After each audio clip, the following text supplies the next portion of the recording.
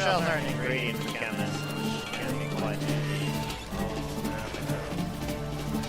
And turtles do drop turtle shells. Shocking choice, I know. Hey, these things.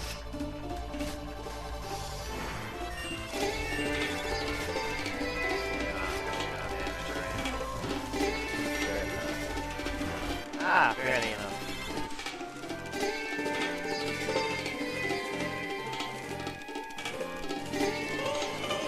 Very close enough.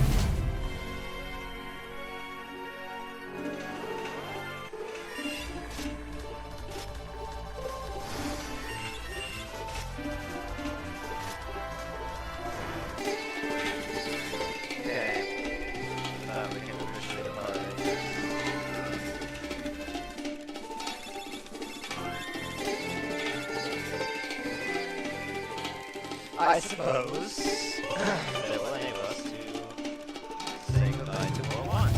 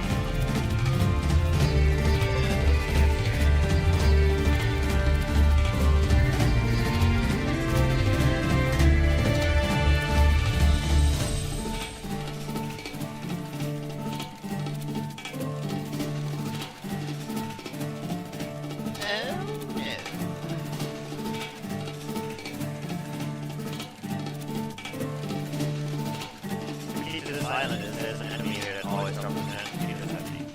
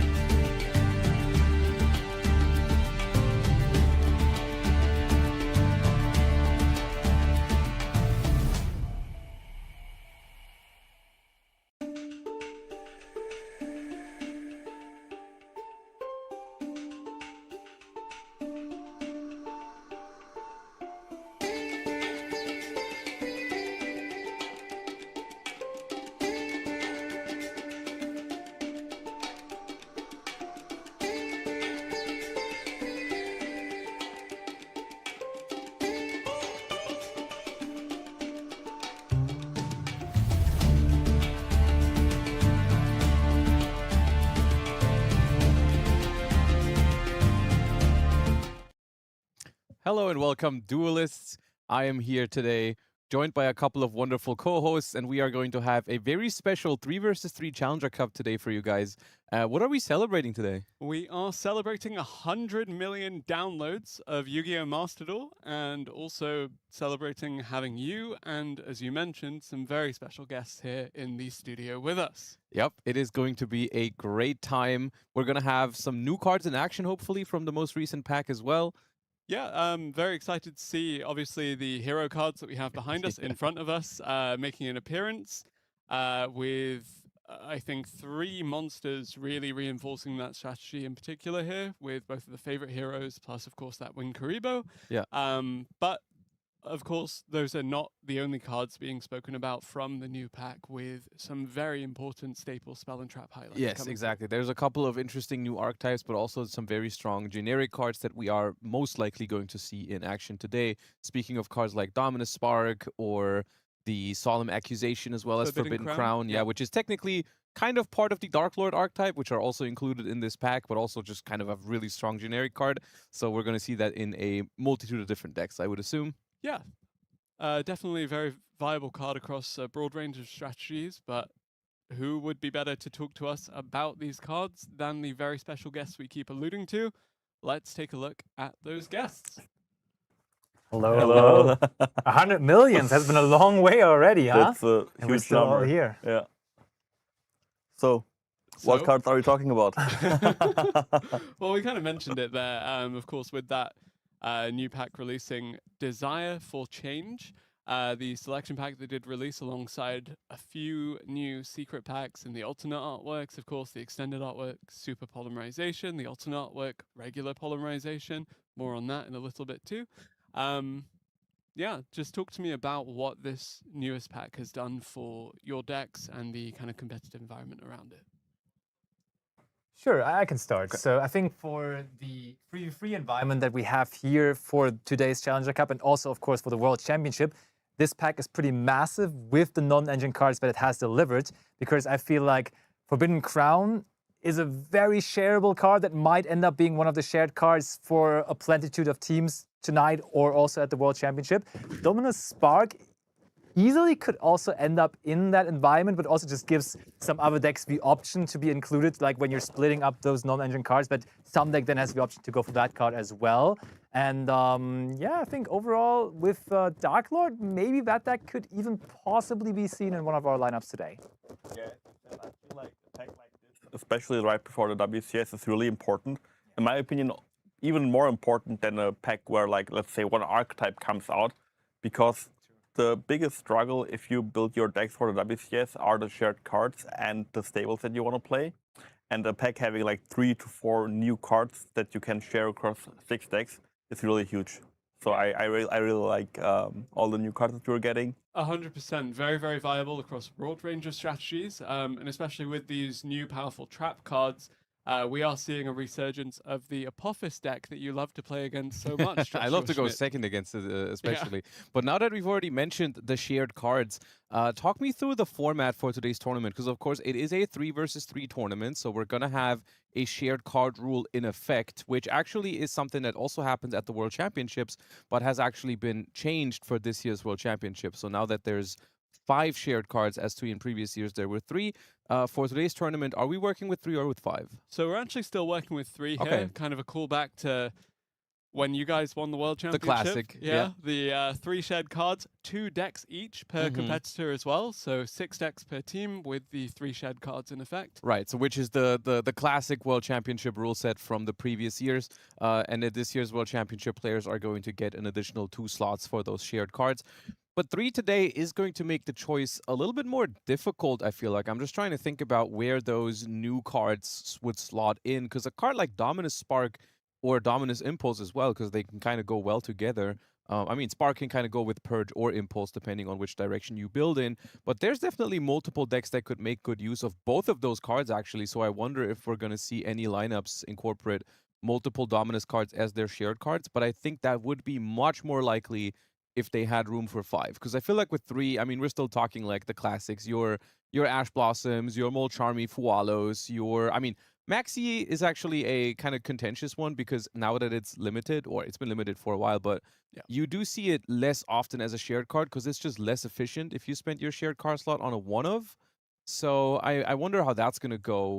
Because usually we see it like, a lot of teams share it, but a lot of teams also don't. I feel like it's been kind of like 50-50 in recent iterations of these tournaments. 100%, and even thinking still somewhat recent, but not that too long ago, the Fallen and the Virtuous being a legitimate Exactly, contender yeah, for a yeah. card here.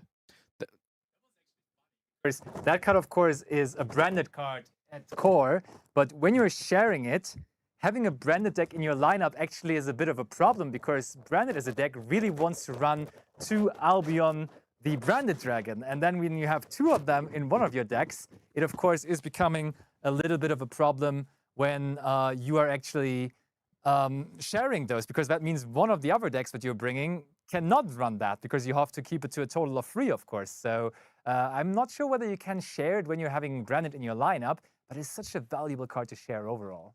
That's also one thing that we had actually, I think, 2 years ago, where we wanted to build anti-meta decks for the format, and we wanted to play Punishment, Dogmatica Punishment, and Super Poly in some decks.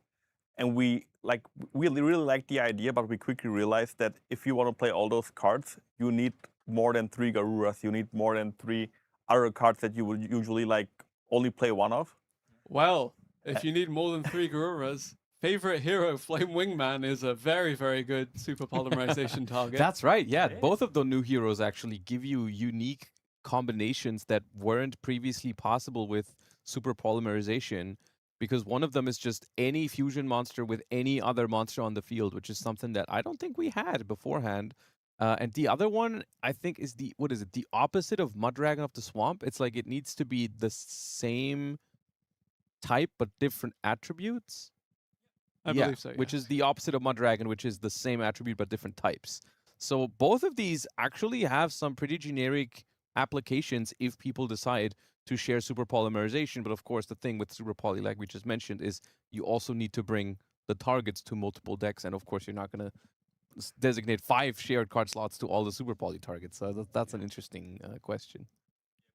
Heroes came out, every time I had super polymerization in my hand, my head was burning because I was wondering, okay, if I use the card now, does it really work how I want it to be?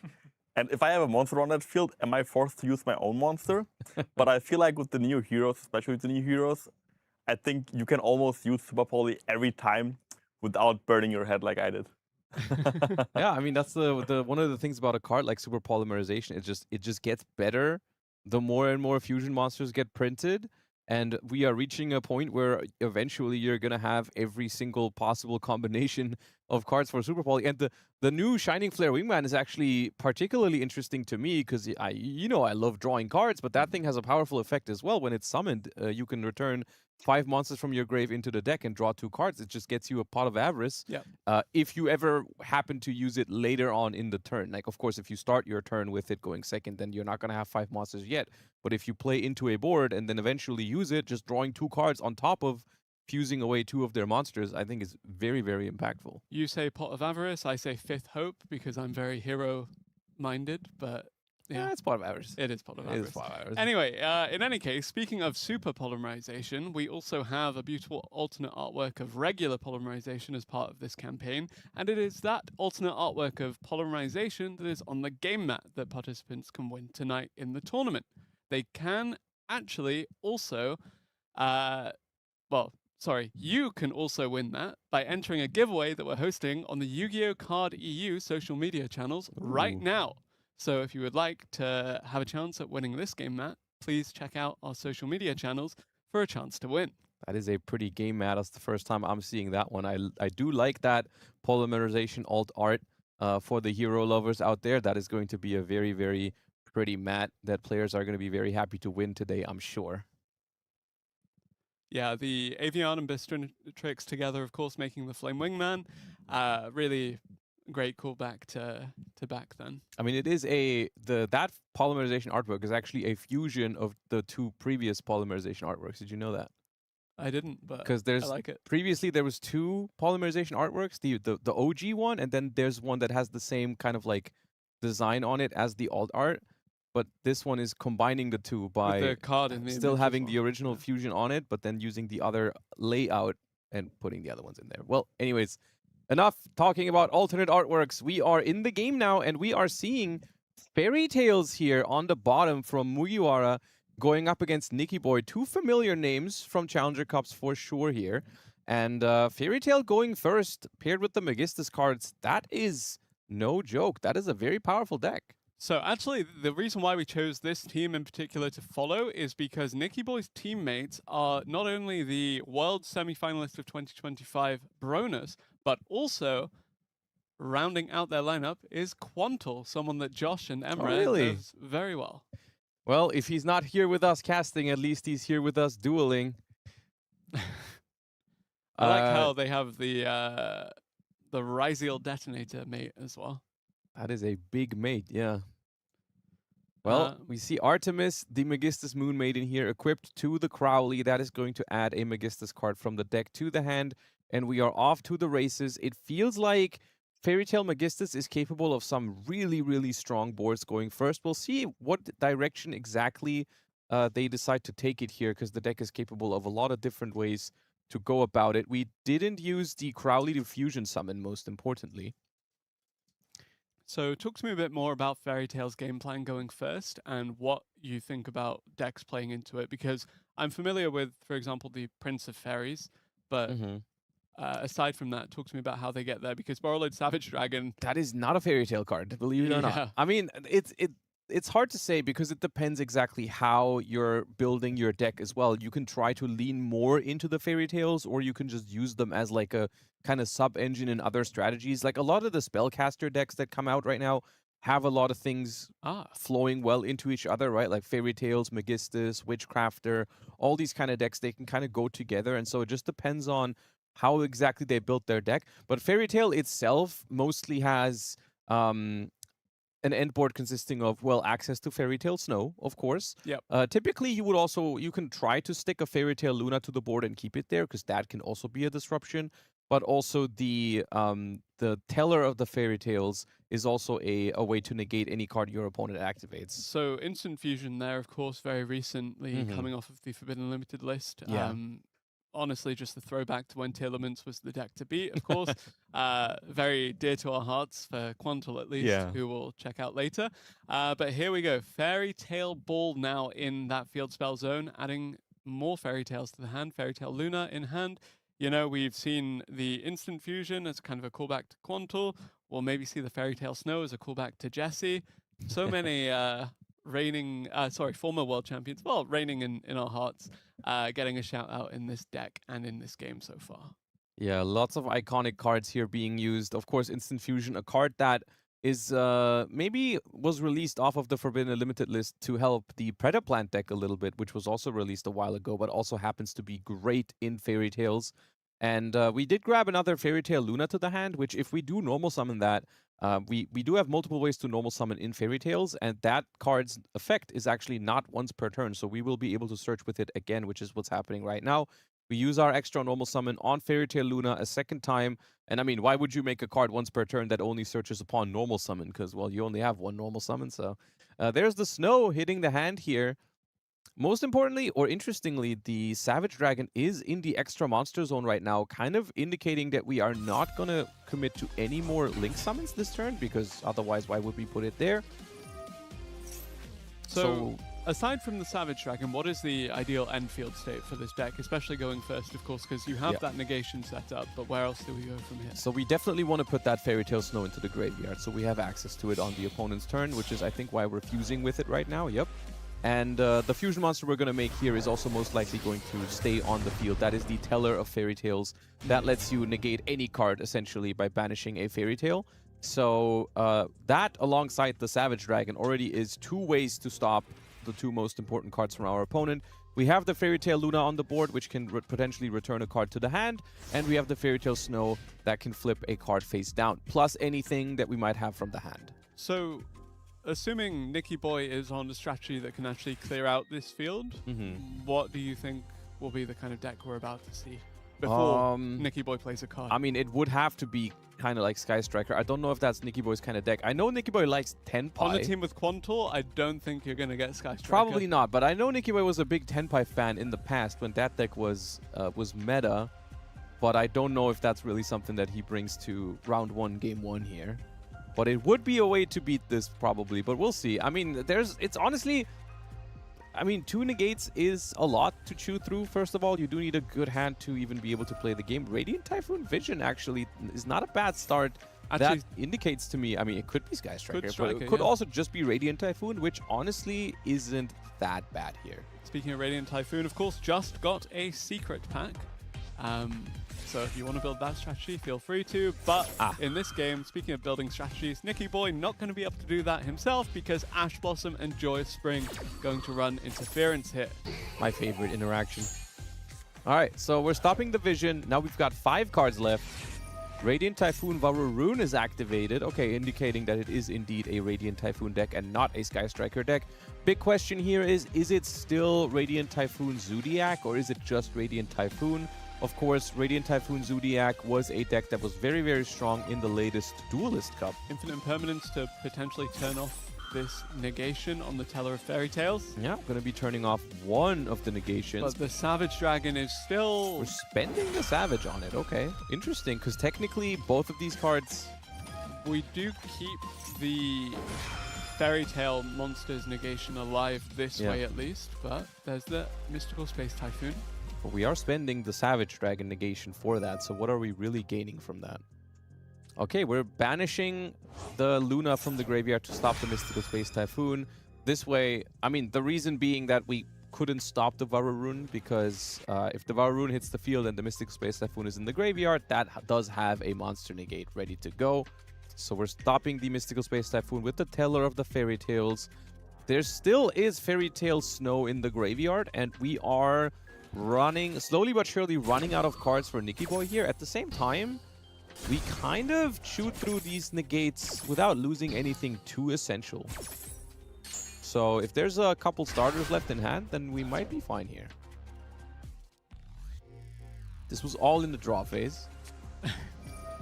All right, Chant. So we basically got a single copy of every Radiant Typhoon card in hand for Nicky Boy. Which is quite perfect here. I mean, if that Chant resolves or the monster that it searches resolves, we are definitely in this game. We currently have, now we actually have exhausted all of the interruptions from the field because the Fairy Tale Luna is going to return the Varurune to the hand, which, of course, the way Fairy Tale Luna works, you could now send a second copy of Varurune from the deck to the graveyard, but everyone only plays one of it, so.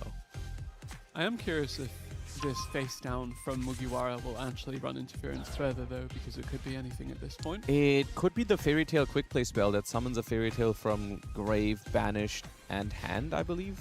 Which would just be another way to bring out another Fairy Tale Luna plus Fairy Tale Snow. We have the Mystical Space Typhoon in the graveyard, so we can special summon this Eldam from the hand. And then Eldam leads to either Swen or Crocea, and if that resolves, we might be in this.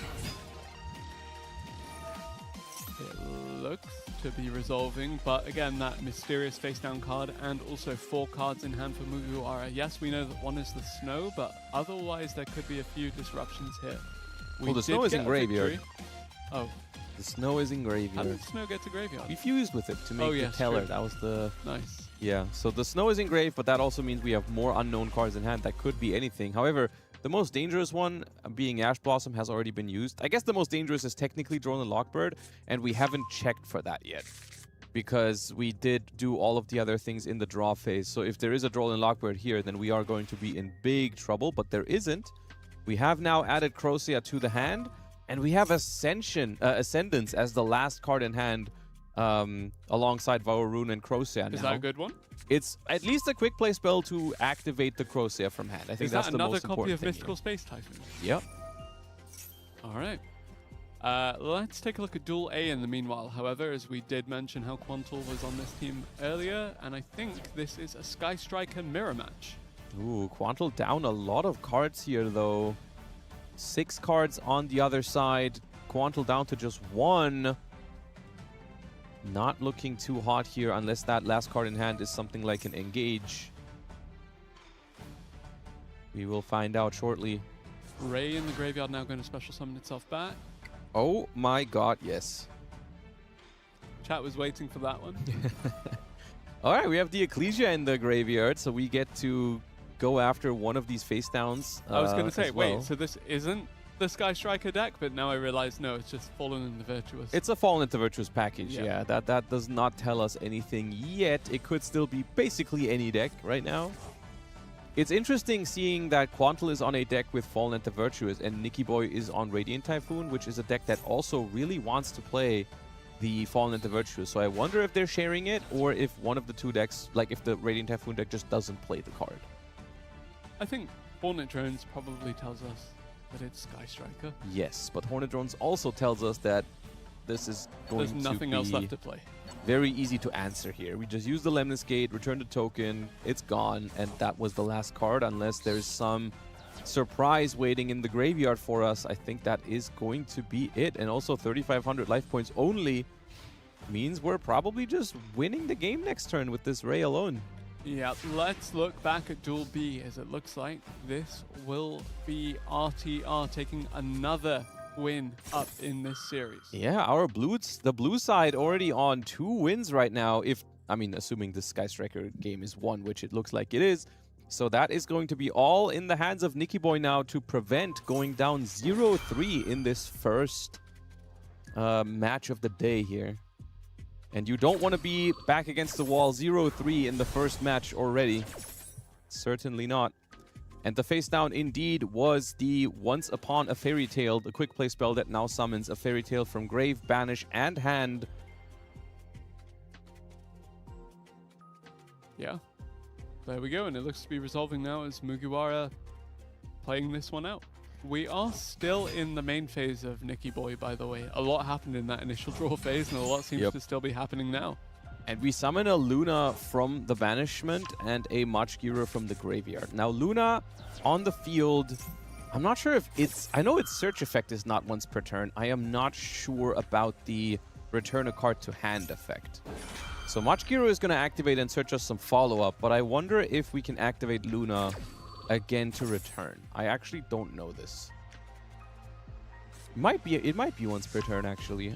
Well, we'll find out in a moment. First, we get the Radiant Typhoon Mandate and the Megala to special summon. Yep. There is the Swen. Swen can still activate, so we haven't done that yet either. Definitely in this game, I'm quite impressed by the Radiant Typhoon ability the to grind play game is very good here. The grind game is good, but also just being able to play through 2 negations plus a Fairy Tale Luna bounce and the Ash Blossom. Plus the Ash Blossom is quite interesting.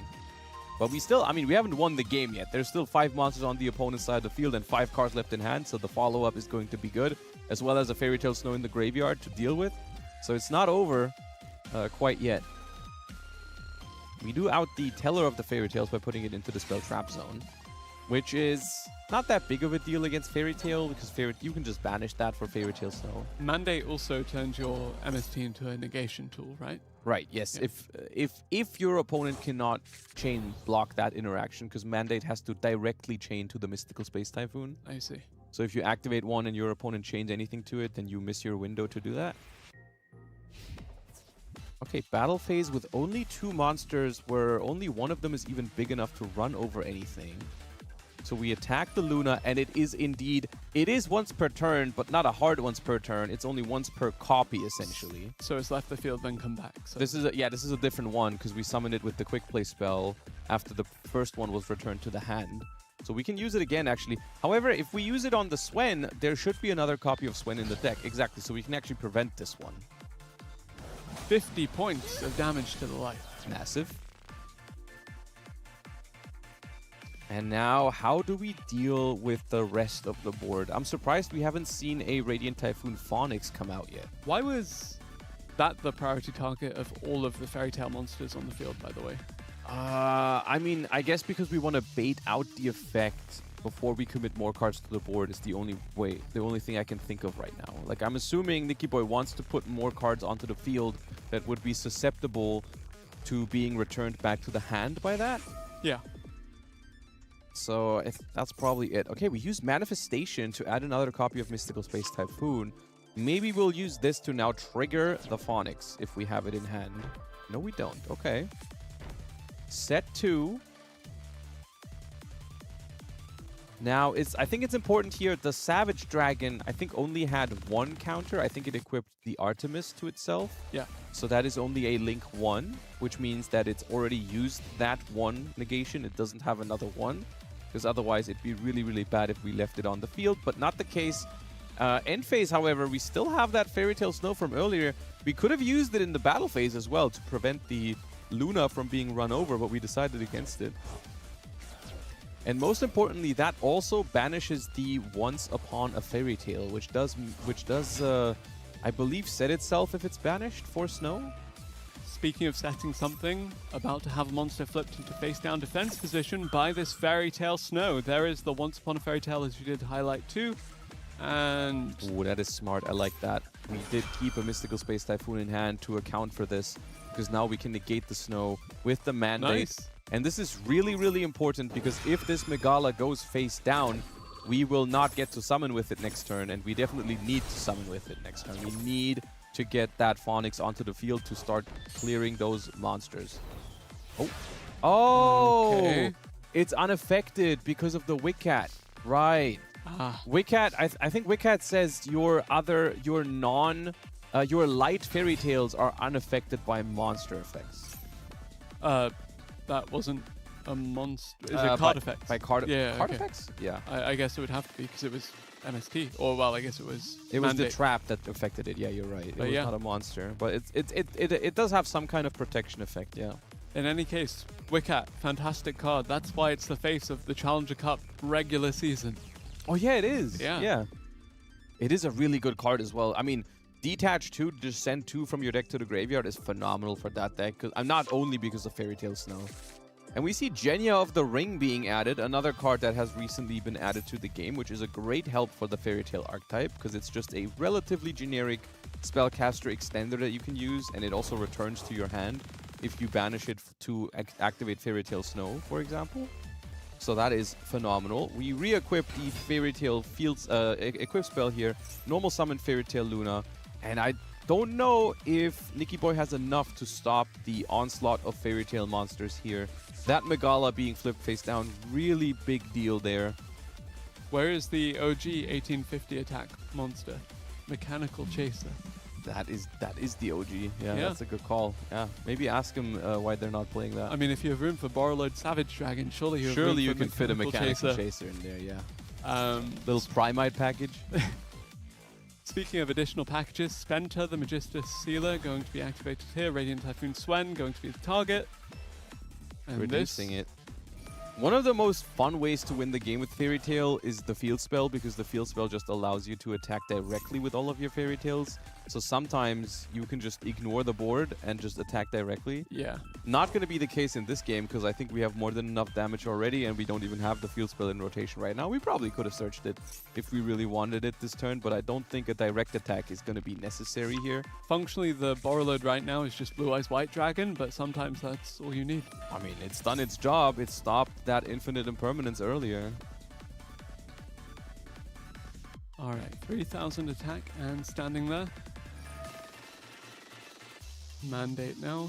Gonna try to draw a card, maybe get out of the situation. We do still have the Varurune in hand. It was returned to the hand last turn, which is potentially something we could throw in the way of these attacks in the battle phase. It's got 3,000 defense, actually 3,300 after the Mandate boost. So maybe that could help survive this turn, but... does rely on one of these face downs for Nicky Boy being a quick play spell, so I wonder if... Yeah, but also there's now earlier, but now the Zoroa is there, and that is a monster negation, so it could negate the Varurune in hand if it's being used. And we even take the Swen, equip it. The set is a Megala, and we even have the Field Spell, so we can swing directly with all these Fairy Tails. Is it game with just the Fairy Tails, though? That is 3,700 plus 800, 4,500, 4,550, it's enough. 5,550 plus... Yeah. No, normally you need 5 Fairy Tails, but because there's a Fairy Tail Snow equipped with a plus 1,000, it would be enough. But the Dominus Purge is going to prevent that. We actually have the Infinite Impermanence in the graveyard, so that destroys the field spell as well. So no direct attacks for Mugiwara here. Gonna have to swing into the set monster with the Zoroa first. That is the Megala going down. We knew that was there. And now we are going to start swinging with these Fairy Tales.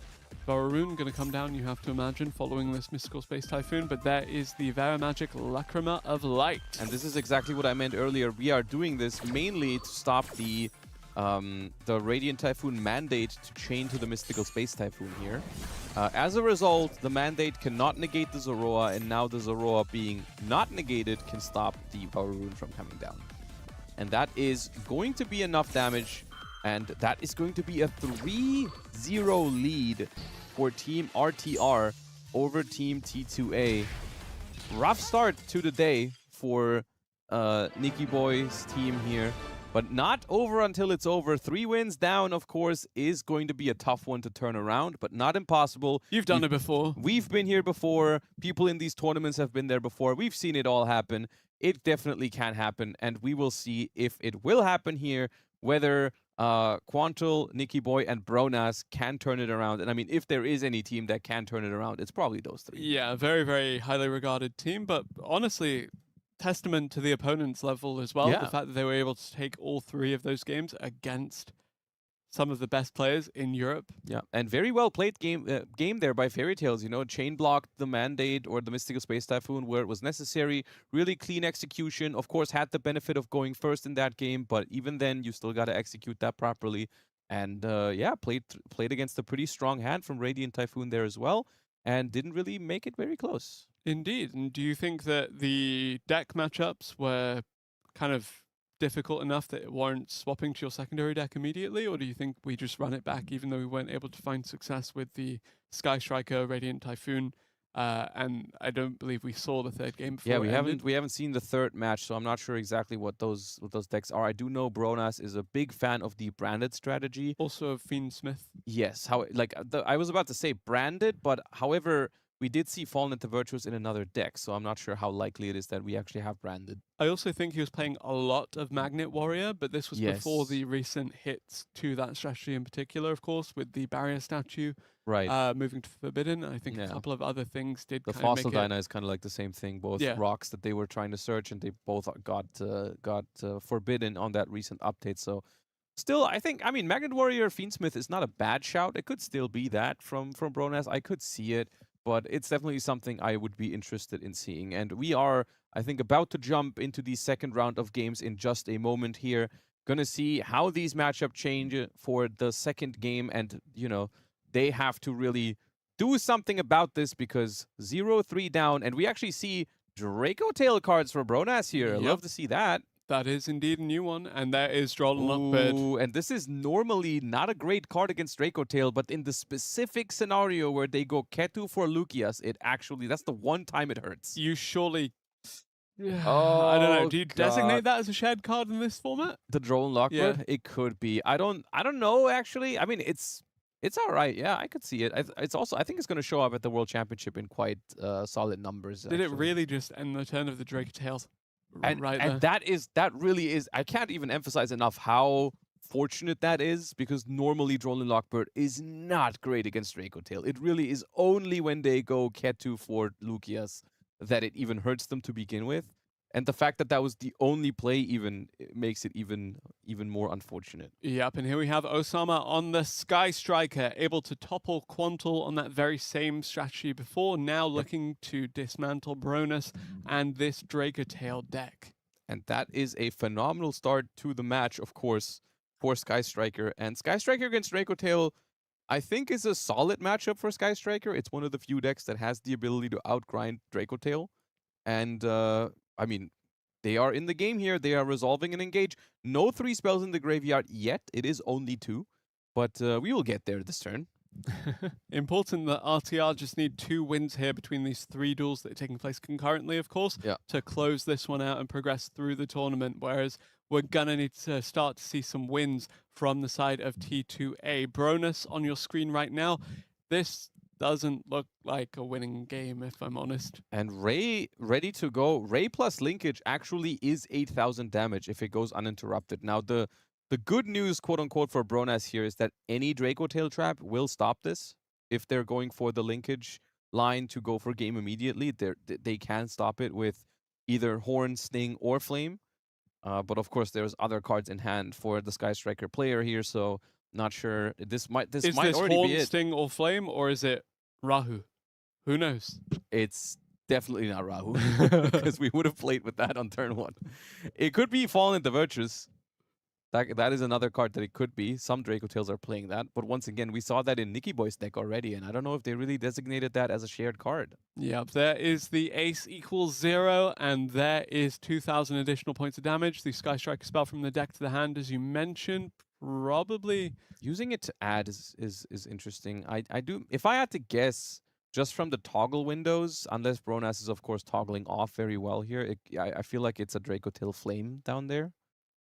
yeah. But then there wouldn't be a toggle right there if that's the only thing. So maybe it's not. Maybe it just toggled off on that 0 summon very well. Well, there we have 2,000 more damage to the face of Bronus. 4,500 left in the tank there, but there is the linkage following up from Osama to further extend. This Sky Striker deck coming alive, clearing that empty field. What is that face down? Is it going to be one of those Draco Tail traps that can actually stop this? It might actually be, it might be game even through Horn, Sting, or Flame. How Because so? right now, there's another linkage waiting in hand. We've assembled 2 of them. And if you, like for example, if you Draco Tail Horn this 0 right now, we could chain the second linkage to dodge that. And then I think it would still be enough damage because we could Kagari add back the linkage from graveyard. And the same thing goes for if we Sting 1 linkage, stopping them to add it back, or if we Flame 1 linkage. I think it's enough damage because we're connecting with enough. Actually, because this is not Kagari. Oh, it's Fallen at the Virtues is going to bring back Ray, but Ray has already tagged out. Yep. But Now there this is that losing second to. Now we linkage. just lose to this linkage now. We needed to wait for the Kagari. Bronus maybe committing that too early then, and yes, indeed, it looks like Osama gonna bring out the Kagari. It's going to go in uninterrupted, and it's going to swing for 3,000 damage, adding and back add back another linkage, and a that linkage. is enough unless there is something in hand. There is something there. What could that be? What could that be? Because we're in the battle phase. Really quick play spells dictating this series so far. Yeah, it's not. Oh, it's just the Molcharmi. Oh, that. I can't think of a card that they could draw here in Draco that's realistically being played in Draco Tail, right? Because it's too late for Effect Veilers or Phimenas or Nibiru's because we're already in the battle phase.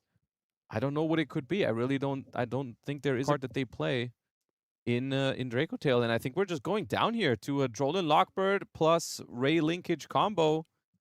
2,500 from this Hayate, and I don't think there's a card in the deck that can stop this. I think we needed to use that Fallen into Virtues a little bit later there, because what I was thinking is we wait for them, because they summoned Amatsu, right? We take 2,500 from the Amatsu, we go down to 2,000, they activate linkage. In that moment, we chain Fallen into Virtuous, targeting the Amatsu, assuming there is no quick play spell to chain. Then the linkage doesn't resolve because there's nothing to send. The Ray comes back from the graveyard because the Amatsu was destroyed, but the Ray is only 1,500 damage, putting us to 500, and the Ray cannot tag out anymore because it's already done that. And so in that scenario, in that specific scenario, we would survive. Yep. Whereas what we did was guaranteed to lose. So even though you still lose in the other scenario if there's any chainable quick play spell, because if you just chain a quick play spell, you can send that for linkage. Yeah, I'm honestly a bit surprised. Well, A, how cleanly that was played out by Osama on the Sky Striker, but also, where is Cool Tune? That is a good question, actually. That is a good point. Yeah, like because on the other game, we absent. now see that the other deck is branded. We see on the bottom there in the small in Duel B, it's branded. Also, is that a alchemic magician? That is quite something. Do you know what alchemic magician does? No. I am pretty sure it sets any trap from your deck in the end phase, but it requires like 3 or 4 materials. It's like a very specific card to make. But I think it sets any... In the end phase, you can just set a trap from your deck. I'm pretty sure that's what it does. It's been a long time since I've used that card. But it's the kind of card that people would go towards when they're trying to like win a game going first post side. So actually, yeah, speaking of going first, we have Mugiwara on the Fairy Tail getting the ideal going first start, but Quantal with that Sky Striker deck loves to go second, although as it turns out, you've been telling me that the Sky Striker deck recently does enjoy going first as well. They do choose going first now, yeah, but it's still, you are right, it is one of those decks that is better going second than other decks in the format. It kind of trades. It's a good deck going first, but it's not as crazy as other decks going first. But you have a trade-off, right? Your deck's a little weaker going first, but better going second. Did Quantal hard draw into the Rose? As a good Sky Striker player, I'm sure he did. This is potentially doomed. Yeah, Alchemic Magician is 3 level 4 spellcasters, and during your end phase, you can detach a material, send 1 card from your hand to the grave to choose 1 spell card from your deck and set it. Not any trap, but any spell card. Nice. Okay, so I wonder what that was, because we joined the game after the card was set. I wonder what was worth investing 3 spellcasters and the card from hand to set from the deck. Is it just Once Upon a Fairy Tale, or what? Fairy Tail Ball now going to be activated, but is there a response from Quantal? There is another quick play spell. It's the Fallen and the Virtuous. And that is going to stop the ball from negating the 0. Also, since we already saw another win for Team Blue here, this is a 4-0 lead right now. I think Duel B is looking pretty good for them too, by the way. Let's look at Duel B very briefly, because... As we do see Zodiac Ratpier in Nicky Boy's deck, actually. That's interesting, because that engine has just recently lost access to 1 copy of the Ratpier. That went from 3 copies to 2 copies on the most recent Forbidden and Limited List update. So I was wondering if we still see Zodiac versions of the deck running around. Apparently the answer is yes. But also apparently the answer is they're probably losing this match. Yep, there is the Trident, but it's not looking too good right now. Mystical Space Typhoon on your own face down. Barrage. Okay. I think Barrage attaches itself to the Trident if it gets destroyed. Yeah. And we get the effect of this Radiant Typhoon monster because Mystical Space Typhoon was activated. Yeah, summoning 1 from the deck and even chain blocking it with the Barrage in the graveyard there. It's kind of neat.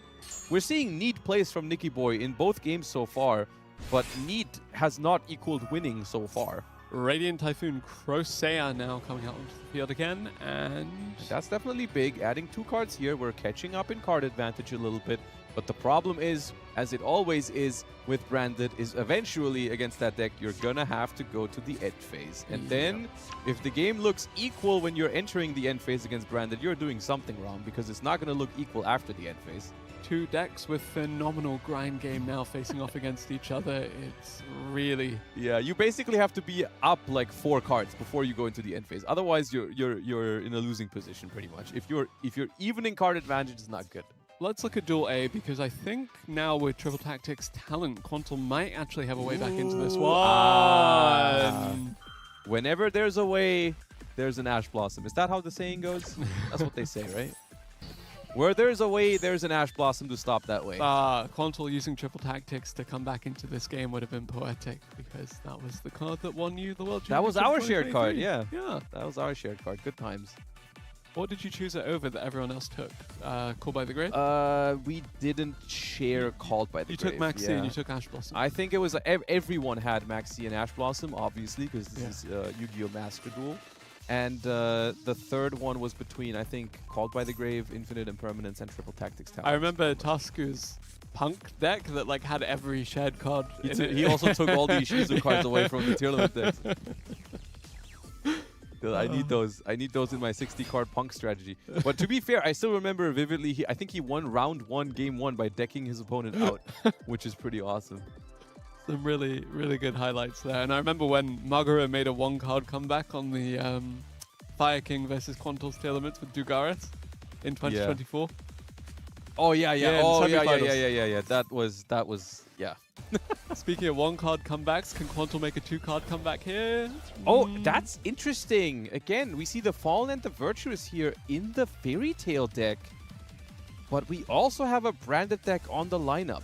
And the Sky... So are we sharing Fallen and the Virtuous? It's almost gotta be. Because you're definitely playing... Come on, you're playing multiple copies in branded, I'm sure. And you're not just playing one in Fairy Tail. There's no way. So that might just be a shared card. That's very interesting to see. And I mean, the game isn't over here. I mean, both players are down to very few cards. Turn has changed now with the branded deck getting another turn in Duel B. Let's look at Duel B because I think it may close out here. They have a lot more cards than before the end phase. They had less cards before that end phase, I can tell you that much. And yeah, I mean, Radiant Typhoon not in the worst position in the world, but at the same time... Is that the dragon that devours the dogma? Yes, that is currently also unaffected, which you can tell from it having the attack boost. Because it is, it's normally 3000, but if there is an Ecclesia on field or graveyard, it gains 500 and is unaffected by your opponent's cards, which is really, really difficult for some decks to answer. And Radiant Typhoon is one of those decks. I think there are 2 Ecclesia on the field. Just Yeah, one is I mean, the alt yeah, art it doesn't... with the Chronicles artwork. But It's that is different branded fusion. Ecclesias. One of them is the Dogmatica one on the right, and the one on the left is the Sword Soul Incredible Ecclesia. Ah, yes. They're both alt arts actually. They got multiple alt arts for each Ecclesia. Branded fusion now coming through. Combining Fallen of the White Dragon and a Albion the Shrouded Dragon for Lubellion the Searing Dragon. Yep. Discarding a Molcharmi Fualos, trying to contact fuse into presumably a Mirror Jade. And I don't know how Nicky Boy plans to really keep up with this. Because Please, somebody make Flame Wingman. The Lubellion could. Ah. It summons, I think, any level 8 or higher fusion monster, and this one is level 8. So if there's a... Which is actually... It's actually interesting, because in a deck like Branded that already has such good grind game, if you play it as a super poly target, I think sometimes you just make it to shuffle back 5 and draw 2. Well, there we have 3 materials being sent for But that. then again, this also shuffles back a bunch of cards, so... Yeah. And I think extra deck might just be too tight in Branded. But it's a very fun card to make, like mid-game, just draw 2 fresh cards. Speaking of fun, Quantal appears to be down to 1 ace equals 0 and 1 set spell or trap. That is probably a Fallen at the Virtuous, right? Because we used one in our turn, probably sent an Albion, got another one in the end phase. Let's look at Duel A because Fairy Tail Wiccat is gonna win another game by the looks of things. Fairy Tail, Luna, Machgiru, and Alchemic Magician, and then we bring back Wiccat. Now that makes the Luna unaffected by all activated effects, actually. I just got a sneak peek at the effect right there. Yeah, it's rough. Fairy Tail also has really strong follow-up, and Sky Striker just kind of needs to get into a grind game here, but that's going to be difficult, because how do you get through this turn exactly? What's the plan here? This looks like a pretty clean sweep for Team RTR here.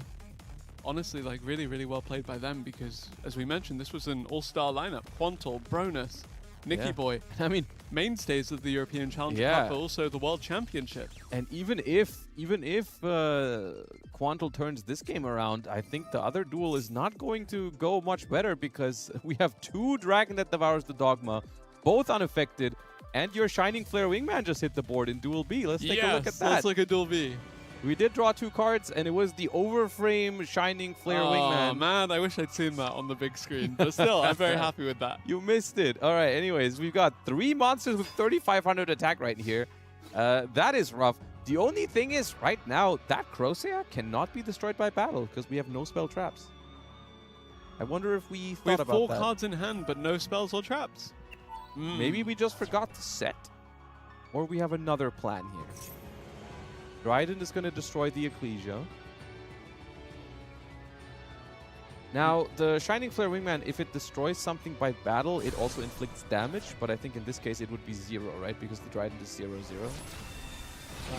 Let's see. Yeah, equal to the original attack, Which is question mark. 0. Or, I think, is it 0 or I think it's question mark? question mark. Might. Because I think Might it question. scales with something. With the materials, yeah. Yeah, the Crocea not being able to be destroyed by battle makes Nicky Boy survive here. Okay, we're hanging in there. Oh, we did have some spells and traps to set, so was this Yeah, we could potentially a have. misplay? We 4 of them even. Okay, yeah. We definitely could have set more spell traps than they had access to mystical space typhoons. And we get an end phase, so Yeah. I think this is just a formality at this point. Unless... I mean, Radiant Typhoon. Duel A Man. looks like it's going to end the Oh. series, though. Let's look at Duel A. Yeah, rough. Really rough start here for Team T2. I mean, start and end to the tournament because this is a single elimination bracket, right? So we are going to see a 5-0 victory. Very decisive. Did not expect that at all because those were some phenomenal duelists on the other side. But also, I mean, they proved themselves that they also were just some phenomenal duelists right there because you don't win 5-0 for no reason like that. Especially not against duelists of this caliber. Yeah. Like, really, really well played there by Team RTR to secure their way through this tournament over some of the most accomplished duelists in all of Europe and proving that they can compete with the best. Yeah, that was good stuff. And I mean, I had a couple of different decks on my radar out of that lineup today. I mean, I was definitely sure we were going to see some Branded or some Sky Striker. Fairy Tail is an interesting one that I didn't expect not to see it, but I also didn't know we were going to see it like first round immediately. I think at the World Championship as well, it will be very impactful simply because with the 5 shared cards as well, it doesn't actually have that much overlap with the other decks in the format. That is fair. Yeah, it's like you do have to combine a couple of different engines from different decks, but at the same time, they're not really necessary in anything else. Ooh, Malice! Okay. What do you I make was that like, nice for? Out of character for Joshua Schmidt, but we'll take it. Actually, yeah, Yeah, been a while since we've seen Malice. that was the most unironic thing I've ever said in my life. Anyways, Heart Scripter hits the board. Isn't that wonderful? Look, White Binder. Yep. Legal to play in Yu-Gi-Oh! Master Duel. Isn't that wonderful? Red Ransom. Yes, also. No, that's that. Yeah. Anyway, Malice, fantastic. Of course, thinking back to last year's World Championship, because we are doing these retrospectives, the deck to beat. Luca was phenomenal on that deck throughout the whole tournament. Of course, Quantal as well, back when he played it. Really, Yeah. really good win ratio there. Very reasonable win rate overall for the deck last year. Honestly, one of the strongest that we've seen in history. So Yeah. to see it still hanging on now is really intriguing, as we now have Abu Hamid facing it down. Allied Code Talker at Ignister, that unofficial boss monster for the strategy as well, now making another appearance. The Cyber pile that really took this deck to the next level. There's Cool Tune, by the way, in Duel B. Oh, yeah. Let's look at Duel B then. Kusanagi. That is a Mitsurugi build with Phydraulis Harmonia. That's cool. So actually, Phydraulis Harmonia is another one that I do want to talk to you about because I think it did become a legitimate contender for a shared card, while Cool Tune was the deck to beat, especially because it's just so good in that strategy and in a couple of others. But talk to me about its viability in decks that aren't the Cool Tune deck. I mean, yeah, you basically have to find decks that either don't really need the extra deck at all or are just synchro strategies, right? So something like Elf Nodes can use it. There's branded variations that can use it, where you just try to mainly summon the synchros on your turn and then hold your fusions for the opponent's turn. That is something that can work.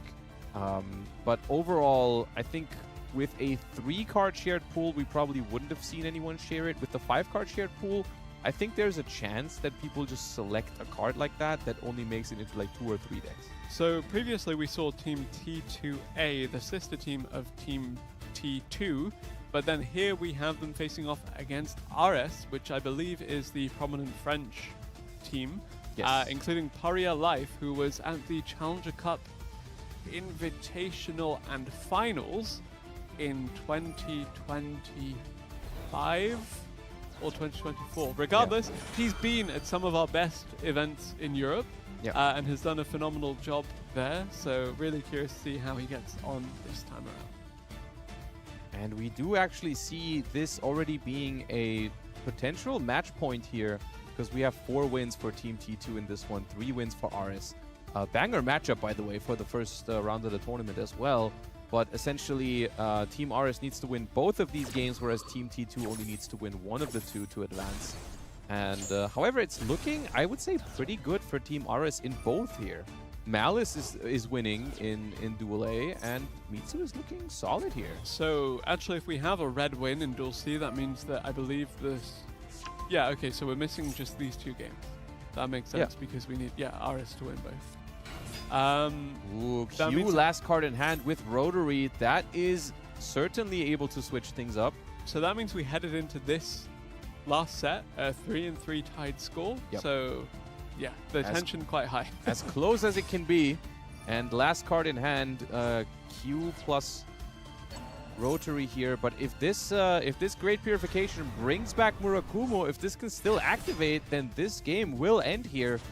Because this Murakumo, with only the last card in hand being Rotary, there's no way left to push here for Grass on the other side.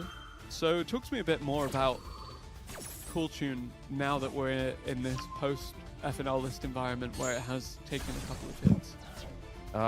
What was it again? Remind me. It was a Rico to 2, Mix to 2? I think some of the consistency got hit Yeah. rather than outright forbidden. It was Yeah. just reductions on the quantities. I think Synchro as well has been moved in past months Yeah. to 2. Yeah, wonderful. I mean, I've seen Cool Tune players just replace the Cool Tune Ricos with the Earthbound Immortal Stone Sweeper, which searches a Fiend Tuner. And you can replace Mix to 2 with Reinforcement of the Army because it's a warrior. So We have one lonely Arthalion standing off against the Malice strategy. yeah, I How are wonder we how feeling that's about gonna this go. one? I mean, it looks pretty bad for Abahamud, but it also depends on what the face down and the cards in hand is. Typically, you would expect Malice to have kind of like infinite follow-up in situations like these because of cards like March Hare, Banishing, Whitebinder. That is really hard to get around, typically. So we're getting the Heart Script out of the graveyard, and we're also getting a couple of resolutions here from that summon of the Dragatail.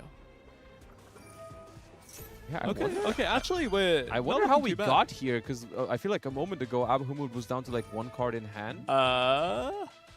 What would Crossout Designator have between... Oh, I mean, the Urgula is going to destroy it anyway, so I guess you might as well thin the deck a little bit. But this is looking better than I thought after I saw that last turn from Malice. I wonder how we got here. But here's Rahu. Urgula is going to set another one. That is Okay. going to be a Horn. Destroying the Crossout Designator. Arthalion returns the Heart Scriptor and the Fallen of the White Dragon.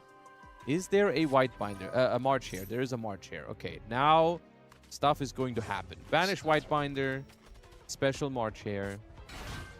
So I am a bit curious about Dragatail Branded in particular, because I think when we saw Branded Fusion move to 1 on the most recent FNL list, a lot of people were saying that this is a direct hit to Branded Dragatail rather than strict Branded. Yes, this is true. Talk to me a bit more about why that is the case, because it's a Branded engine card. Yes, that is the case because the new version of Branded, ever since Fallen of the White Dragon has been introduced, actually prefers to not be locked out of synchros on the first turn. So in that deck, Branded Fusion is actually, it's kind of crazy to even say this, but Branded Fusion has been kind of demoted to Plan B. Did we remove Verte Anaconda, or do we still have that as an option? Some play it, some don't. It's not 100% necessary, but it's just mainly Branded Fusion in the deck is something you usually search for follow-up. So one copy is fine. You can search it on turn 2 and be happy with that. Whereas in Branded Dracotale, it still is one of the premium starters to play with. So they still really want to draw it, and that therefore limiting it actually hurts Dracotale more than Branded. And we do see phenomenal follow-up here. Yeah, there's just a lot of follow-up here. We're not attacking. Maybe low. I think low on time here. It's the only thing I can imagine, really. But that is not good. The fact that we're so low on time here is not great. Speaking of low on time, of course, and Malice, we had last year in the semi-finals with Chris climbing out. Oh, don't remind me of that. Yeah, see, so many callbacks to previous World Championships already, and we're still in round 1. Don't remind me of that. That was painful. Yeah. All right. Well, I mean, we know that face down card is Rahu Dracotale, so there is basically nothing that Abba can do to stop this follow-up turn here from Malice. And that means it's only a matter of a couple of steps here if done right, and if we have enough time to pull it all off, of course, there's a couple of caveats, but that is going to be game from Malice 100% here. We can definitely make an access code talker, banish some Malice links, destroy the entire field, and go for game. It's just a matter of, do we find the line? It's not that hard to find, but also do we have time to execute it? But I would assume since they just got 60 seconds. I remember the good old days when we had Celine, Queen of the Master Magicians, bringing back the effect Veiler to then climb into access code. Yeah. That was the boss monster of my Fortune Lady deck. Okay. Yeah. All right. Yeah. 2022. And there's that access code talker, 5300 attack, banish a Malice link to destroy a card. And that is going to be way more than enough damage. There goes the Fallen of the White Dragon. White Binder comes back. I mean, we could do so much more here than just go for game. But, I mean, there's no need to. Draw a card as well. Why not? Why not? We're also Banish up to gonna- 3 cards from the graveyard. Why Yeah. not? Bring back all the Malice cards. At this point, just a formality is Team RS looking fantastic here. T2, both the main team and the sister team dropping in round 1, despite being one of the most renowned organizations and teams in all of the competitive Yu-Gi-Oh scene. Yeah, I mean, not their kind of day, but at the same time, also, I feel like they've just been paired against 2 other very strong teams as well, judging from the play that we've seen. It's just no shame to lose to these players. I mean, it's a very good time for players to peak in terms of their ability, because it means the players heading to that World Championship practicing against some of the best in the region. And there goes the Arthalion, and that is just over 10,000. Ah, yeah. Okay. Allure of Darkness as well. Why not? Draw some cards. Oh, Send your entire never mind. hand. Yep, they happen. Unfortunate. That actually triggers the Arthalion. That is so funny. I don't think that changes anything. I think we have so much damage that it doesn't matter, but that is very funny. I don't think I've ever seen that. I don't think I've ever seen an Arthalion trigger off of someone discarding their entire hand for Allure of Darkness. That is a first, but it doesn't change the outcome of this game. Sadly not, as we do have Abu Hamid's life points about to reduce to 0. Uro and Team RS now securing their way through the tournament. Round 1. Yeah. There we have it. And I mean, that's what happens with consistency. It's essentially, to circle back to your previous questions, Malice still as powerful as ever. If it just draws those starters, it still gets to do the exact same things that it did previously. Even if we can afford to discard 4 cards for Allure of Darkness and still win the game. But yeah, here we are. I mean, if it draws the starters is kind of a big... If. Yeah. Yeah, they don't have that many anymore. But if they draw them, you're in for a ride. Well... Regardless, seeing a good amount of variance in the decks already this evening. Yeah, which is definitely cool to see. Also, especially that I think in the first match we watched, I think both teams didn't bring Cool Tune. Maybe it was on the lineups, but we just didn't see it. But it's just something that, you know, is kind of guaranteed by the nature of the format with the shared cards. You have to find different decks that work together. But even across different teams here, we saw very different lineups. You know, we see one lineup have something like Branded and the other one didn't. In the other lineup, we saw stuff like Cool Tune. Radiant Typhoon was also something that we saw on only one of the teams that we've just seen. So seems to be a lot of disagreement on what kind of decks can combine well in this environment, which is very interesting to see. Also seeing quite a lot of Sky Striker, just generally across the board. And I know you're a big fan of that strategy in particular, but seems like everybody else is a fan too.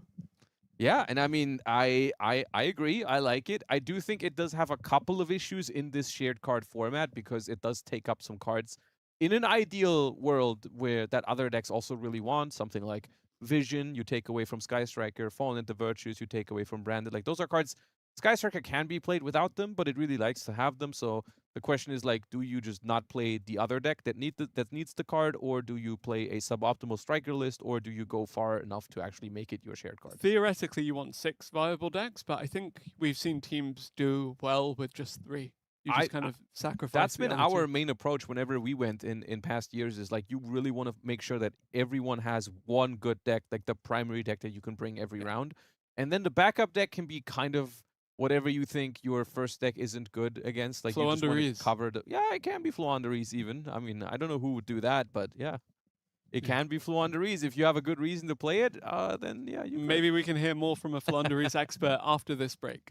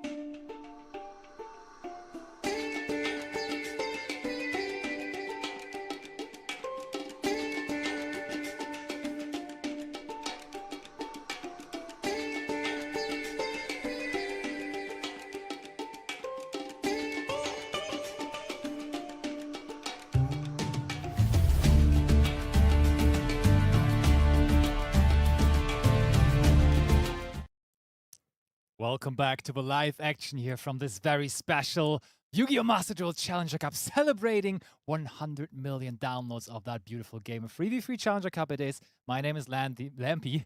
I'm joined by #1 Yu-Gi-Oh! Lover, Emre, for this round. Hello. Emre, how are you feeling today? I'm feeling good. I'm feeling really good. I felt better like 2 minutes ago when someone mentioned Flandries, and I was like, I was not in this room, but I felt like the sense of like someone saying Flandries, so I had to come in. When was the last time you played Flandries? It's been a while, sadly. It's been a while. You got to go back to the roots, I think. Hopefully one day. Hopefully one day.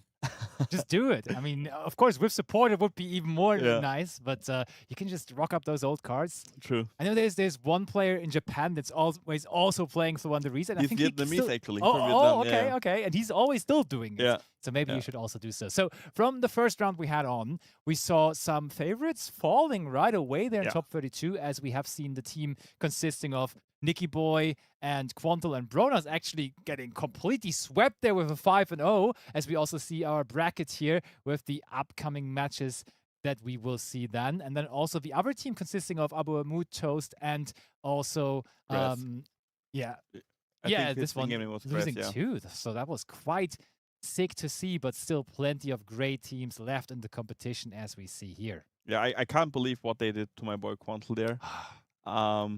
But that's Yu-Gi-Oh! For you. Sometimes you win, sometimes you lose. We are playing, like, the best duels in Europe are playing this tournament. They are. And there is a great playmat on the line, the alternative artwork of polarization. Yeah, it's really beautiful. Goes right in hand with the Heroes team. We also have the Flame Wingman right in front of me. That's consisting of Bird, Trinity, and Avian, which is like on the artwork of the playmat, which is really cool. Yeah. But so you're not playing Flandries at the moment. What is the preferred deck that you're running right now in Master Duel when you get the chance to play? So recently I've been playing a lot of tier limits. Okay. Just for fun. Okay, just for the vibe.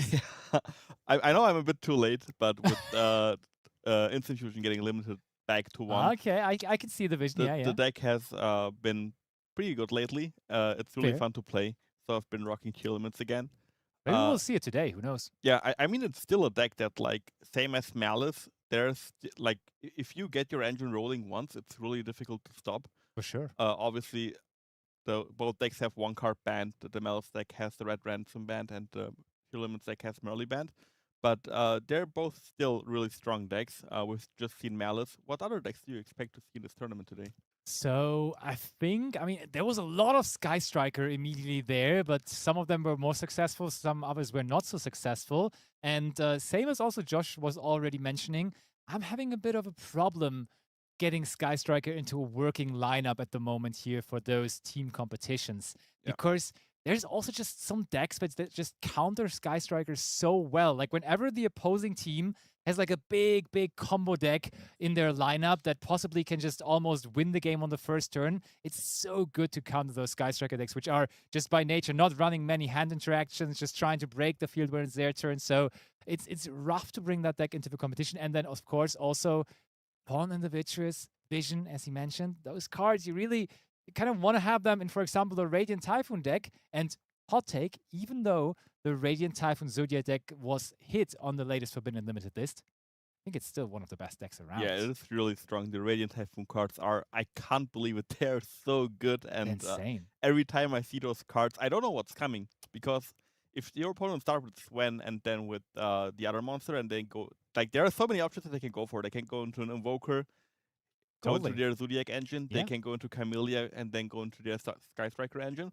It's really interesting to see how those cards can turn out into like any other like strategy that you want to. Yeah, and I mean, I think the big upside of this deck is that flawlessly the deck bridges into both directions. Like when you start the one thing, easily you can go into the other thing. So you always, when you have one part, you have the whole deck available basically to you. So only having 2 red peers from now on is making it so that you cannot go for the big combo anymore. You preferably went for like a big Saruja combo line, which then special summoned out Crosea and so on and so forth. You're missing out on that now, but you still have the Broad Bull searching you for the Sven or that part that you're still missing. And then also you still get to F-Zero, so you're adding a decent end field piece to your deck. So that deck is still so strong and therefore still, to me, at the moment a staple in everyone's lineup, if you ask me. Yeah, I agree with you. I also believe that Fallen to Virtuous is such a strong card that you can consider sharing, actually. 100% agree. In this tournament, you have 3 shared cards. I feel like one card is definitely Ash Blossom. It's just too good universally. Like, if I had to play this tournament, I would share Ash Blossom, Mulcharmy Fuvalos, and Fallen to Virtus. I know we're not sharing in that lineup Maxi, for example, which is probably the strongest card, but it's limited to 1. And the chance of you drawing a 1-off is really low compared to a 3-off. Yeah. So I feel like those 3 cards that I just mentioned are still cards that I would probably almost play in every deck. I can see that for sure. Like, I've been playing a bit of 3v3s with my friends as well lately, and we were definitely always going with Ash too. It's just such a no-brainer at the moment.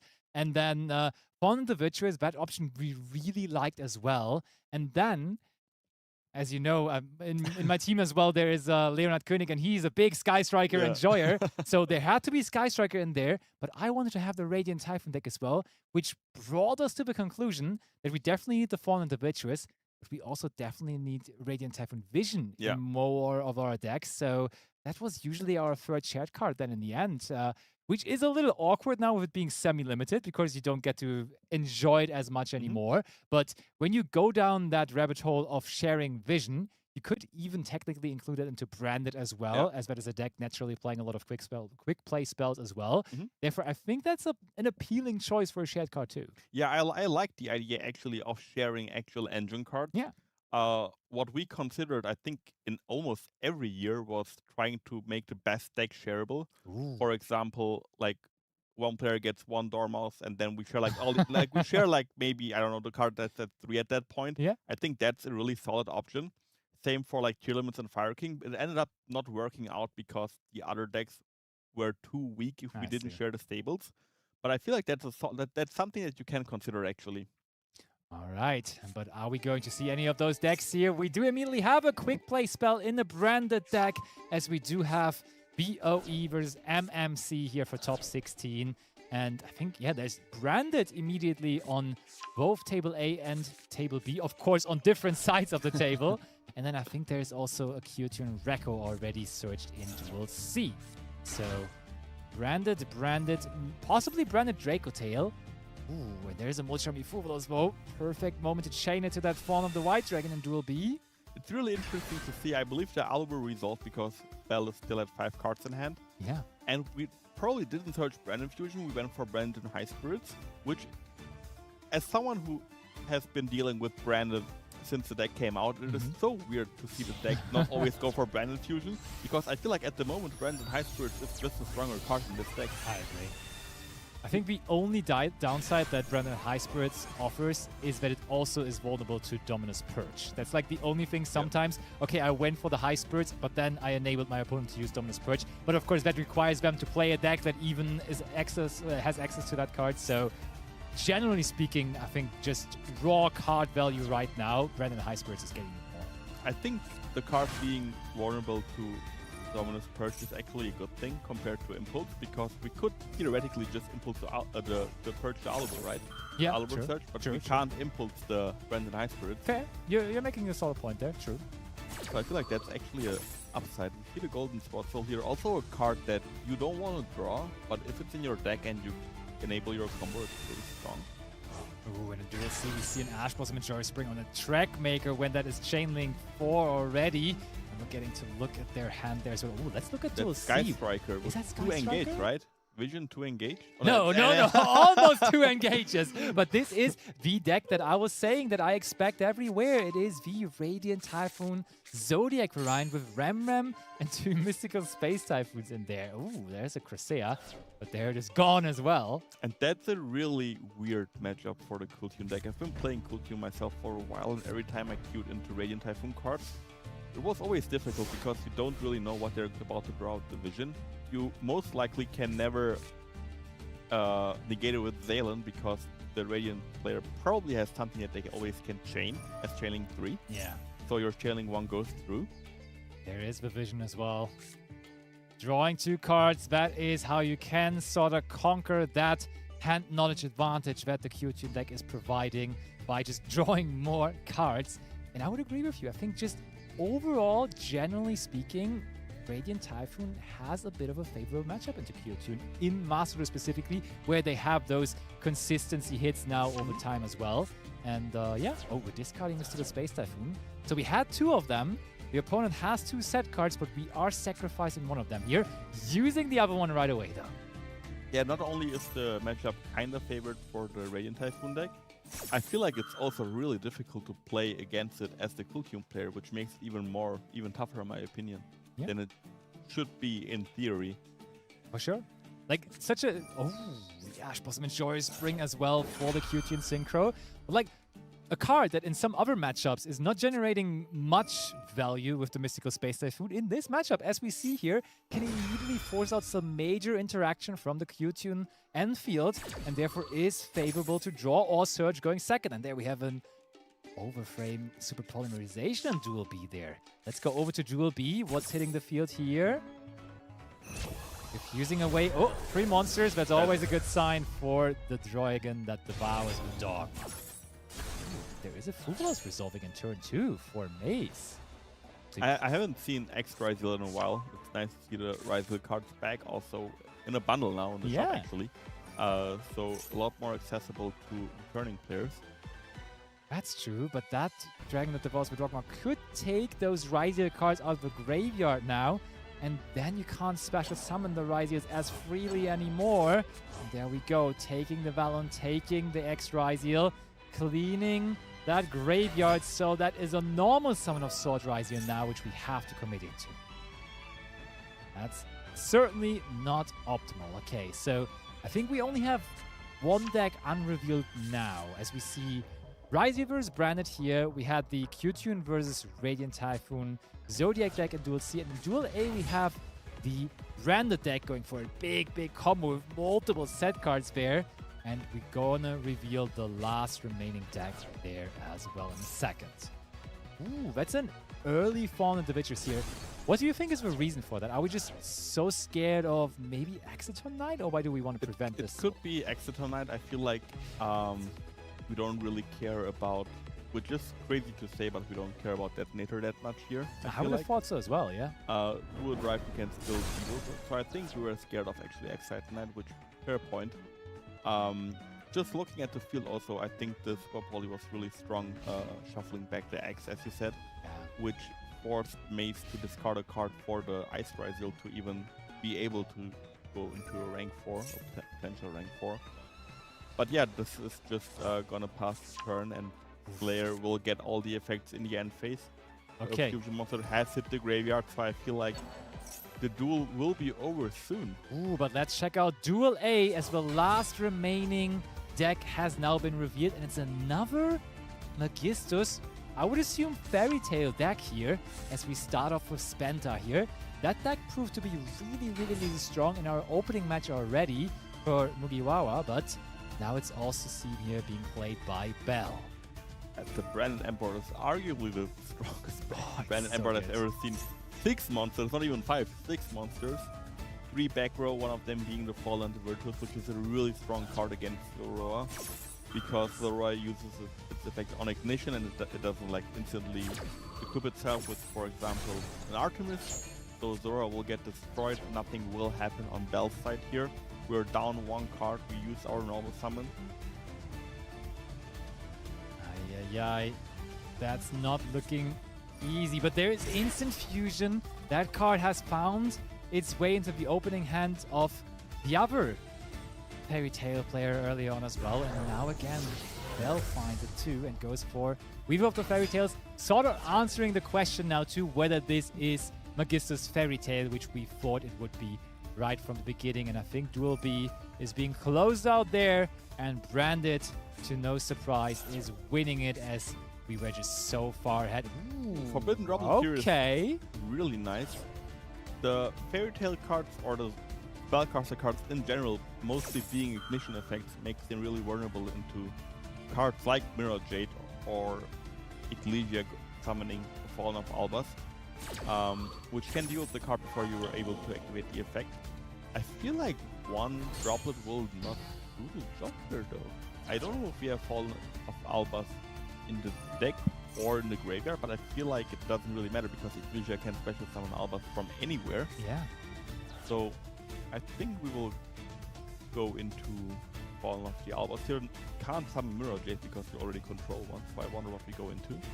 I mean, it's looking better and better for Team BOE here, as they have also locked up that second game there in Duel C. So it's a 2-0 lead, but I'm saying better and better.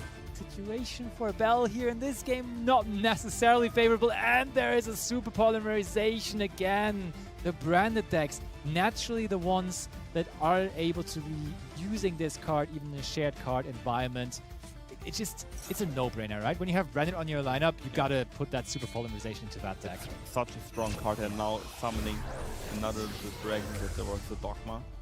Oh, and even using our own Mirror Jade so we can bring it back later with the Quem. That's Or even like now. immediately, yeah. Just bring it back. Easy.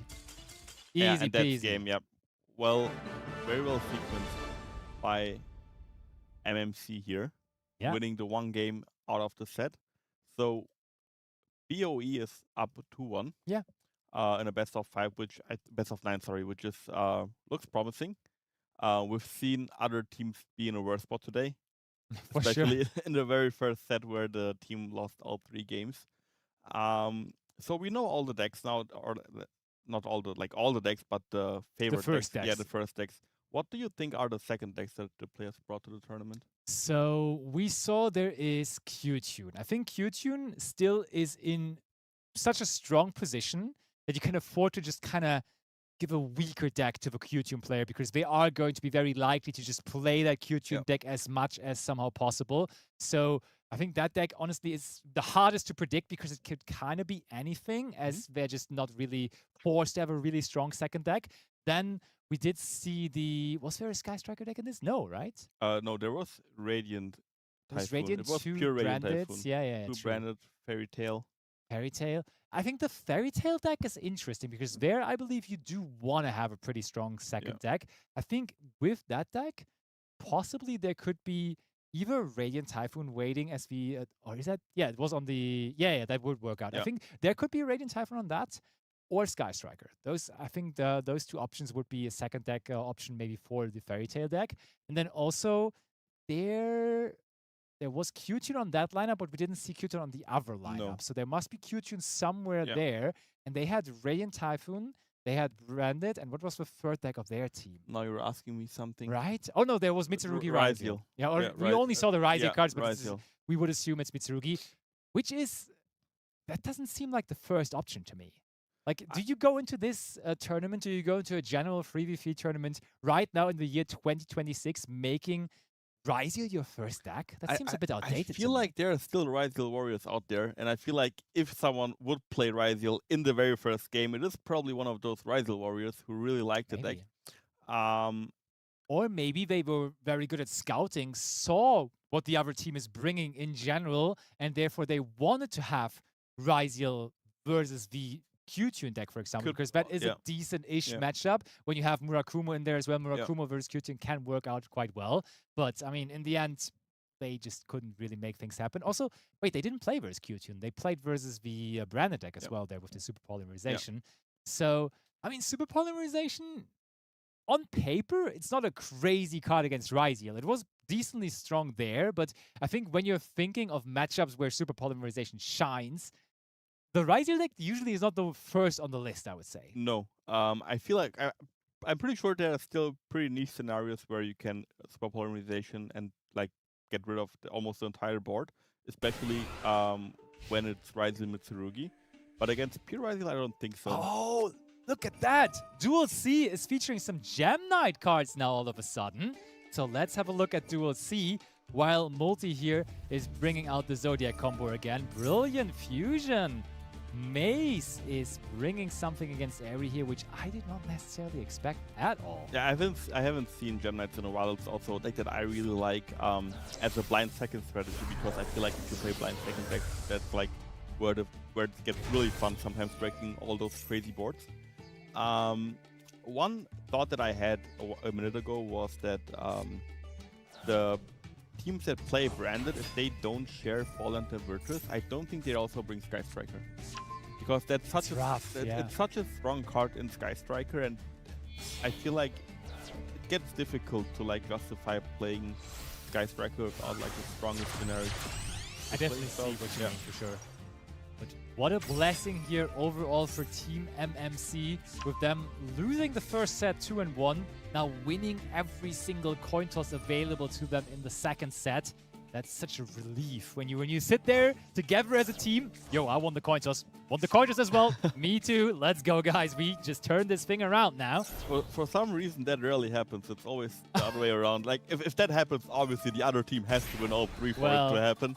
But I feel like I never saw myself on the better side. Well, unlucky.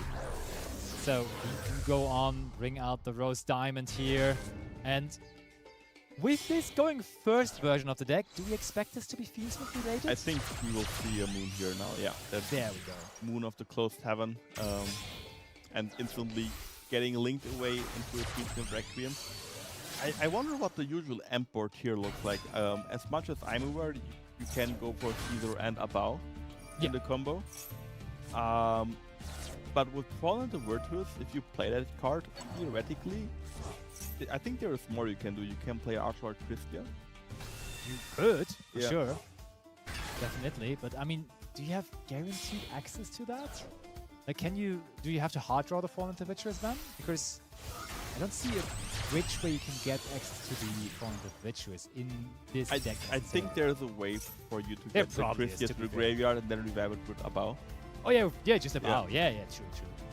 That works decently well. And for the people wondering how much the Zodiac Radiant deck can still do, Duel 8 is displaying that right now. As we are going through the Zodiac motions there, having access to that so powerful F-Zero. One thing that's now a little bit different with losing that one rep here, you're not able to play around Jordan Lockwood as nicely anymore, because before that you could always have one of those rank 4 monsters, one of those Zodiac monsters left on the field and then already go into F-Zero Utopic Breaker creature before ever committing into your first search. Now though, with having one less body, you have to go for the Broad Bull before going into that F-Zero, making it more vulnerable to that specific card. Yeah, maybe you can go over to Duel A and see what the field will look like. Also, pretty interestingly enough, a funny story about myself. When Zodiac came out back in the day, I didn't play. I took a break from the game. And when I saw that the cards are getting unlimited and the Broad Bull going back to 1, I thought at first it won't really matter, because usually when old cards get unhit on the Forbidden and Limited list, Totally. it doesn't really change a lot. But I think after a day I realized that those cards are pretty strong and also pretty cool. I really like the Zodiac cards. They are pretty insane, and that is a link for there from Multi. Could be Saruja, could be exactly that. I said earlier that you're kind of lacking that option now to do this. Oh, very carefully held Infinite Impermanence here though from Bell. And but that of course is great because F-Zero can't gate it. It's also really interesting whenever you play against Zodiac cards or the Radiant Typhoon cards. If you have negation, it's always a mind game for yourself on when or how to use them. Yeah. Because you don't want, like, usually you want to negate the first thing if it's Radiant Typhoon. Totally. But if it's something different that just uses the Radiant Typhoon and should bridge into something, you kind of want to hold the Imperm, but you never know what it is until it's too late. But this Infinite Impermanence is really strong here. Oh, Crusea was there already, so it feels like we didn't even really need the draws from Saruja here, as there was Vision and Megala and Crusea, and that's pretty nice cards to have out of 4. Now the Saruja triggers, not going to boost anything, but we have established the Varun on the field now too. They're really unfortunate for Bell here going second twice against 2 decks that are really strong going first. I mean, we've seen the Branded Import just the game before, and now the Radiant Typhoon Zodiac deck showing what it can do. Oh wait, hold on. Let's go back over to Duel C. Do we see Gigantic Sprite there? That is some cooking there in the Gem Knight combo. Going for Sprint and now making out of that sprint and the Crystal Rose, the Gigantic Sprite. What are we accessing here? I think there is a level 2 gem knight monster. Oh, Diviner of the Herald. Okay, that makes sense. That's not a gem knight monster, but I wonder. Okay, If I'm okay, interested. hold on. Are we just searching for Heralds now, maybe? Could be. Herald of... I think Orange Light is forbidden, right? No, it's not forbidden. Oh, it's not? Oh, it's limited, maybe? Could be limited. Oh, there it is. Or even not unlimited. One of that and the green light as well. Combination of Heralds now to counter possible threats from Ares' deck. That is massive. But But can still synchro. No, we can't synchro summon. We're locked with Gigantic Sprite.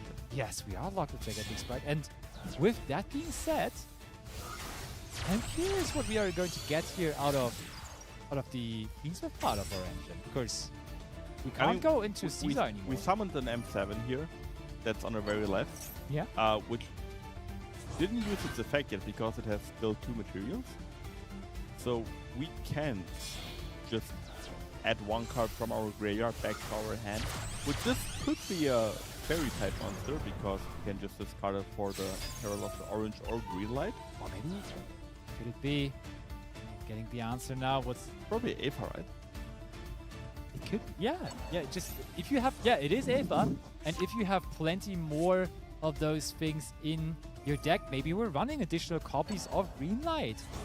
We're trying to make all of that happen. Now Lacrima triggers, gives the first bit of damage to the life points of Eri. Abao, okay, was previously made, so that's a little bit of an answer as well to what the Fiendsmith cards led to ultimately, as we have that established now as well. Big combo backed up by 2 searched in-engine hand interactions. I'm not gonna lie, when I saw the Gigantic Sprite, I felt like maybe this Emperor won't be that strong, but now looking at it with the hand size and knowing what's in the hand, Right? I think this Emperor is really strong. I think you just want to negate the normal summon of Cool Tune Rico here, or the effect with the Herald of Orange Light. Seems reasonable, I gotta say. Ideally, you want a 4th berry in your hand to use the Green Light if your opponent has a Cool Tune Synchro. Oh yeah. That card now though, semi-limited, so Q-Tune players don't have it as regularly anymore, and that is going to resolve, resulting in the Reco being negated and destroyed. It is really tough if you play Cool Tune, if your normal summon gets negated and leaves the field. For example, when it gets Primite Drill Beam, that's just like one card that I have in my mind. Yeah. It's really annoying or really difficult to come back after that. What could possibly be the reason that you have Primite Drill Beam on your mind, right? True Blue Eyes Enjoyer at heart. Here comes Diviner of the Herald. So that's the card we can now bring back on this turn. Oh, whoa. What? That was Invincible, I think. I think we just sent Invincible to the graveyard, which might be the option we're trying to bring back with Abawa Q. But there's a triple Tactic Talons now from Eri, which surely is going to... Oh, wow. It's not getting negated by the green light. What's going on here? Maybe we don't have another fairy in our hand That would be crazy. because the Eva also didn't search. True. You're right. But when they are not searching, that for me would seem like we would have more fairies in hand, Could right? be. Yeah. Oh, Synchro Overtake. Also a really strong hand. We have Rico, we have Triple Tactic Talent, we have Overtake. Moving Remix, no response. You gotta be kidding me. There's no way we're playing through this. Ooh, and in the meantime, I think Belle actually is trying her very best to play into this field there. As we see, they are still on that Fairy Tail Aegisthus deck. Okay, here comes Rotary. Eri really pushing into this, but I feel like we should have went to the battle phase first. But there the Sniping Masquerade that's not being used. I think that would have been a really good spot to use the IP into Possibly. an SP and banish the Rotary. And we didn't do that, so now we're gonna get every effect out of the chain. We get Rotary to search, we see the hand so we know what's inside. We get Dragmaker's effect to also search in our custom spell or trap or monster. I mean, luckily enough, we were wondering about what the other cards in May's hand are. We will find out here. No additional monsters it's just the lonely green light paired up with 2 spell cards. That's not great. Yeah, and all of a sudden the sport seems very breakable now. I wonder why we didn't use the IP Masquerena there. Maybe we don't have SP Little Knight in our extra deck. That could be the case. I In mean, a shared card environment? I was just going to say, usually a card that you would definitely play, but in a shared card environment, it's not given. Only 3 decks can play it. But I would have assumed that the player that gets IP also gets SP. Yeah, I would think so as well. But I guess not. Or maybe we just actively decided to not go into SP Little Knight, which could also have its reasons. The track Maybe maker will... Underworld Goddess? We're just waiting for a real impactful Underworld Goddess? Could be. That could also be an option. Not sure whether I like that option too much though. But we're thinking about what to grab with the track maker now, as we have already gotten the JJQ tune off of the Rotary and now Q as well. And as we all know, the JJQ tune will allow us to have an additional normal summon. We already had an additional normal summon from the Rotary, but the 3rd one in total now. Ooh, normal summon the Earthbound Prisoner Stone Sweeper, which is a level 5 non-tuner, but we are able to normal summon it without tributing here, and that's a Synchro 7 which we are allowed to go into. Also, Ooh, hard summoning the Wind Pegasus. Interesting. Destroying the Sprite Elf, okay. We couldn't target the IP Masquerena here, of course. Normal Q, we're just running over this Gem Knight field. Doesn't seem like they can do anything about it. And it also doesn't seem like there's any way for Bell back into the game there in Duel A, as it's back to the Radiant Typhon Zodiac player, and there is barely any cards remaining in hand for Bell. yeah, and it looks like the Radiant Typhoon player is also just going for game here. So this is the last game of the set. It was tied 2-2, but now it is 3-2 for MMC. Yeah, they have already turned it around, going into the set with the disadvantage of 1-2, but Emre here might be the one keeping it competitive, getting us into a 3rd set with that desired 3-3 score, at least from a caster perspective, right? Yeah. We like to see it being very close. We like to see it coming down to just the very last game, so having it even before the last set always is a bonus. Yeah, but this is more than game because of the effect of Cool Tune back-to-back, which lets every tuner attack twice per turn or up to twice per turn. The loudness war getting pushed to 3,300 attacks because of the field spell. It's just game, right? Yeah. Easily. And there was maybe just the one extra fairy missing in our hand. With that one extra fairy, we could have guaranteed to stop the triple tactic talents, and then keeping that above our queue probably would have enabled us to go into the Invincible, and that may have locked up the game. But no, instead Emre just takes full control there, going second with the Q-Tune strategy, which is as strong as ever when it does draw the right cards. Yeah, it was just really unfortunate that the Gemini player only had one other fairy type monster. I felt like if we had a second one to discard for the green light, it would have been over. Yeah. Because if we negated the triple tactic talents, I think the Abao using its effect Exactly. to revive the monster back from the graveyard would have... Or maybe even just destroy something, right? That also would have been, like, against Q-Tune, spot removal on one card, on one monster specifically, it can be really, really powerful. Especially if you negate the effect as well.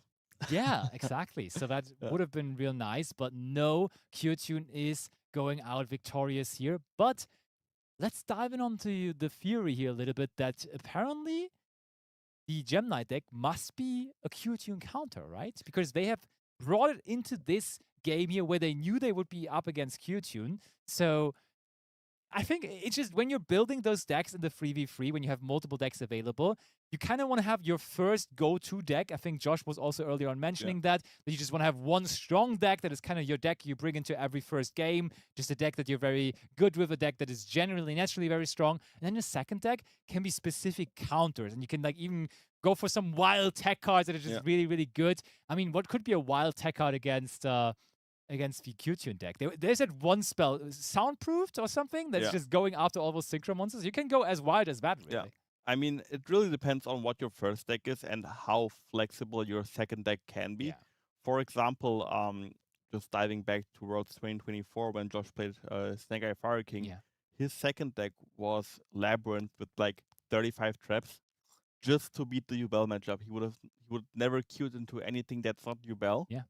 And if your first deck is as strong as Snake Eye Fire King was in that format, I think you can afford to do that. But you can also just maybe play something very generic as your first deck, as you said, something very strong, and then just maybe try to counter like the light and dark decks with playing a heavy Bestial Engine, so that deck True. doesn't like only counter one deck, but rather a lot of different decks. The score is tied to 3-3, so we're in the very last round. Bell going first now for the Finally. first time, Big activating relief. the Empire of Endymion. We got some Endymion cards in this pile now as well. Actually, this Fairy Tail Magistus deck is stronger than it has ever been in the TCG because of this card that we're seeing here immediately being searched with the Empire of Endymion. That is Babur, the Maid of Endymion, which gives this deck a massive boost, and that is the reason we're seeing even more than we would have really expected from this deck early on here, as it has like the full combo potential, which has seen this deck being successful in the OCG territory already previously. Yeah, in the TCG, as you said, we're still missing a few cards, and I wonder what the deck can put up with being full power. I think generally you want to spam level 4 spellcasters to the field. You do. And then go into your fusion summons, into your XYZ summons. We've seen the spellcaster rank 4 that requires 3 or more materials in the first match. The Alchemic Magician, yeah? Yeah. Also a really cool card that came out, I think, in Lord of the Tekken Galaxy in 2020. Ages ago, that's for sure. It's a very old card. Yeah, I'm feeling old now. Same. Yeah, we now see Spenta, also one of my favorite cards. Like, the combo potential with this card is just insane. It kind of reminds me of Habakiri, where like one Habakiri can go into anything, and I feel like one Spenta theoretically can also be whatever you want. You're right. It probably can go into Habakiri. It definitely can go into Habakiri, let's be real. But there is actually the cover card of the current Challenger Cup season, the Fairy Tail Wicked, which is on the season mat. Today, it's a very special Challenger Cup, of course, with the 100 million download special. So we are giving out a special playmat for that too, with the alternative artwork of polymerization, but still, Wicked being the staple of the season right now. And there is the normal summon of Sorora, the Magistus of Flame now. And it doesn't seem like Mace is stopping here anyway. I mean, Mace was the player that just played Gem Knight. Yeah. I can imagine it being Gem Knight again. I feel like usually you want to negate, or at least in the TCG, Wicked is a card that you want to negate, right? Yeah. And since that went through, I feel like there is no hand trap. It also looks like there are no toggles. Whenever Bell used an effect, it just instantly was resolving. So I'm actually really excited to see what we can do here. Zora being a tuner here. That sounds like a good old Warlord Savage Dragon to me, isolating us completely for the rest of the turn for further hand interaction. Didn't seem like they had any, but still good to have. Tales of the Fairy Tales from the graveyard. That is our fusion tool number 1 in the deck. And we have access to Fairy Tail Luna as well. This is looking beautiful for Bell here at the moment. Ooh, Duel C, we saw Happiest Feather Duster there against the Branded deck. Let's go over to Duel C for a quick moment as we see Habakiri, which was just mentioned, being activated here from Eri. And I think that means Eri has actually switched the deck. Yeah. Because Eri was a pure tune player just a second ago, and now we're onto some Mitsurugi shenanigans. And I actually wonder right now, what interruptions do we have left? Because the Mercurier doesn't work because we don't have a fusion that mentions Fallen of the Albas. The back row is gone. I feel like the Quem is the only interrupt that we have to play around, but a Quem alone, I think, doesn't do it against Mitsurugi because it can just summon the Murakumo. Yeah, for sure. Wipe the field. Can we, though, maybe they're already, I mean, unlikely there already is a fusion in there to make the Mercury alive immediately. So maybe a Fawn of Albas, which could lead to a fusion ultimately, but that would invest another card. really not looking like the greatest of situations for Con here, as Eri also is on 6 cards still in total here. So maybe there was Maxi or Fuvalos involved on the previous turn? Could be, yes, Gotta be, could right? be, yeah. Gotta be. Because I also don't know in which scenario you would end on a Granguignol and a Mercurier on board. Seems like an awkward Maxi or Fuvalos Yeah. angle, I agree. It does look like that. And as Eri is trying to figure out how to go, immediately activating the Mitsurugi ritual, previously searched off of the Saji, so Murakumo's next. Yeah, I mean, we know that there is no Ash Blossom because otherwise we would have probably used it on the Saji, so we can pretty much safely use the ritual here to summon the Murakumo from deck. Oh no, we're But going from hand first. We're though. going for barbecue. Maybe we have Murakumo in our hands. Or we just don't care about the field just yet. There is a Murakumo in hand. So that may be the end of the entire field from Con here. Maybe overall the hopes of Team MMC as well, as we saw, or we still see, Bell in Duel A comboing off like crazy. I mean, we wanted to find out what the possible end field of that Fairy Tail deck is looking like, so let's go back over to Duel A to see how far we've come so far. Okay, I think there there's a Fairy Tail Snow. is a Snow right there coming back. There also is the Magistus Negate already on the field. And look at this, there is another Alchemic Magician, and this time we get to see what it's going to set as well. You said it can only set a spell cards, right? But we're not using it. Wait, no, at the end phase. Okay, yeah, Yeah. that's in the end phase. For a second, I was like, what? So we detach one, probably the Fairy Tail Snow, right? Yeah, because Yep. it's an additional interrupt. He's got a Fuvalos. We surely don't need that anymore. And what is the card we invested 3 of our monsters into to get access to that very specific card? I feel like it doesn't need to be a crazy card because we're probably spell locked at that point, and I don't think there's a better generic or like a spell exploit that you can go for. Caught by the Grave is a really good card. It is a really even good going like if you go first and don't, I guess kind of going second because you don't have access to it in your turn, but having it as an interrupt is really strong. It is. You can kind of tailor it towards the matchup that you're facing, and when you expect, Balon for X Ryziel, so Maze is back to the Ryziel deck. The Alchemic Magician setting the Call by the Grave tells me 2 things. I feel like it also tells me that we're not sharing Fallen and the Virtues. Yeah. Because I think that's a card that you also really want to set. Also a card that we can just use here on the Valen if they target the Call by the Grave with the Valen. They did. But, I mean, we chain block the X Ryziel here kind of nicely, chaining 1 X Ryziel, chaining 2 Valen, but the Fairy Tail Wall doesn't care about that, so we can just still go after the X Ryziel, making sure that it will not resolve here, being negated on resolution. That's rough. But at least, on the plus side, if we have another Ryziel here, we have 1 Ryziel monster established on the field. It is a bit tough though to play through the Zorua Fusion, which can negate a monster effect, and then it can also destroy a card on the field. It does need to destroy the card that it negated. So we have to be careful if we want to establish a rank 4 monster with how we use our monster effects here. It's dangerous, and also we are immediately locked, of course, into rank 4s with that X Ryziel being our first action of the turn.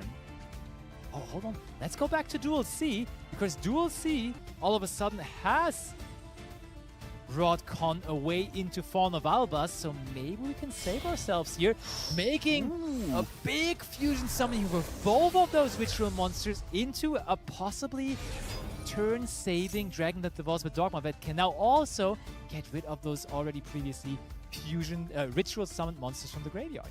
You've been playing Mitsurugi for a while, right? Yeah. How do we out the Dragon that there was the Dogma in the Mitsurugi archetype without using Wozu? Dugaris is a pretty convenient way, so that would be your main option. And yeah, Vuzu and Dugaris sort of the only real options you have. But Wozu, of course, being a card that's really popular in the Master Duel environment, For sure. in the main deck. Oh, and we got the mirror. And we have more ritual monsters to tribute here. Bringing back the Futsu. Would have been cool to have already on the field. Yeah. But now late to the party still. And can we still activate Hawakiri? Yes, we can. Is there a Vuzu in there? Oh, I mean, prayers can still get us to Vuzu easily. I guess that's better because you can tree with the Futsu, get the Futsu effect as well. And I mean, we can just search for Aramasa here as well, and then Aramasa can, and it is Aramasa, can be special summoned additionally, and we get the opportunity to search for Vuzu with that Aramasa then. I'm pretty sure we went through Aramasa already though. Oh, might be right, yeah. With the ritual summon? Yeah. So, wait, well, we summoned back Hawakiri instead. And I hope the Futsu triggers now. that's what I was thinking. It doesn't look like it is. We have brought it back with Muro, so it must have ended up in the graveyard somehow. So there is a good chance that he has already triggered it this turn, and then I don't know where this is leading us. Maybe Van Eri kind of has piloted themselves into the wrong direction. In the meantime, let's go over to Duel B, which we haven't looked at all here in this third set, where we saw X-Slayer going first here, but Multi with his Radiant Typhoon deck going second, making big waves into the branded field here from X-Slayer. I feel, honestly, I cannot tell you which team is favored in all of those 3 games, Right. because every game looks pretty even. I mean, the Brandon import being broken right now is really interesting to see, ridiculous. because that's like one of the imports that you usually really can't break, It's or so hard. you can't win the game on that turn and then you lose in the next turn because they get their end phase and all those resources back. But this looks like we might just break the entire board and really could go for game here. Maybe there is Utopic Draco Future, so we're definitely not locked into our wind monsters yet, but we also have access to Sven, which we aren't even using, as probably we have done so before. That's gonna summon the Link 2 Radiant Typhoon monster. Varun could take care of one of those monsters, putting them into the spell and trap zone, of course. Funny interaction there in Duel A as well, because they have summoned Vuzu, which we have discussed in a different game, and they have just used Dominus Impulse on the Snow Graveyard effect, which is definitely not something you see every day. But maybe we're just trying to push through it here as hard as possible. Okay, Radiant Typhoon Vision, draw 2, discards Varun, which is fine to have in the graveyard when you have another Mystical Space Typhoon to activate, which of course we just previously searched with that Eidolon. Things are looking like Multi might really be able to push through this somehow. Getting the Dragoneel into the spell and trap zone is really huge here, because it means that it's neither on the field as a monster or in the graveyard, so it can't use its effect whenever we special summon a monster by a monster effect. So it's pretty much out of the game right now unless we get it into the graveyard somehow. There we see MMC won in Duel C. So One more. that was Ryziel, right? There was the Ryziel deck against No, not against Branded. Against what was it then? Was it Mitsurugi? Wait, no, it was not the Ryziel. It was Mitsurugi against the X Ryziel. Yeah. So No, the X Ryziel was in the Fairy Tail game. It was Mitsurugi against something. yeah, you're Against right. something. You're right. But that is one leg into top 8 for Team MMC. Only one game that they need to win. And if BOE wants to make it happen, they need to win all 2 remaining games here in this encounter. It was against Branded. Oh yeah. Yeah.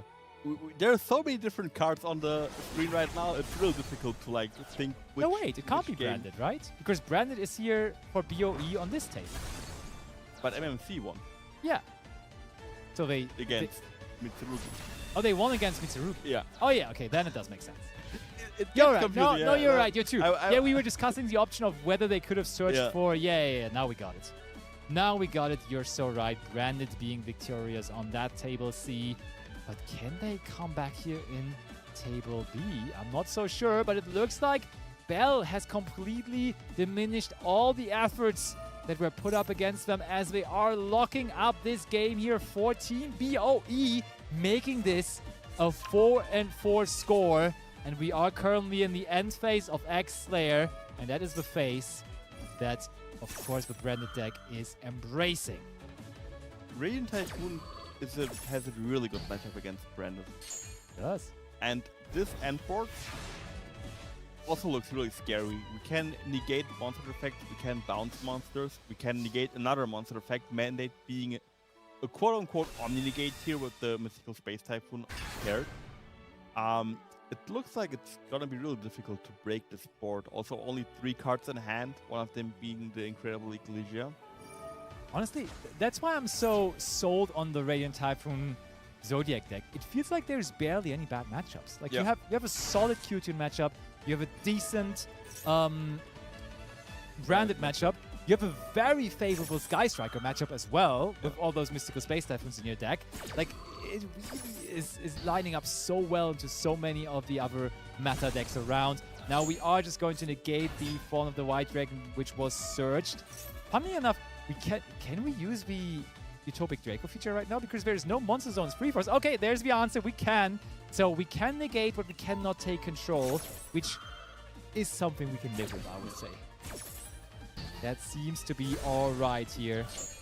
Oh, I would agree. I think the Zodiac Radiant Typhoon deck is probably the strongest deck of the format, in my opinion.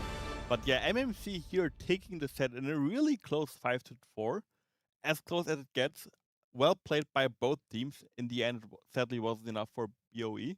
Well, there always needs to be one winner and one loser. And I mean, still, they won their first round. And I think those team competitions are always just also a fun thing to do with your friends, right? You have not wasted your evening. You had a fun time with your friends, probably being in voice chat the entire time, talking through every play that you can make, because that, I think, is the biggest factor of those team competitions. That you are, I think, when I'm playing together with my friends in a team, I learn so much more while dueling compared to when I just play on my own, because you're just talking about every single micro decision and you have multiple minds working on similar on different tasks, and therefore it really feels like a learning curve that is so much more higher, so much more drastic than the usual one. No, I agree. I mean, I have the most fun as well when I play with my friends in a 3-3 tournament. And as you said, you're not playing on your own, which you usually do when you're playing Yu-Gi-Oh! You're playing with 2 friends that can always help you out when you need help, and you can also help them out. So the communication aspect is really huge here. Something that you don't have, as I said, in a 1v1. That's true. But we do have more gameplay action. I was just about to say we have another match going on right now. Let's quickly go and watch that. We will check that out shortly. And look at that. There is more Radiant Typhoon Is that Zodiac. a Ritual Beast rank 4? The Link 4, yeah. It's Ulti Raratori, Link 4, and that is really strong against the Mitsurugi deck. Do you know why? Because they can't tribute anymore. Yeah. But Paria Life, look at their hand size. They definitely got some crispy Maxi or Fuvalos draws there in this turn. So they are having all kind of opportunities and possibilities here. As we see, ooh, they're only in the second set here in this. 2-2 the overall score. And we do see Team Aris again, which we of course have seen in top 32 already, where they obviously ended up on top. Otherwise, they would be here with us in top 16. The Ritual Beast Link 4 is really interesting here. Is it negated, or why can we use Mirror? It probably says on the field. So, yeah, it probably says you can't tribute monsters on the field, and therefore just tributing from the hand here is perfectly legal and fine. There I remember losing to that card a lot when I played Tenpai. Because Tenpai, a deck that usually synchro summons, also sometimes tribute summons the Genroku, which they can't when there is a Retroari on the field. But yeah, now the Murakumo hitting the field, using its effect. You tribute summon Genroku, that's a thing. On the field. Don't use its effect. You just tribute it. Yeah, I see.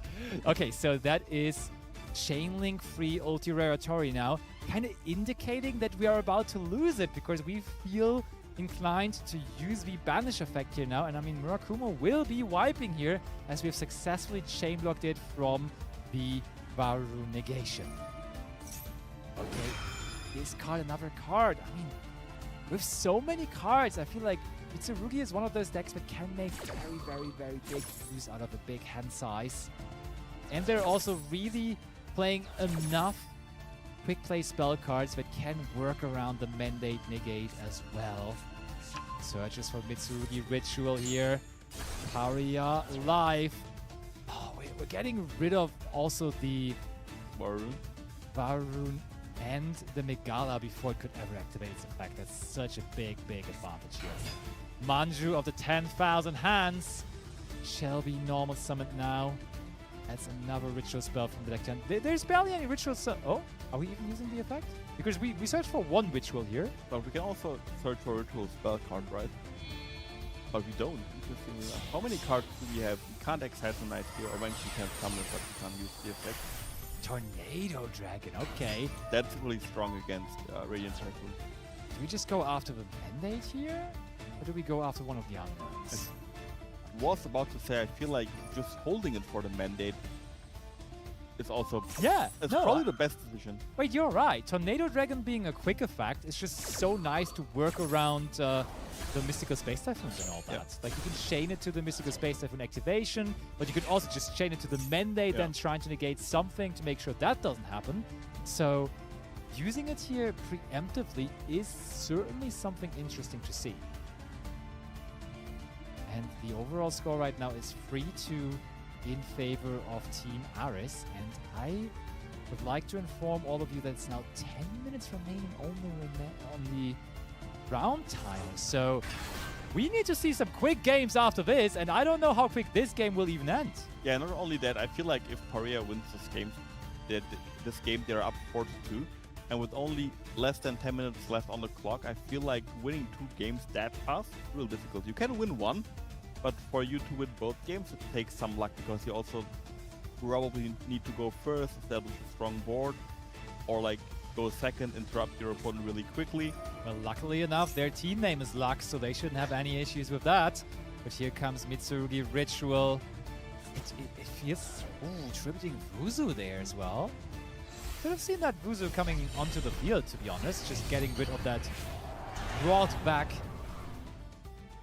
Varun that we have. Can still let it back with this effect. And we're doing that. There you go.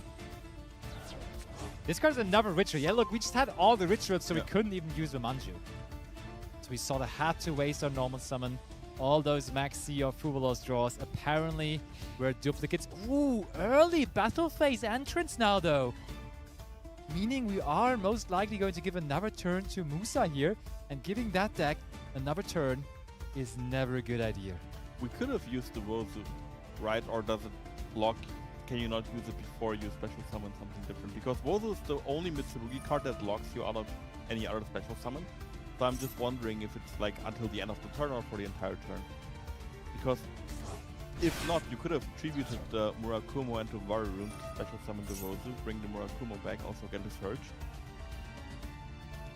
Not happening here, and now the Mandate activating as we have brought another quick play into the graveyard with the Ascendance. And we will draw another card. It looked super favorable for Paria, and now all of a sudden it feels like it's snowballing back into Musa's direction. Perhaps Mystical Space Typhoon, perhaps another Radiant Typhoon Chant. Which of course, we mentioned earlier that the Radiant Typhoon Zodiac deck is hit by the Red Pier being semi-limited now, but of course we shall not forget that also Radiant Typhoon Chant and Vision both are semi-limited now as well. Still, the deck is consistent enough to put up those numbers as both engines bridge into each other in the deck. Yeah, and TCG always had the consistency problem in Radiant Typhoon, where often you would just pass one hand trap. But the Radiant Typhoon cards just being great normal summons and extenders with the Barrage pretty much fixed the biggest problem that the deck had, in my opinion. Oh, and look at this. Old school Mystical Space Typhoon in the end phase on one of the set cards. Like it is. Oh, and he hits the Mitsurugi Prayers, which is so incredibly strong. Brings the Phonics onto the field now. One noteworthy thing here, the Mandate is permanently negating the card here, so we are not able to use the effect here that turn either. And there is the Mystical Space Typhoon that we searched over Crusea to get rid of the other set card now as well. Yeah, Mystical Space Typhoon, just by itself, even if it doesn't negate with the Mandate, is a really strong card still in the big 2026. Yeah. I love it. That's also when you're combining Sky Striker and the Radiant Typhoon deck, it's always a little bit iffy because you can't run Mystical Space Typhoon in your Sky Striker deck. And you usually want to play it as a one-off with Vision, but then you kind of can't because, yes, you need 3 Mystical Space Typhoon in the Radiant Typhoon deck. So, I mean, you could go down and just share Mystical Space Typhoon, I guess. And but I don't know whether it is that strong, whether it's good enough to be considered for that. Here comes Tornado Dragon now. That should also be permanently negated, though. That's what I was thinking, yeah. Oh no, we used the effect before. It resolved once, right? It did resolve once, yeah. But I mean, I think we did use the effect of Mandate in the end phase, and we were able to negate 1 card. So either the Mitsurugi Murakumo or Tornado Dragon gotta be negated, but it doesn't matter. It doesn't matter as Musa sneaks this game.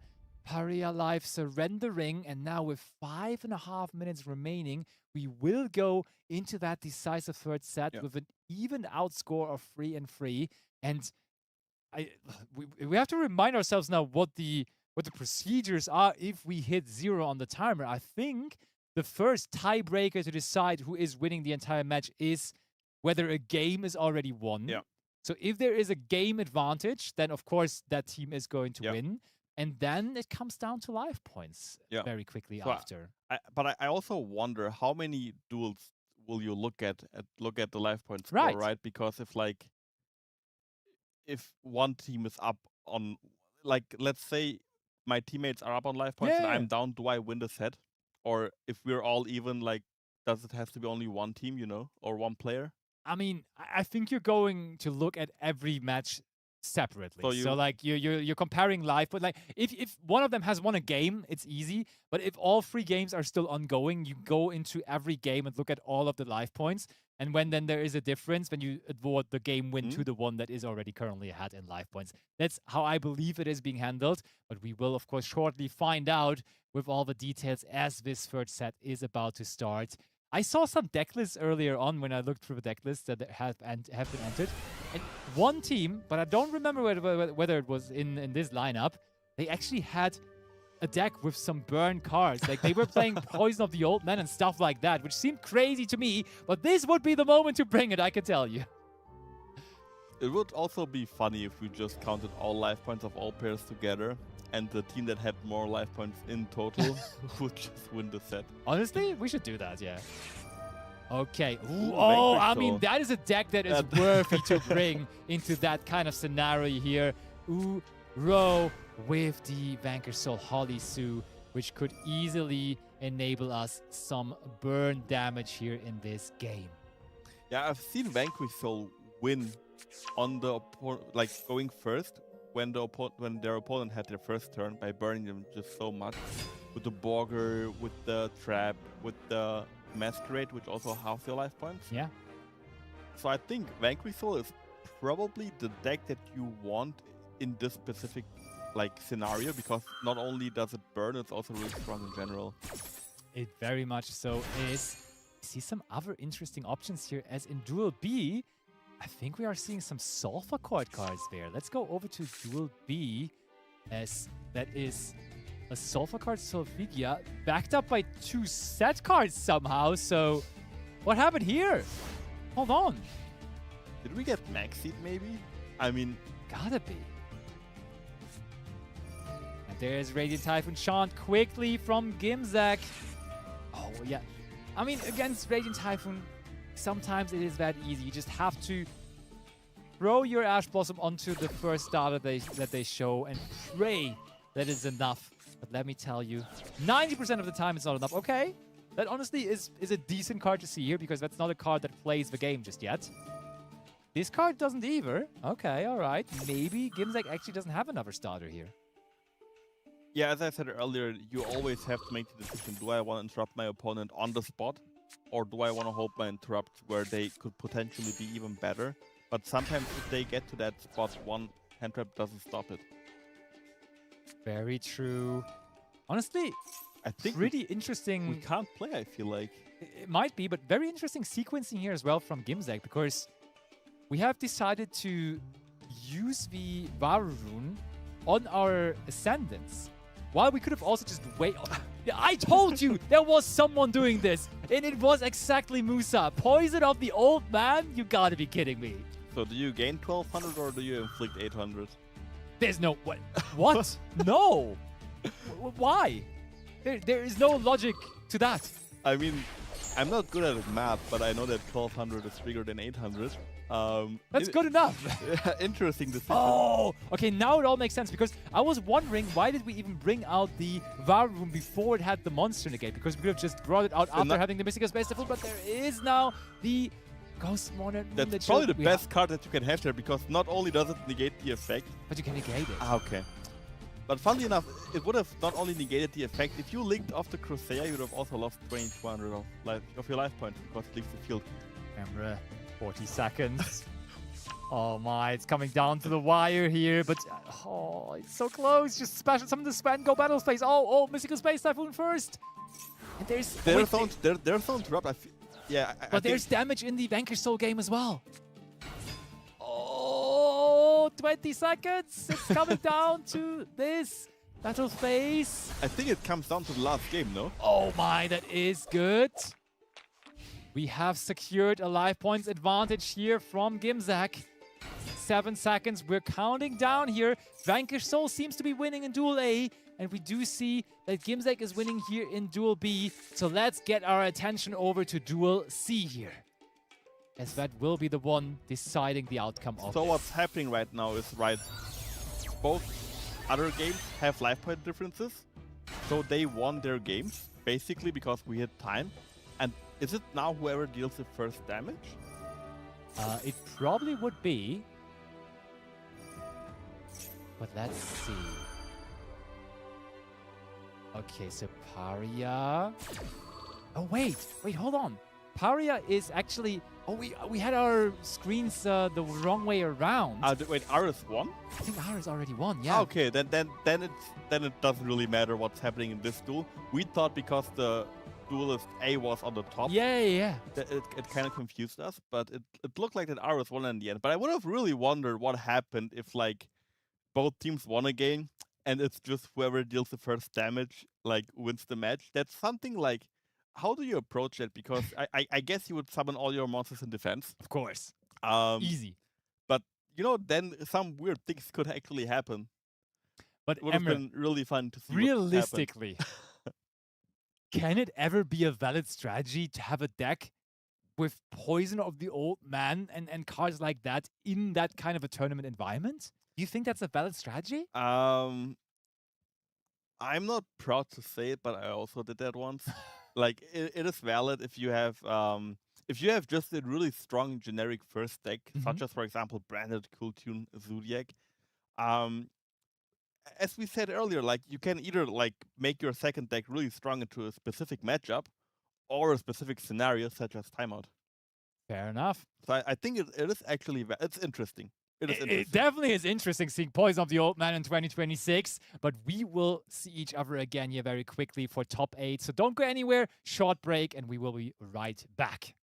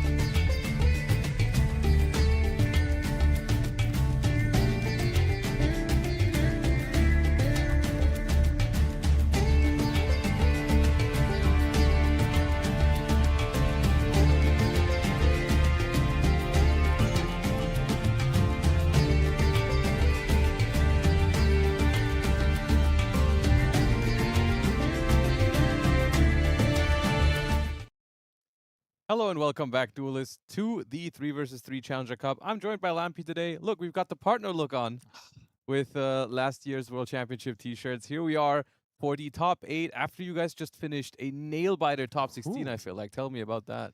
Well, I was really curious about that decision of having the one deck with Poison of the Old Man and Yeah. Ghost Mourner and all that kind of stuff. Yeah. And then you, in the break, basically told me you think it's a really good strategy.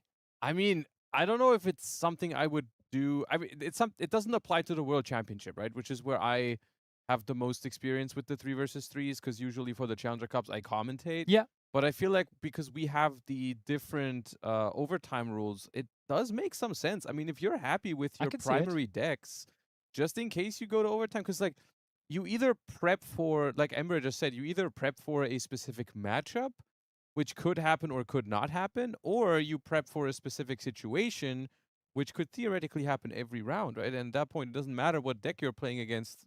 That deck is going to be very good in that specific scenario. So I don't know. It's definitely something I can understand why people would make that decision, especially when it's something like, I mean, we saw 2 very different approaches there, right? Because on the one hand, we saw Vanquish Soul, which is just a solid deck, Yeah. but that happens to be good in overtime as Yeah. well. The other one was like a dedicated deck with burn and life points cards, but I was particularly confused by the fact that they decided to inflict 800 over gain 12. They want to burn. That threw me off a little bit, but yeah. No, I think the second deck, even though, yes, I do also agree on the take of just having to find one really good deck that you're playing for the majority of your games. I think that second deck is so valuable, though, to counter specific matchups or counter matchups for your main deck. And I think in the current environment in Master Duel, there is those scenarios where you really need to avoid one of the matchups that you would have to play normally in the 3v3 environment. So I think the second deck is very much something you have to get perfect in the current certainty. Oh, and we see there is a Lupus being displayed in Duel B right there. Vanquish Soul, Oh. K9 maybe.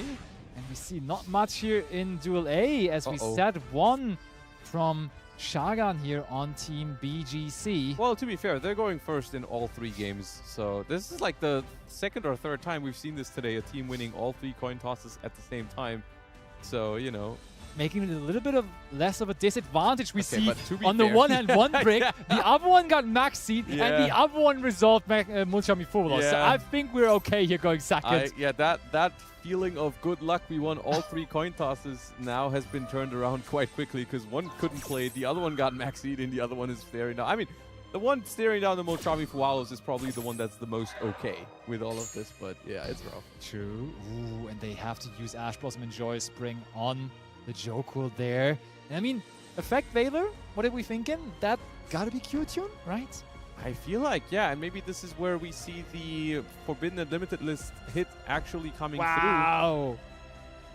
Actually, one Effect Veiler enough versus that powerhouse of deck. Only being able to swing for 1600 Against here. 6 cards as well, right? It was not just an opening hand of 5. They got an extra card for turn and still couldn't play through an Effect Veiler. That's crazy to imagine. But it is reality now here for Riz Mavi. But I mean, there could be plenty of good cards, but they can still have here. They could, like, Forbidden Droplet, Fallen Individual. Okay, Fallen Individual is probably not, as they most likely would have changed it would to have the Effect dodged Veiler. the Veiler with that. I gotta say, though, I know you're probably not surprised by it, because I heard you say earlier how much you think the Radiant Typhoon deck is still really strong. I still didn't really expect it to show up on, like, almost every single lineup, I want to say, so far. I feel like we've seen more of it than from something like Branded. I have to say, I've been playing a lot of 3v3 competitions lately, and I saw... In the meantime, we see stand-up Centurion being activated here casually. Okay, well, no wonder they bricked on that opening turn. It's not cool tune. It's not Q-Tune indeed. But yeah, and I saw some statistics from those competitions, and it appears like the Radiant Typhoon Zodiac deck is the one with the highest win rate currently around. Oh, really? So it really is performing incredibly well. And, to be fair, it's a bold move to bring Centurion into a mystical space typhoon deck, I was to be about honest. to say, like, they found a starter, but how likely is that to really work? Because they're playing against the mystical space typhoon deck, but it did work. The stand-up resolved. but And the Primera did not. additionally to that, we're seeing all kind of different decks here in the lineup of Team BGC. As in Duel C, we saw Fearalize resolving as well. So maybe an Medius the Elf Node Pure. deck around as well. That's on the other team though, actually. So both teams showing some real interesting deck choices here. which we Yeah, are this is able to see in it's top not 8. just some random stuff that you see in the first round of the tournament. These are in No. top 8 right now, so they've been winning with these strategies as well, which is cool to see. And yeah, I mean, still very unclear on who's winning this game we're watching right now, because I feel like it's at this point down to whoever gets to actually resolve their first card is in a very good position. And we do have the Elf Node Power Patron coming down in Duel C, so actually the first time we get to see Elf Nodes here, which of course in Master Duel have somewhat recently gotten that Regina as well, and there is Fiends with cards in there as well. Let's go. That is a Fiendsmith Elf Note deck. Elf Nodes dance, did you know that? Do they? They switch positions Oh, and they yeah, do fair. stuff. Yeah. Yeah, they are allowed to dance. Or they legally. summon Bear in the Fleur. It's one of the two. Sometimes they dance though. Sometimes they do both, yeah. True. Oh, another stoppage for the Radiant Typhoon Sven. And I mean, I will assume that there was a second Sven in the opening hand of Rismavi, being one of the cards that they didn't do anything with. Excuse me? That ain't a Radiant Typhoon deck that I was expecting, but that is Malice Radiant Typhoon. Oh, you've never seen someone smiling as much as I see Joshua Schmidt right next to me here.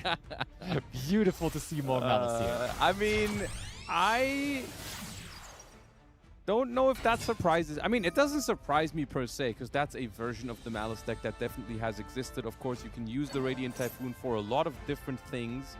And one of those things is to make Cherubini and send a level 3 monster from your deck to the grave, which then often is a Dormouse that you then banish.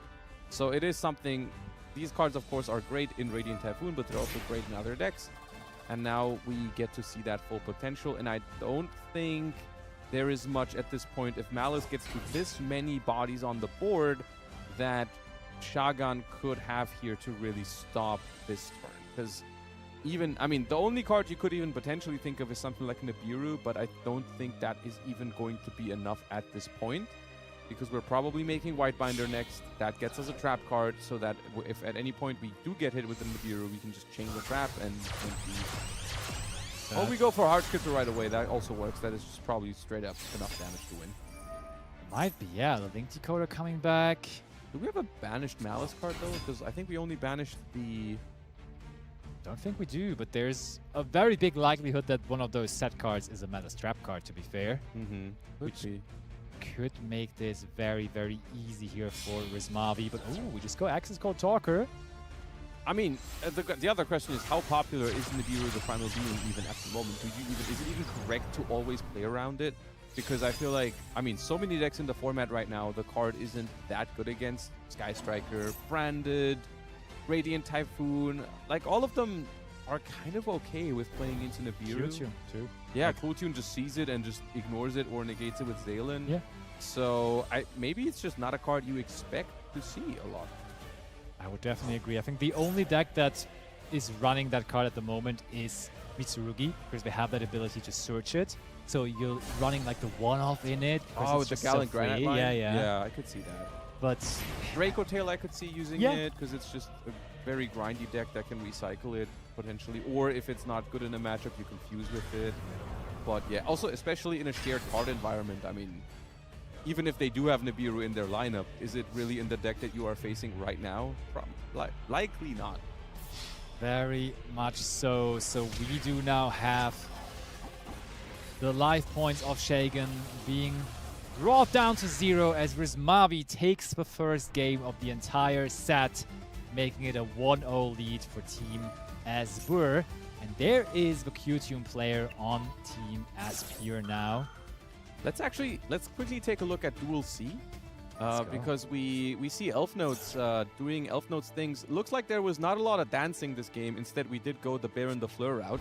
We might be dancing now, though, on the opposing turn. That is surprising. I mean, this is our turn 3, right? Elfmode went first? No. Elfmode went second. So Oh, Elfmode went second. Oh, yeah, right. Okay, so we might be dancing this turn. The Fuwa on their own turn actually surprisingly good here. I mean, drawing 1 card for the team. There is going to be dancing right now. I'm well, happy the to one announce. card might immediately be banished. There is about to be dancing. Dancing will happen. The Public Tinya, announcement. the Tinya and the Regina. Ooh. That's such a valuable Tinya moment, though, right? Yeah, if we hit the thing that they're trying to reveal, then this is very rough. But what if there's 2 things that they could reveal? Then it's not that rough, but then at the same time, I don't know if the Baron can still negate. Oh, wait.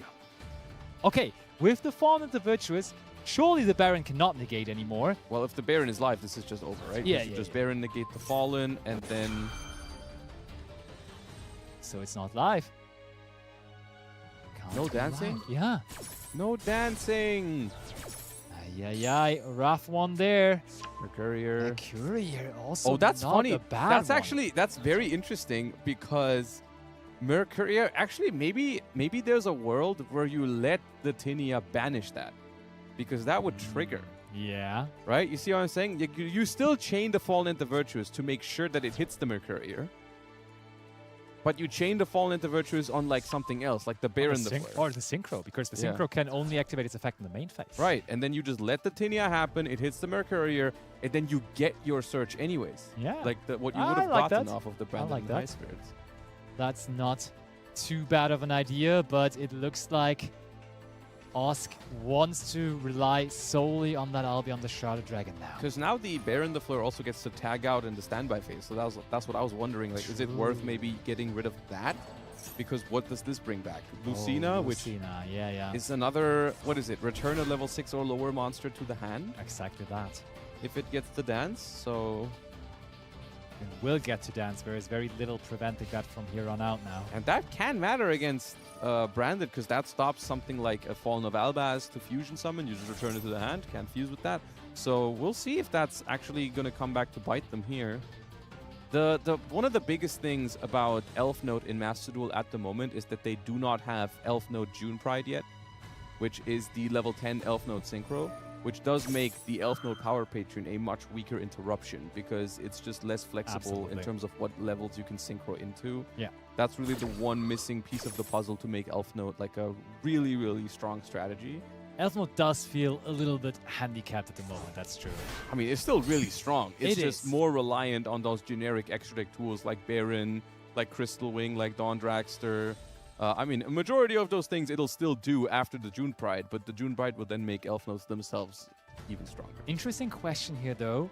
Do you think the Elf Mode player is playing Harmonia in their deck? Likely, I would say. I don't see a reason not to. I mean, the unless- only reason is there's a Q-Tune player on the Yes, roster as well, that right? is that's the thing. Yeah, if there's another deck in the lineup that really wants it, or maybe this is a lineup where they actually decided to share it. Right? We talked about it earlier. Maybe. Could be. Ooh, talents off the top of that Albion. That is a crazy draw. Oh my. That works wonders. Can they find what they need?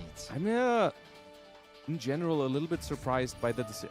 Okay, that answers my question. It leaves me potentially even more confused, but it also answers my question at the same time because I was wondering, like, why did they search Albion the Shrouded Dragon with the Branded in High Spirits? Why not go for the guaranteed play of Fallen of the White Dragon?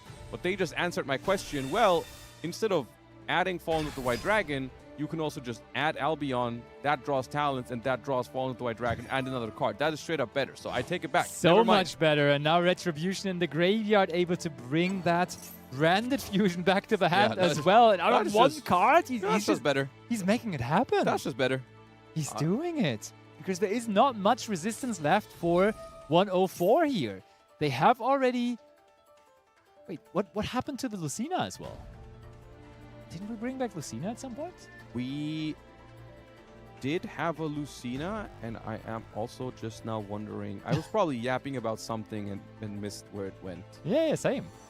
Completely same, but now Branded Fusion resolving, also using the Cartesia. Oh, we used the Ecclesia Synchro in the graveyard to get rid of it. Fair enough, fair enough. Before we used the Shrouded Dragon to draw. So there was nothing to return yet. Here comes Albion effect and Banishing Troll and Lockbird. What does that make? Wind? No, not Windrum. Secretarion. Dragon. That's cool. That is really good against Elf Node too, because they got a lot of spellcasters. It's huge. And you cannot activate any special summon spellcasters when that card is around. So that is very difficult to deal with. Brings back the Cartesia as well. That's rough. We can now still use the Ecclesia or the Cartesia to fuse further. That's true. Josh, I was wondering though, we kind of went in and out of this game in the beginning as we were also following the other games. Yeah. We saw they started off with Ardrius. So that kind of signalized a Fiendsmith line, but there is no real Fiendsmith NPs on our field. So maybe there was an Ash Blossom or something like that, because Must have been. we really are lacking that. Like, imagine we had an additional Caesar here. They would have made it so much easier and kind of just locked it up immediately. But we are now getting run over by multiple fusion monsters. Yeah, this is the kind of dynamic that you see very often when it's a combo deck versus branded. It's either the combo deck makes a board that branded can't play through, or we enter a grind game where branded is favored. So it's really just your board against branded in these types of decks, your board just needs to hold, right? To be fair, I feel like they got very unlucky this game, because like the Shrouded Dragon, drawing Talons, drawing Fallen of the White Dragon is like, that was the perfect sequencing to get back into the game. Like, they were almost out of it. They were down to just one card, and that one card turned into all of this Gamma, though. It's a little late to the party, but it does help a little bit. Just a little bit. We need to top deck like crazy here. Yeah, Elf Mode, not really a deck that has a ton of follow-up from the And they graveyard, even right? get a draw for Fuvalos off of that Gamma driver combination there. Okay, we need to top deck, and that top deck cannot be a spellcaster either, because we are under Secretarion. Look at all this, right? Your top deck needs to play through Secretarion, but it also needs to beat Ecclesia tagging out into Albaz, and then that Albaz can be fused with the Cartesia into a Mirror Jade. And Lucina does not do any of that. Because it's also a spellcaster. It is a spellcaster, so it doesn't even play the game here on its own against the Secretarion, but I mean, look at what all of this does. Like, there's just, even if the Lucina was live, even if the Secretarion wasn't here, the Lucina wouldn't stick. It would just get banished by Mirror Jade right now. That's true. So this game looks definitely over. So let's go over to Duel B instead, where I feel like the K9 deck, which has not revealed anything else than the K9 cards so far in this game overall, was starting in this, but they are severely struggling here as it is the turn of Search again. Yeah, this is turn 4 now, and they were under a Moltrami for Wallace on the first turn. Looks like they managed to at least put up enough interruption to not let the Cool Tune player build up a significant board, but it is now turn 4, and we'll see if they can muster a comeback here from the Cool Tune side. It looks like they are in a pretty good position because they're resolving Mix to Search here. There's the game over, by the way. We kind of took it already beforehand. Do we have a normal summon announced it. available for that? Also, another question is Lupus live right now? I think Droll and Lock is Droll and Lockbird active. I'm seeing the, what is that effect on the deck? Is that Droll and Lockbird? I think it's Maxi and Droll and Lockbird actually. Which Really? you can, yeah, I think. But did we just add the Q from the graveyard? I think we did. Must be, right? So here comes Remix. No, Maxi's not active. It would pop up right there, I think. You're right. I think it still shows it. But Droll and Lockbird would also, right? Oh wait, no. No, only no if searching. Maxi. Yeah. Only if Maxi is active, the Droll would also show up. You're right. Here comes Mix, takes care of the Zuna, and now Q looking at Ash Blossom and the Dr. Madlove finally revealing what was the most likeliest option of K9 decks. We're looking at Vanquish Soul K9 here, which we already saw in the last match as well in top 16, so that deck still being around. You don't see it as often anymore, but maybe today it will be the deck taking down the tournament. I mean, it's always this very different dynamic in these 3 versus 3s where, I mean, of course, in ranked, you are more likely to run into the top 1, 2, or 3 decks of the format. For sure. Whereas in these lineups, every team has to decide for 6 different decks, and so Vanquish Soul will make it into that lineup a lot of the times. That being said here, not a great position because we are not drawing that Madlove. We have gotten it banished, and we are drawing an Ash Blossom off the top, which is not super helpful here. So we only have one other card in hand that we are relying on That Jax on the field has no more material, so it's not of that much value right now. Probably just getting outed by that remix eventually. Okay, we let them into the battle phase. So this will mark the activation of the remix now in a second. Maybe a bell would be huge here if that was the last card in hand. Bell That could would be phenomenal. fantastic. Here's, can Jax attack multiple times here? No. Cannot, right? No. Oh, But it is resolving the It is remix. resolving, There is no response window there. I guess the other question is, do you want to trigger a graveyard effect right now against the K9 deck? Because the last card in hand could be something like Izuna, which together with a Lupus could threaten a rank 5 in main phase 2, potentially. yes, but I mean, it depends which graveyard effect. I think something like Rekko you can ignore because the one spell card that is right Yeah. now able to be destroyed doesn't really matter to be destroyed. Yeah.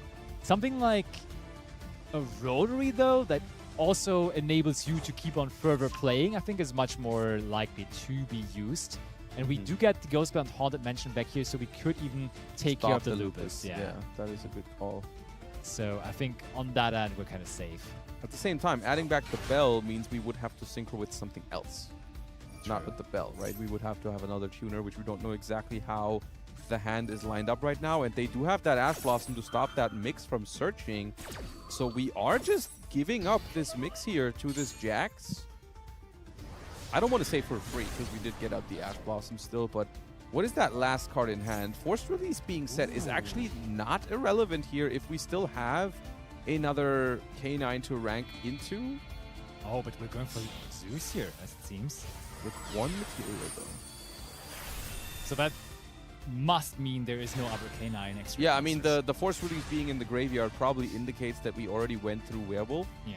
so there's probably nothing to go into.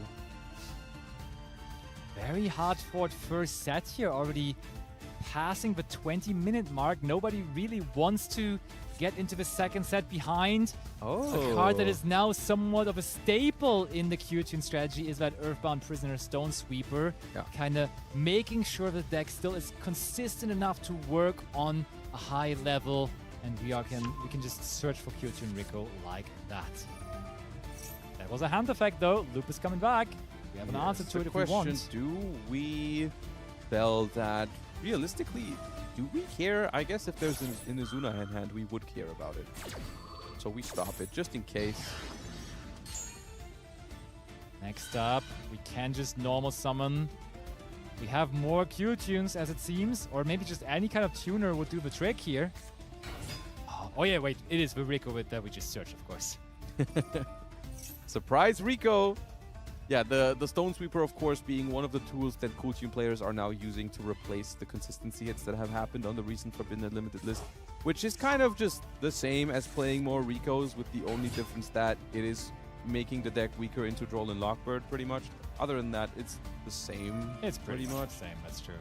But yeah, like the modern current iteration of Q-Tune, it does struggle against Droll and Lockbird. I think, like, the previous versions of the deck, or the TCG version of the deck, they usually are able to just ignore Drone Lockbird. a lot of the that time.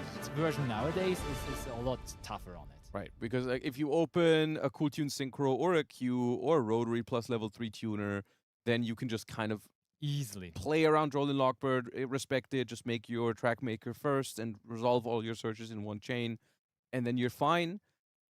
But if that's not available to you, because all of those cards have been hit in some shape or Yeah. form, so the likelihood of opening a way to play around Droll is just a lot smaller now.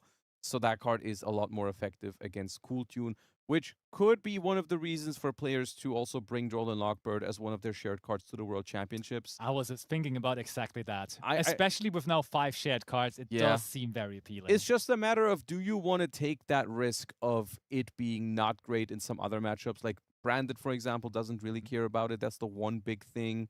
Do you expect Branded to be one of the bigger decks at the World Championship? At the same time, a lot of the other decks in the World Championship format, Droll is pretty good against.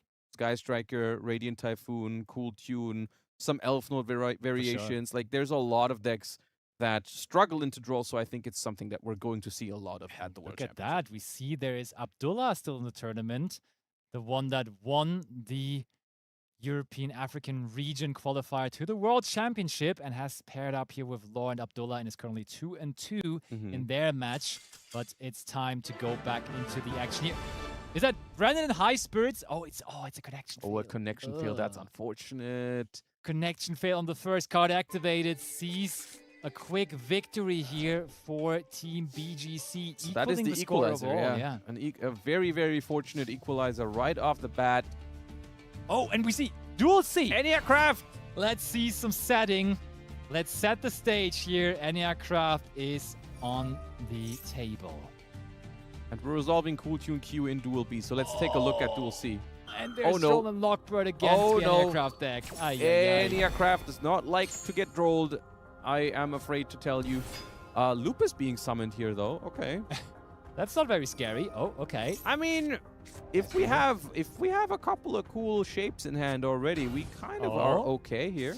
Oh. You know what? Okay. Seems alright. It's not what you're aiming for. You would like to do more with Eniacraft, but I mean, it could be worse as well. So, Khan still sticking to that Vanquish Soul deck, even though it brought no success in the last game. But maybe this time we find more immediate access to the Vanquish Soul part of our deck. Okay.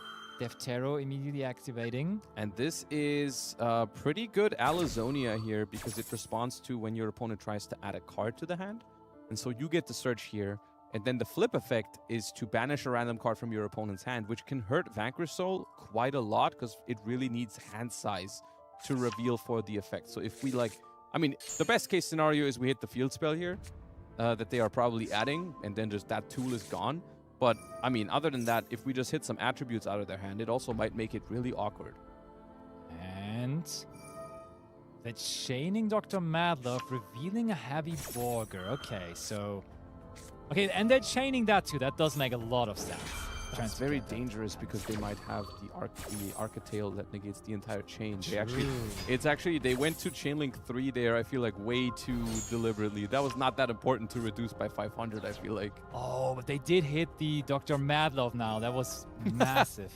The field spell is still there, is the good news. Yeah, I think it was massive that we just tagged out in a way that the Dr. Madlove was an easy target. Oh, again. And that's going to be massive because we're just going to hit the hand down to only 2 cards after this. Alizonia, I think, is kind of low-key the best Eniacraft. You think? I think so. Not sure. I think a search and a random hand rip is such a good control tool.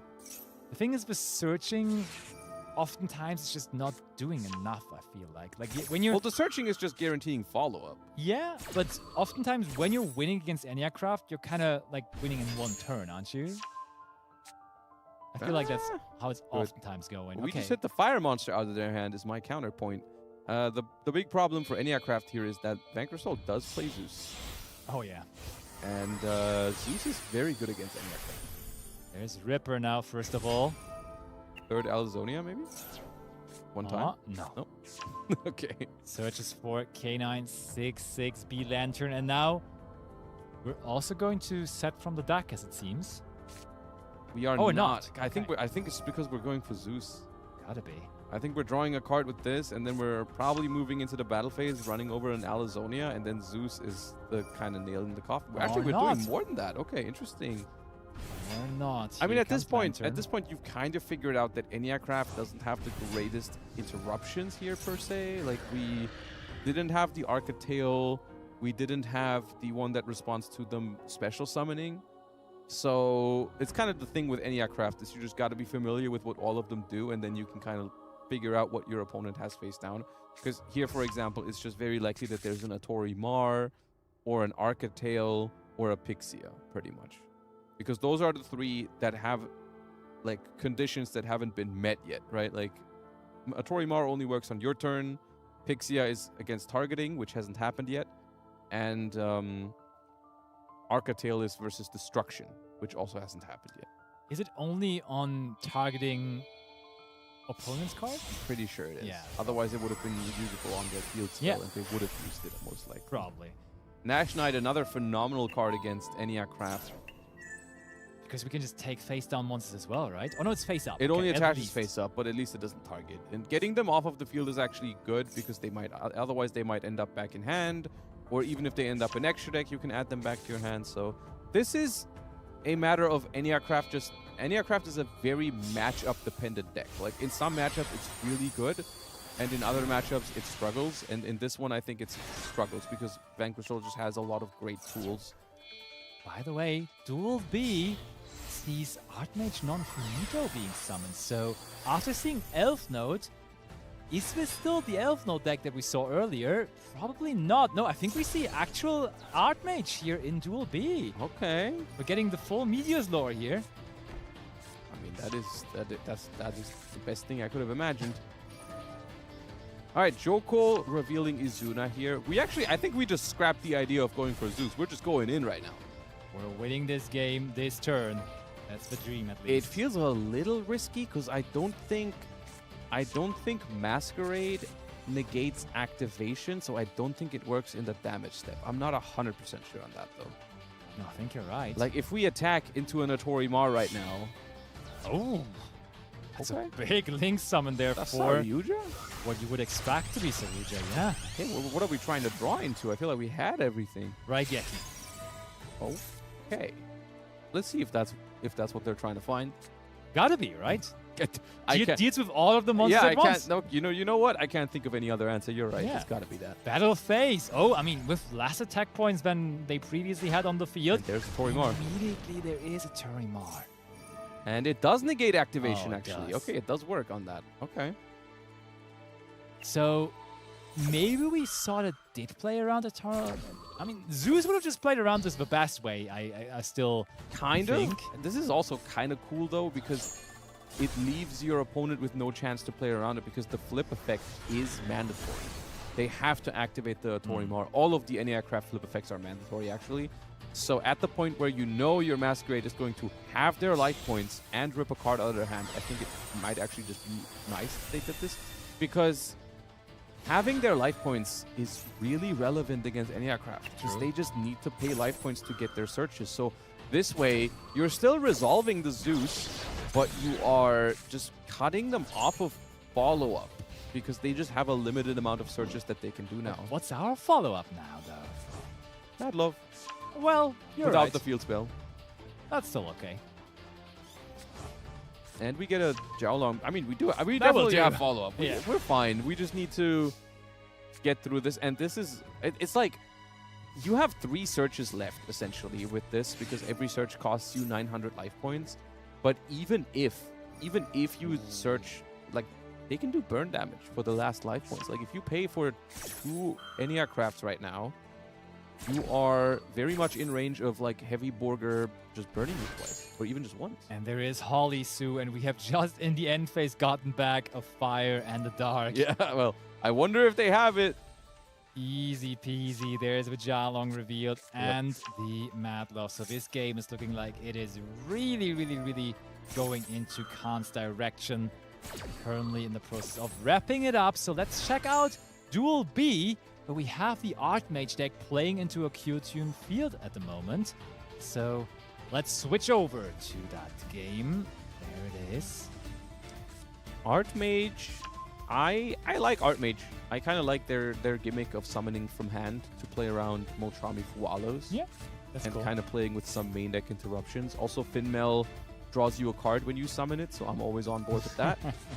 Who would have thought? By the way, one thing we only saw in small display there on the side, the Q-Tune deck of Surge actually is featuring Red Nova.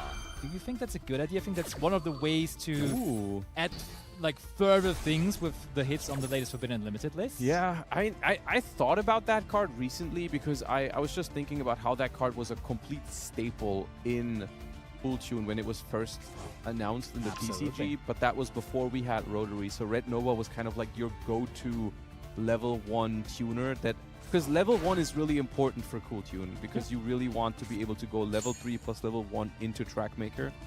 So I thought about it with Rotary going to 1 that maybe Red Nova is another card, but the way I see it, it's kind of just like a good extender when you get interrupted on Q or Rico. Like you start with Q, it gets hit with infinite impermanence.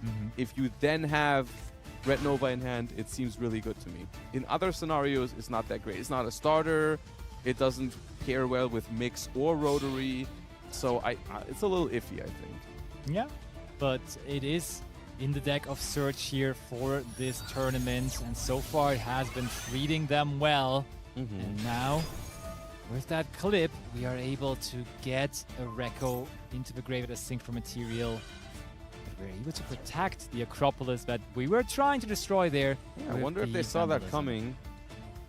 But we do have only 2 different types on the field right now, so I think the Deoctorus currently is offline. That does need 3 different types to access its negation.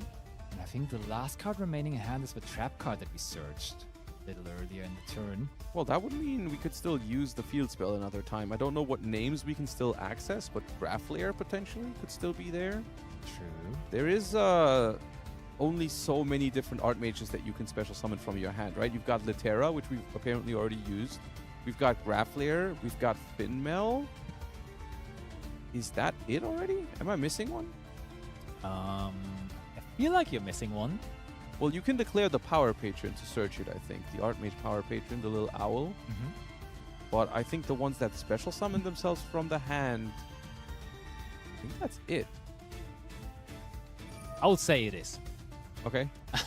You will just agree with me on because you also I mean, I guess we're finding out now. Or maybe they can just still Graph Layer. Okay. We had that one. Graph I don't think I'm forgetting one. I think that's it. Well, very late Ash Blossom and Joy Spring here, but it does very much do the trick. Ashing the Acropolis always feels very negative because they can just do it again and again and again. Well, if they have cards left. Yeah, now with no cards remaining, that is a whole different ball game. And I'm shocked to say it, but I think we might see an Ash Blossom winning a game going first here. I didn't expect to see the day ever again, but here we are. You like Ash Blossom, right? It's my favorite. What do you like more, Ash Blossom or Mathmech Circular? I mean, I love winning going first, so they're both equally cool to me. Fair. All right, I respect it. So now, Shagan, can we do anything with this? We could go into SP Little Knight, but that doesn't seem very appealing. We can still use the Graveyard Effect of Awakening, though, putting that Litera back into our hand. Not a spell card, though. That does destroy a card, though. We can destroy the E2B. That's nice. We can also destroy the JJ Tune. Okay, so we're worried about follow-up here? I would assume that that's the reason. Typhon! Typhon making an appearance. Okay, that's a risky maneuver. I also... Yeah, I mean, that technically outs the majority of the field. We're going to have to leave either the Harmonia or the Clip there. I would actually assume we're leaving the Harmonia there, even though it is the bigger monster, but the Cool Tune Clip has the significantly better level to get back into the game. And so if we're playing for follow-up here, there is a chance that Cool Tune just doesn't have enough to push here. We'll find out. Litera, I also think, is a quick effect. It is, and that's the reason why we used the trap on our own turn, right? Because that's what I was wondering, because that could have been really good as a reaction to the effect activation of the field spell, making them invest another card. But I think we really valued having the Litera on field as well, which we're now chaining as a quick effect to that Synchro Overtake. The problem with this is that I don't think the Litera... First of all, there's a second Harmonia. That completely shuts this down, but I don't think Litera is an interruption in this position, right? Unless... Because we don't have enough types, right? If we bring back Finmel, it cannot negate because we don't have 3 types. If we bring back Graph Layer, it can't pop because we don't have 3 types. And if we bring back the Archmage Power Patron, we could fuse with it plus the Litera into another Deoctorus, but that also wouldn't be a negate because we wouldn't have 3 types, so... Very true, but I mean, with that second Harmonia now, there is a world where this last card in hand of Search does not enable them to play any further, but oh wait, well, we're still resolving. The The Duelist Genesis. I said Synchro Overtake, but it may result in synchro overtake. So the Litera still resolves here, but it does not matter, I don't think. I feel like this is just going to be a relatively straightforward win because all we have to do is remake B2B, and then B2B walks over both of these, and then whatever we have left on the board will go for game because everything can attack twice. And there goes the Diactorus. It was nice seeing you there for 5 seconds. It's gone, and now only the Typhon staring down Surge, and there is synchro overtake. And that feels like a moment where you just ask your teammates, guys, am I okay to scoop here? And yes, we should probably be heading into another set here, as Team BGC currently still ahead, and therefore in that third set will be going into that with an even score overall. Yeah, I mean, we can make it quick here. We can add back Mix, make RS, destroy the Typhon, move to battle phase. That also works. We don't have to go for the fancy B2B line anymore. And yeah, as you said, 3-3 here could not be any closer as we are heading into the third set of this round with about 20 minutes left. So far, we've used up exactly 2/3 of the timer for 2/3 of the matches. So it works out quite fine so far. Perfect split. And yeah, I mean... Craziness here, though. Like, the kind of decks we're seeing here in top 8 Elf out Node, of nowhere Archmage is yeah. pretty crazy. Centurion was in there as well. Don't forget about Malice. that. Malice in there too. That's like those 4 decks in most lineups don't even have one spot, and they're now the combined 2/3 again out of the entire decks that we're seeing here in top 8, which is pretty crazy to see. And then we saw Q-Tune. And what wasn't? Did we have a branded? There was a branded. branded. There was a branded. There was too, a branded going up against the Elf Nodes. Yeah. And I mean, those decks were winning, right? Q2 now won, I think, both games, and and Branded also won the one game, and I think they may have switched They had to back. get pretty lucky though. Yeah. That was You're right. pretty lucky to win against the Elf Node in that game. True. I think that was the Elf Node definitely was winning, and then they pulled off some miracle top deck with Albion into Talents into Fallen of White. So that was, yeah. They just wanted it more. Yeah, as we see, actually, we are currently watching the very fought over side of the bracket. On the other side of the bracket, we had two 5-0s. 2 5-0s on the left side of the bracket. On the right side of the bracket, both matches are tied 3-3. So both matches on the right side very much undecided at the moment. At the other side, they can already chill and wait for the top 4. Technically, they could already start playing because they're both ready. But I think they will wait for us to catch up on the bracket so we can watch them later. Well, yeah, now we are about to jump into our decisive set 3. We missed the resolving Fuvalos there. Rizmavi got that off against Khan. Okay. And Khan has been the Vanquish Soul player the entire way. But maybe now it's time to change that, and it is. That hurts so much, though, because I was about to say Fuvalos, Vanquish right? Soul is pretty much fine. Oh. There's no way you use Ash Blossom on this. Is there? I agree with you. Yeah. I think if you have resolved Amol Charmy, then you are very happy if your opponent goes for Fiendsmith plays. That's what I was thinking as well. And there Unchained. is... Hold on! 5 out of 6 decks are crazy, actually. What's going on here? We have Unchained now. Okay. Good How good news. is that into Fuvalos? I was about to say. The good news is Unchained is a cool deck. The bad news is Unchained is not good into Molchami Fuvalos. Yeah, that's what I was thinking. The best thing we can do here with this combination of cards is probably just summon Shayama here and make Caesar, which is 2 draws for a Caesar, which is not the worst. It's not too bad, and that's exactly as if he would have heard you what Khan is deciding on. Most importantly, it's much better than what we would have done if they had not ashed our Beansmith track and instead saved the ash for like the Abomination's Prison. Very, very true. We do see a Ghost Morn. Oh, draw 4, by the way, there from the Enya deck in Duel C, which is again going first. And this time, apparently not staring down a drone Lockbird from the opponent. Dude, bringing Enya into the third set when the match is tied 3-3 is a different level of confidence belief in your deck. Yeah.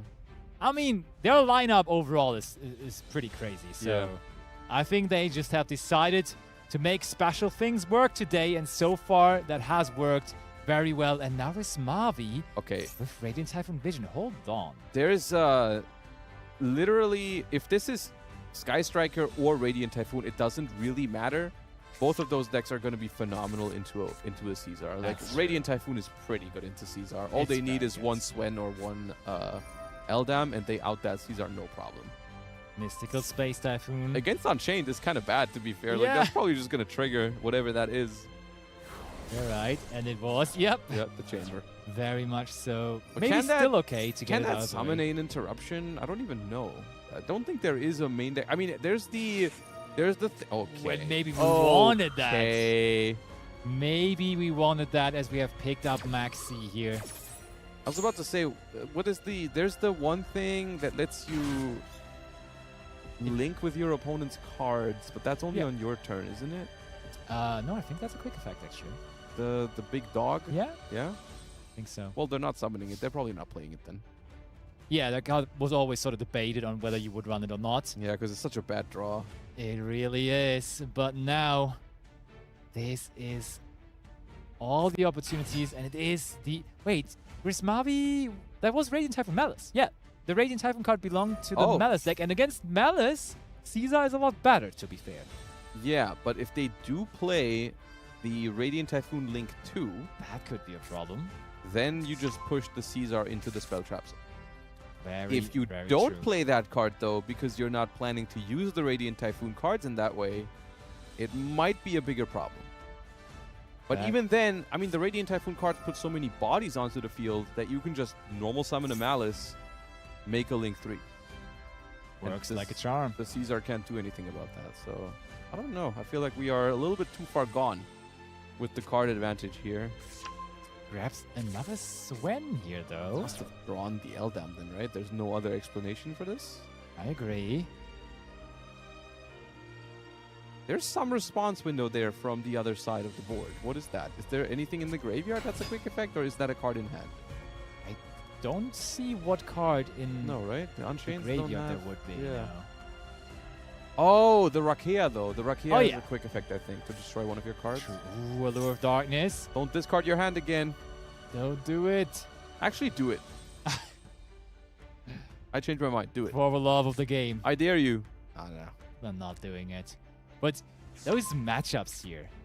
Malice versus Unchained. In Duel C, there's Archmage versus Enneacraft. Yeah. What is going on here in this Challenger Cup tonight? Well, Duel B has got the meta players back, though it's Yeah. branded versus Cool Tune, so we get a little bit of everything. For everyone. You can follow whichever game you like the most, but here we are focusing on the Macher at back here. And I mean, yes, Malice has gotten less and less consistent over time. Oh, no. That's just a Malice trap. Okay, That's just a Malice trap. Don't fall for the bait.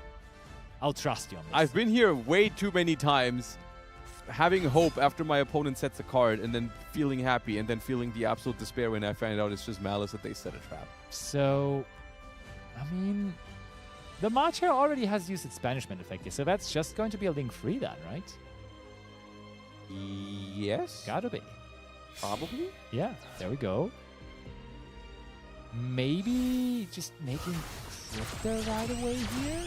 That is Cryptor, but there is no banished Malice card at the moment. Oh, TB11 now, though. Wait, what? Oh, wait, whoa, wait, No, that doesn't... both of this can be negated now with Caesar. Yeah, that- Oh. This one's gone. And now when we try to bring back... Oh, no, okay. That is an odd move. I mean, there's also not that many extenders from here, I feel like. We We can- have normal. We can activate Infinite Impermanence here because we currently control no cards if we drew that. Chavara triggers too. Wait, they changed Avara. They can't Caesar now.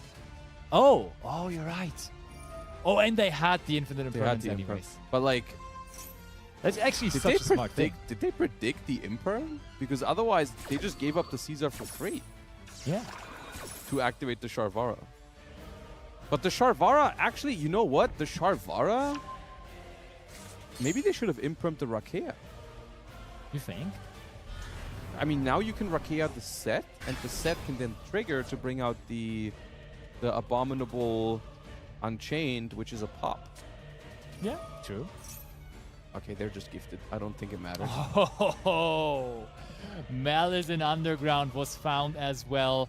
So Team Asbjörn certainly not hiding in the underground here at the moment. Storming into the direction of top 4 by banishing the Smellis Dormouse here is Vismavi. On the other hand, let's go over to Duel C here for a moment, because that is a big chain they're currently resolving, while Archmage is playing into this Eniacraft field and certainly already dismantling it to a decent degree. Oh, Finmail is a great card against Eniacraft. I just now noticed you can just wait until they activate a couple of them and then negate them all. True, and that is what we're planning here.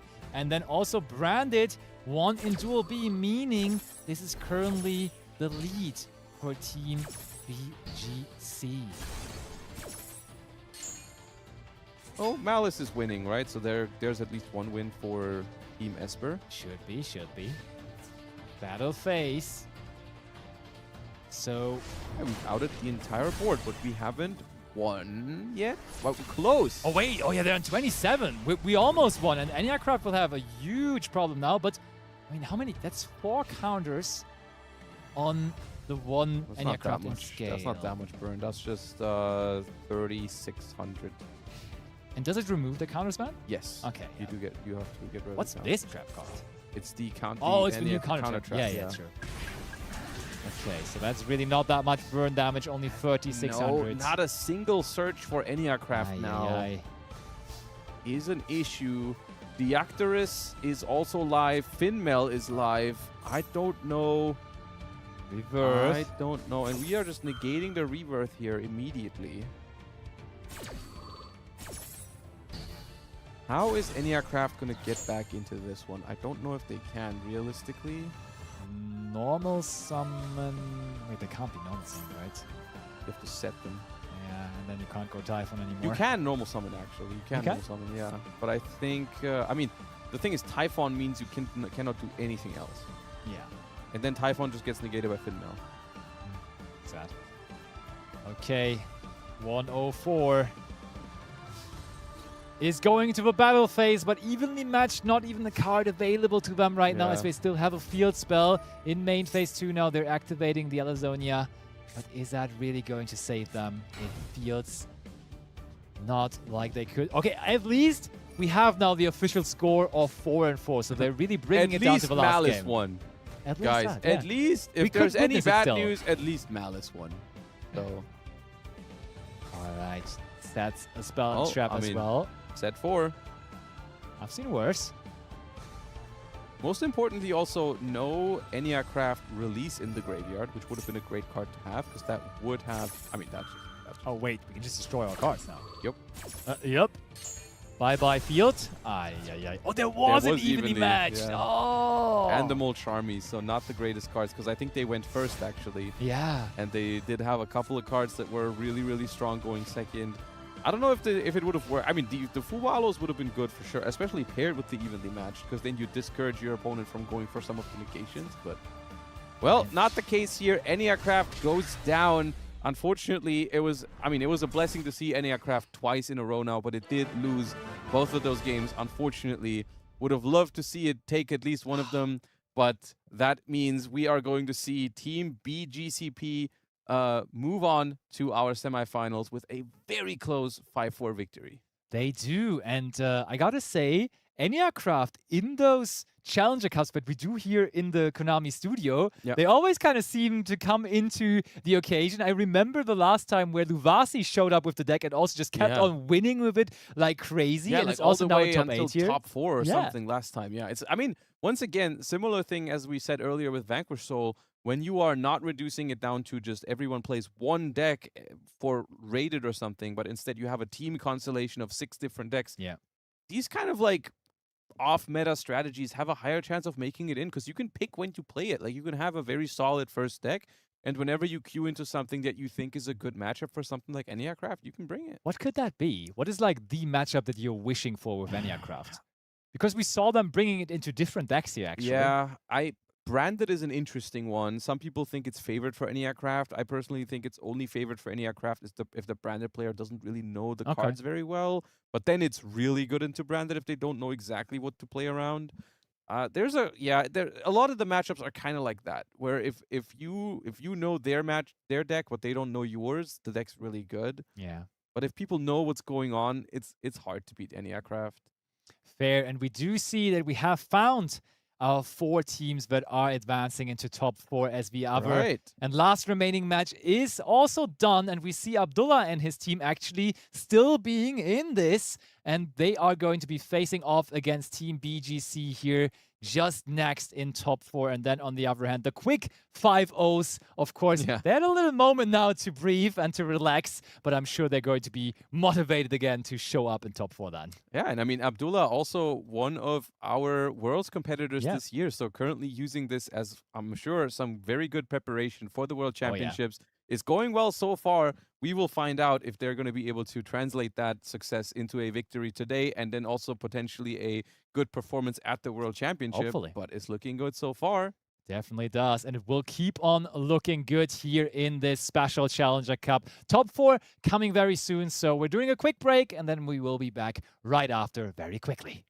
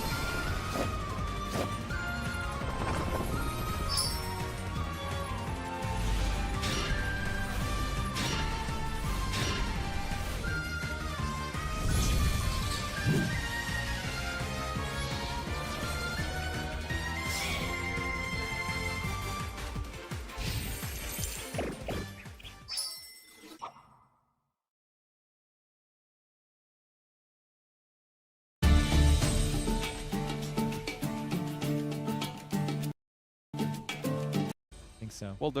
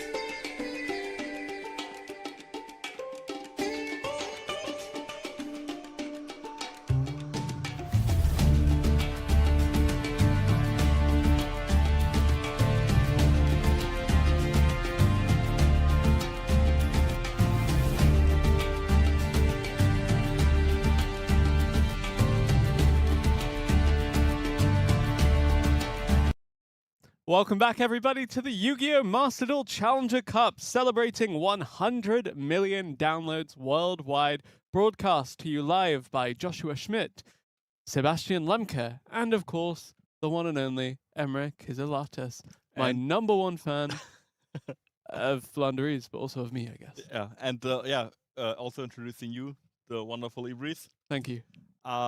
We've seen top 32, we've seen top 16. Now we're likely getting closer to the final top 8 now. Yeah. Really exciting. Yep, that's definitely what's happening here. Yeah, to be honest, we've seen a wide variety of decks, even in that first initial round of the top 32, with a couple of very, very powerful teams already eliminated. And actually already seeing a lot of success for some strategies that we maybe kind of wrote off heading into this format. Yeah, I mean, we've seen a variety of decks now throughout the 2 rounds that we played. I mean, in total, like, every round is not only like best of 3, it's a best of 9. So naturally, we will see a lot more different decks. Yeah. I was really excited to see the Enneacraft deck the last round. Yeah. A deck that you usually don't see anymore that much, because when it initially came out, a lot of people were hyped to play that deck because it's like a strategy that nothing else comes close. I feel like the last flip strategy that we got was Shadol. But calling Shadol a flip strategy is also doesn't do Shadol justice, in my opinion, because like all the fusion summons that you make, like it's... Speaking of Shadol, something else that got support with this newest pack, and also some accessories in the store. But speaking of in-store, we have some great games in store for you, and we have a Baron de Fleur in store as the final piece of the initial field for this Elf Note deck. This is, it's like the go-to end of the chain boss monster for a lot of decks, but for Elf Note, it's just the beginning. It's just insurance to make sure the rest of your stuff resolves. Said, I was just going to say, like, it makes sure your combo will most likely resolve, because whenever your opponent will stop you, you can just negate it. Musa already using one-hander because he's down to 4 cards means that I'm pretty sure this Baron will 100% make sure that our combo will resolve. I'm seeing cool tunes with Ghost Mourner, and then in Duel C, if we could look at that, there are a few interesting cards currently resolving.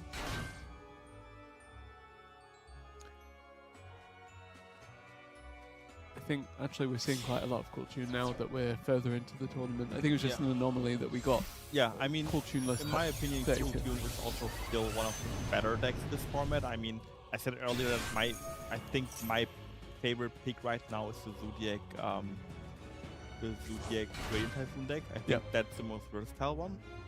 But Cool Tune, even though a lot of cards got hit in the recent Forbidden and Limited list, is still a really strong deck. I mean, it still did what it did before, just a bit less inconsistent. It was your go-to deck of choice for the World Championship qualifier, right? Yeah, it was the deck that I played throughout the entire weekend. I still think the deck is good. I mean, the deck lost a few cards, but it still does the same, right? Because nothing got banned. I'm curious that we're now seeing 2 teams each with the Cool Tune deck in their lineup, and if that means that both of these players will choose to go for their non-Cool Tune deck when they face off against each other, simply because the mirror is so difficult to navigate when you have the level modulation taking place, depending on who gets out the RS first. I mean, there are ways to play around the RS. Sometimes an RS can even help you, because suddenly your It fixes your numbers as well, right? Yeah, because the mix cap goes up to level 3, so if you normal summon mix get road 3, it's suddenly Fragmaker all over again. So, like, where it gets real difficult, where it gets real difficult is when there's a back-to-back and an RS on the field.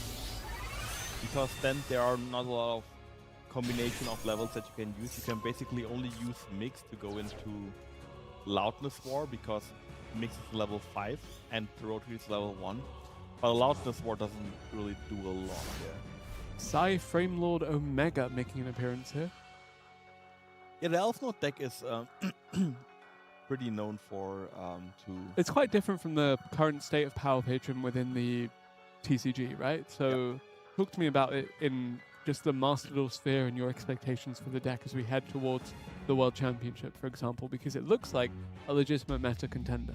Yeah, I mean, Elf Note is a really popular deck because, as you've seen, it combos pretty well through hand traps, especially setting up the Baron. we're still missing some power patron cards, as you said, the ones that we have in the TCG right now.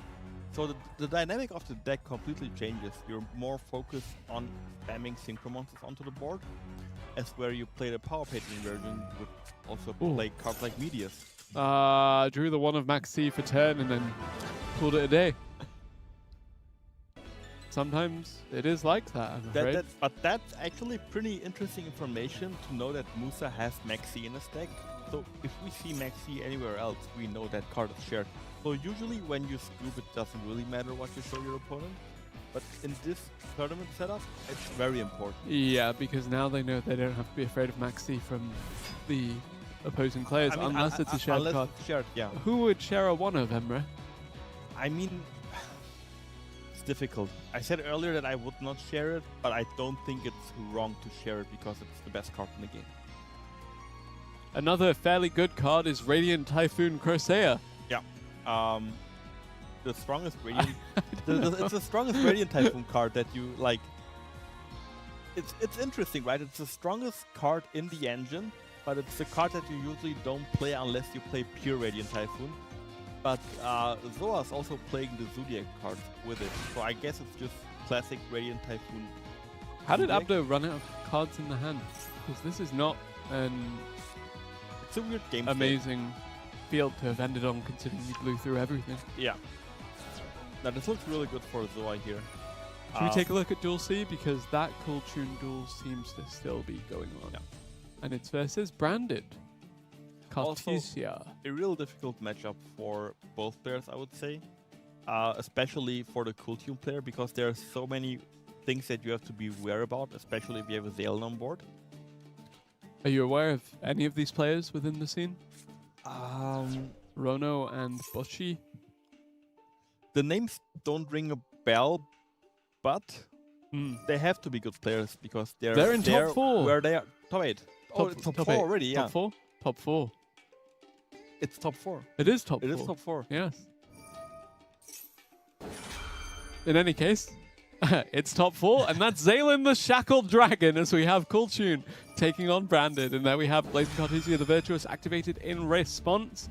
Suddenly we're going to delve into the extra deck, and we're going to Fusion Summon one of those Branded names. Which do you go for? Albion? It depends on how, like, what you have to fuse in your hand. It is actually Draco Tail. Okay. So something completely different. Yeah, Also, I thought I'm going to get the bounce. This just shows me once again why Zalen is such a great card, like really well designed. When you think about cards that just can negate any other card, such as Baron, they might seem sometimes a little bit unfair because there's no way to counter those cards. But you can easily counter Zalen by just using a card on a different chain. So the Zalen can either negate other cards, or like what you would usually do, you would use something as a bait. Yep. Then bait the Zalen out, and then actually use the card that you want to use initially. Yeah, like when I used Dynamorphia Domain to get their Ash Blossom before flipping Dynamorphia Frenzy. That's a good comparison, actually. Thank you, yeah, fantastic. Something else that's good is, of course, Duel B as Radiant Typhoon looks to close this one out. Let's take a quick look at Duel B, as it does look like this will be the final blow about to manifest for Zoa here. Yeah, I mean, the card advantage is just too big up on one card, which we can probably just negate. I believe this is actually going to pass over to Abdo's turn with that one card as the draw. Yeah, it's a draw phase. I would assume there is a Mystical Space Typhoon set face down, and I don't see a single We had card. one in hand for sure, and then I don't think it was used. So it's almost definitely that. Yeah, I don't see a single card beating all of that. I mean, we have now the Onyx, we have Varun, we have a Mystical Space Typhoon face down, which can actually negate any card on the field, because MST does actually negate this deck. Do you think we're going to get another turn, though? I mean, Abdo can just pass and then lose next turn, yeah. I guess. But it's not difficult to go for a game with the... Yep, that is a forfeit if I ever did see one, so let's look at Duel C. I don't like the fact that... Oh, it could be Typhon, actually. Superstar Slayer, Typhon, Sky Crisis. But that's not going to do enough, sadly. Okay. Just dragging the win rate down even more. regardless, here we go with Team BZE about to take 2 games up in this lead. Can they make it third here as the Cool Tune deck from Boshi seems to be doing quite well here, but Draker Tail branded actually holding on quite well for Rono and the rest of Luck. Not quite out of luck yet. Talk to me about Luck, generally. I mean, you either believe in it or you don't, right? What if I meant the team? How did you know I meant the concept? Because you just, I don't know. Yeah, okay, no, fair enough. So do you want me to talk about the team or about Considering you said that you didn't know the players, I don't know how much you can give me. But yeah, Cool Tune Synchro going to be something that Boshi can give to Rono here, as we do have that activated, of course. That being one of the key cards that was restricted fairly recently in Master Duel as a direct response to Cool Tune being as dominant as it was. Yeah, and Cool Tune Synchro here is really strong against Dracotail specifically because you can use the Rico on the field to destroy a Dracotail K2 or Rahu that's face down that we probably know where they are because we just set them with the effects of the Dracotail cards. So the Rico can pop one spell or trap, and the RS could theoretically just negate the other one. Happy to welcome back RS here as it does hit the field and it does start to clear things up, you imagine. However, we do have 2 of those face down, presumably Dracotail traps available for Rono. Those have. Oh no, one was. They're both spells. They're both spells. You could even set 2 of the same kind, theoretically, because you know one of your cards will get destroyed by Rico. So you'd have the other one. You'd guarantee that you'd have that, Yeah. yeah. Hey. But we're just passing. What do here. you think about this current game state? I think Boshi will win this game. But the branded gets an end phase. I don't think it really matters. Rono, Speaking of setting 2 of the same spell. yeah, Cool Tune Synchro. Yeah. Add 2. That too. Yeah. Rono here is probably forced to use the Fall Down to Virtus that he's about to set in the draw phase on the field spell. A lot of Radiant Typhoon monsters attacking face directly down there, by the way. I mean, yeah. I mean, we knew that that game was over when we saw the Typhon. Yeah. You were saying, sorry? I was just saying that I think now the Cool Tune player is just so favored to win. We didn't need to use that spell here, in my opinion, but like Rono has to use the Fall into Virtus in the draw phase because if he doesn't, we get the extra normal summon, and if we enter the main phase, the RS can also just negate it. So, from a rookie perspective, or someone that isn't as familiar with the top level of gameplay here, it actually looks like a fairly even game, but was there a point where you thought that Cool Tune really took control of things for it to be so advantageous, even if the game state currently looks pretty even? Well, thank you for assuming I'm not a rookie. Thank you for that. It's more like me. Come on. Yeah, I mean the card. There is no real card advantage, right? But we know that the face down spell or trap card on the very right is Fall into Virtus, and on the left is probably another spell card that we didn't use, maybe because we knew that the RS can just negate it. Yeah. So we're basically left only with the Dracotail Atalion, which is next to no defense. So any normal summon, any Cool Tune normal summon here is probably like snowballing into game. There is the JJ Cool Tune being activated, Cool Tune Q now. And yeah, it is interesting that we don't use the Fall into Virtus in the draw phase here on the field spell. It doesn't make sense to use it on the RS because we could also just use it on the RS, but that doesn't make that much sense because the Q can just revive it. Many Cool Tune names making an appearance. I think we will now see a crackle here, the Q and the clip. Never mind. To just tribute the clip with the JJ Cool Tune. Probably summoning a Mix or a Rico. And yeah, now we also can't use the Fall into Virtus because there are 2 ways to negate it this time. There's the RS and there's the Zalen, because if we use Fall into Virtus, in response to the JJ Cool Tune, it means it's used as trailing 2, and then Zalen can negate that. If we click on the right effect of Zalen, which I sometimes struggle with. Cool Tune mix to the hand. Yeah, I think you can just do whatever you want here. You can go into another RS. Should be a clean sweep for BZE, Yeah. right? You can go into RS, you can go into Remix, you can even go into back-to-back again. I think it's just too much attacking power here from the Cool Team player. It's a Remix. Maybe you only play one RS, could also be the case. The Rico targeting the Fall and the Virtuous, which they will probably chain, but we can just negate it for free. Is there already an RS in the graveyard, actually? Because I think we saw one earlier. I don't know, anyway. It could be, yeah, it could be. It could be. But we could also just go into back-to-back here. If we decide to negate the Fallen and the Virtuous with the RS, just link off the Remix and the RS into back-to-back, and that's even more attacking power. The Fallen Virtuous being activated here. A little bit late. How do you feel about that card? I think it's good. I like that I'm seeing it splashed across a variety of different decks. Sky Striker benefiting it from it a lot. I personally love the card. I love this card so much. It's so versatile. And every time I play that card, I feel like it gets better. Like, in my mind, the card is a 10 out of 10. I think it's not quite... It's that kind of delicate balance between being locked to a specific theme because it demands so much in terms of the engine, but there is Nibiru the Primal Being. We mentioned how versatile Fallen and the Virtuous is. It requires you to commit a lot of branded cards to your overall strategy.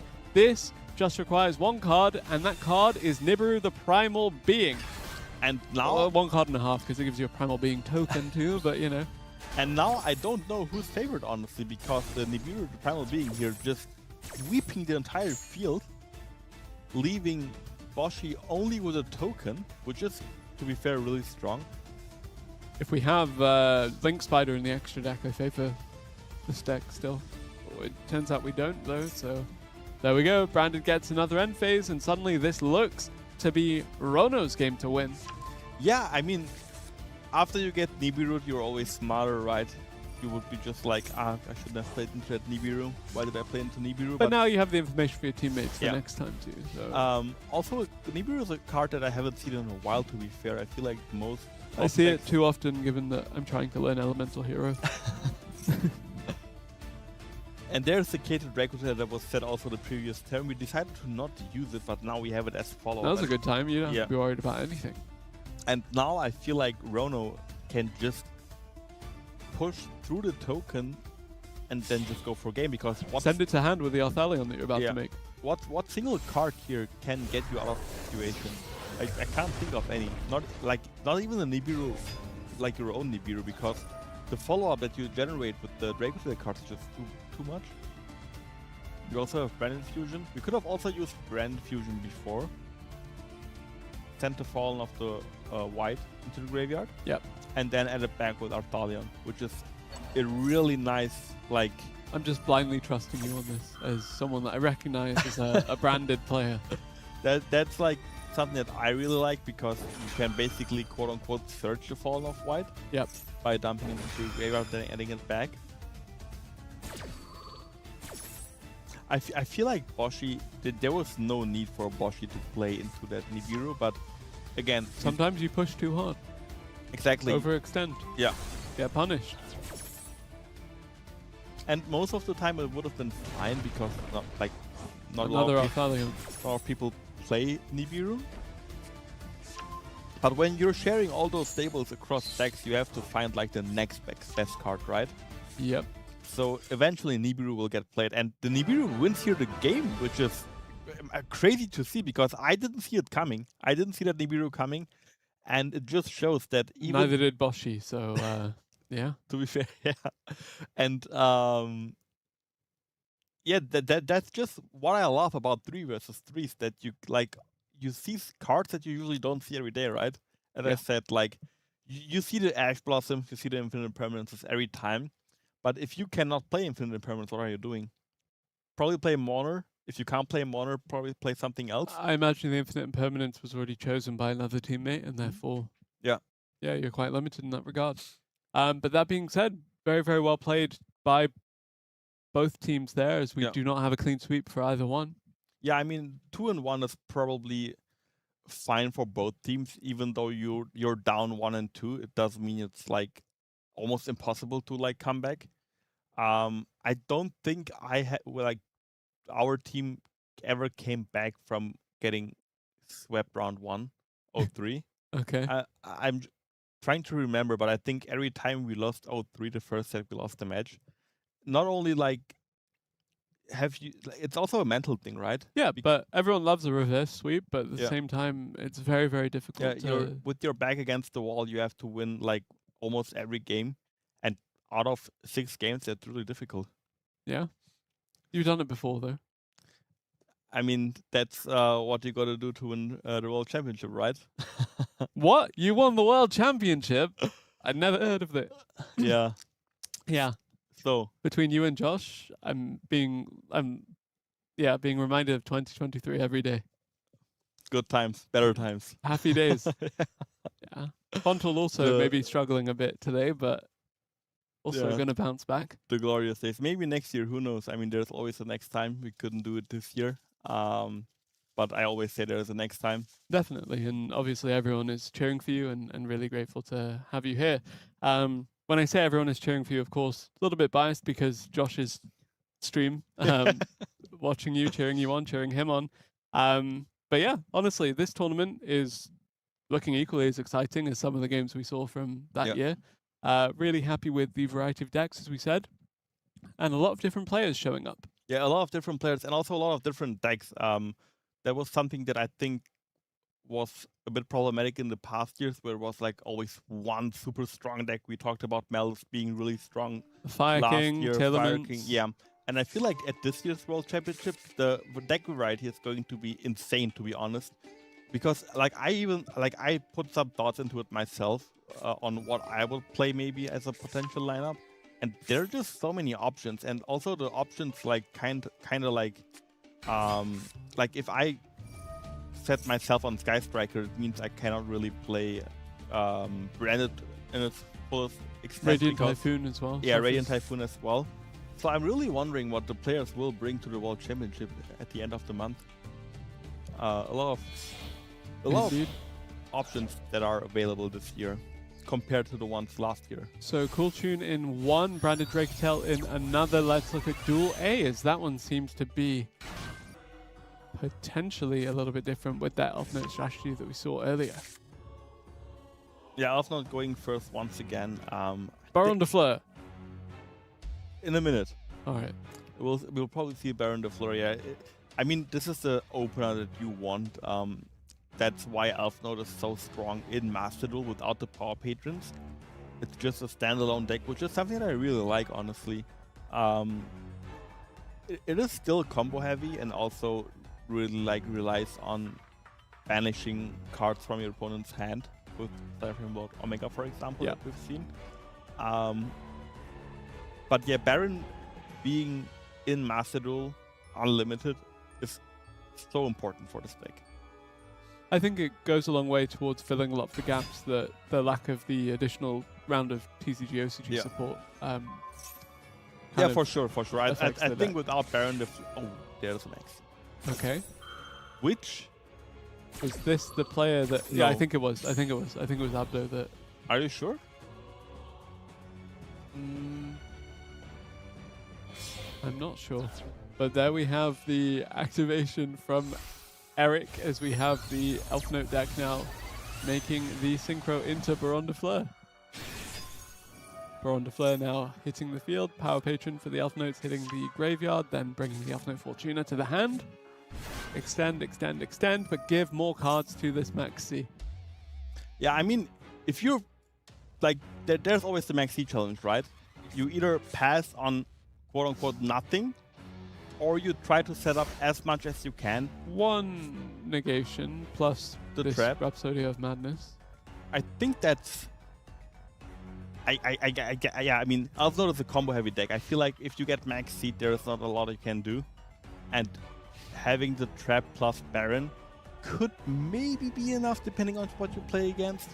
Let's look at Duel C in the meanwhile, though, as we do have the Earthbound Prisoner Stone Sweeper coming through. Josh mentioned to me that was a kind of band-aid for the Cool Tune deck. Yeah, it searches Rico. And I think that was not the player that used Maxi earlier. Okay. It was Musa, I believe.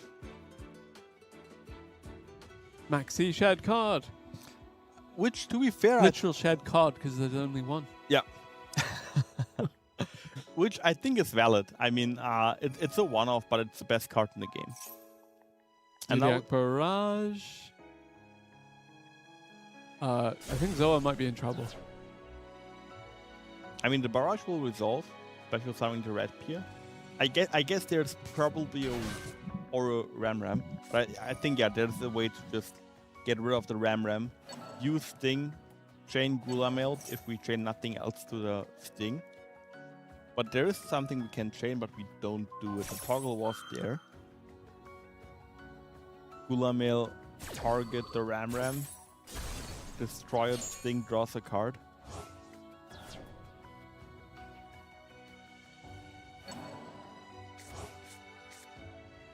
Yep.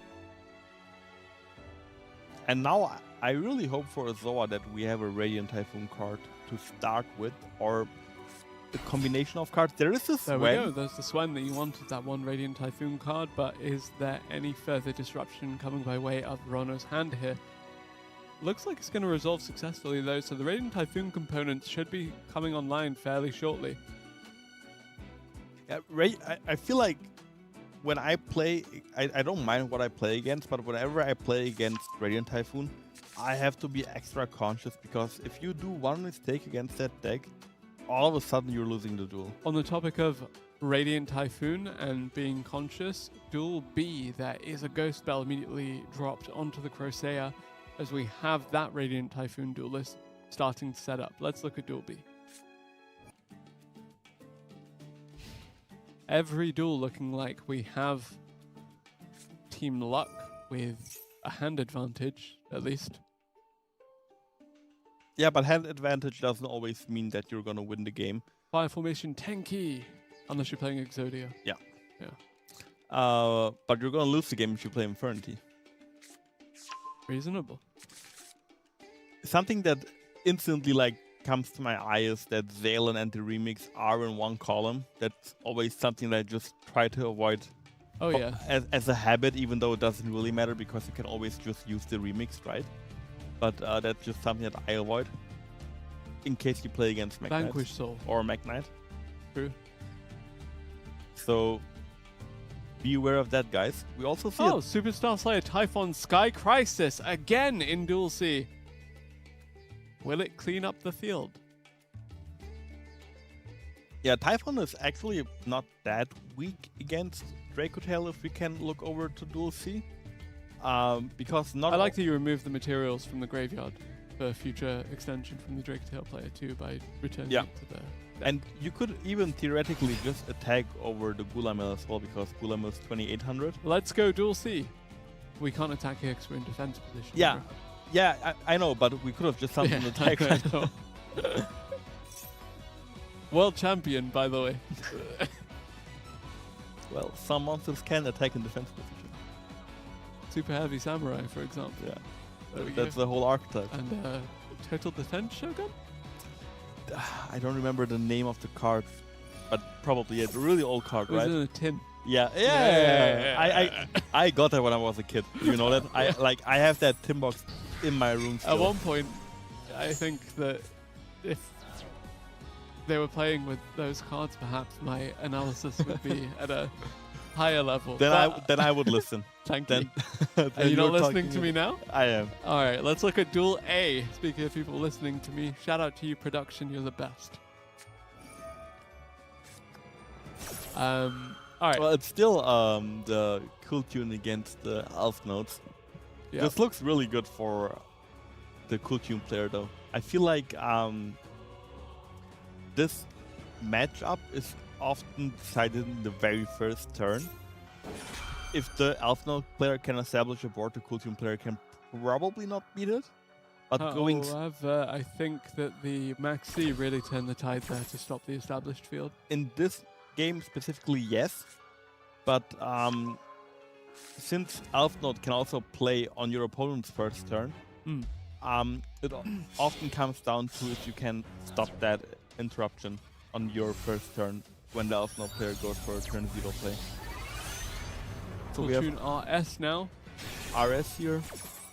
I think we're just this is what I talked about. Like, the monster will hit the field, it will get negated by the RS, and then it will get destroyed by the mix. So we basically just discarded the card for a body that we don't really like, can do anything with.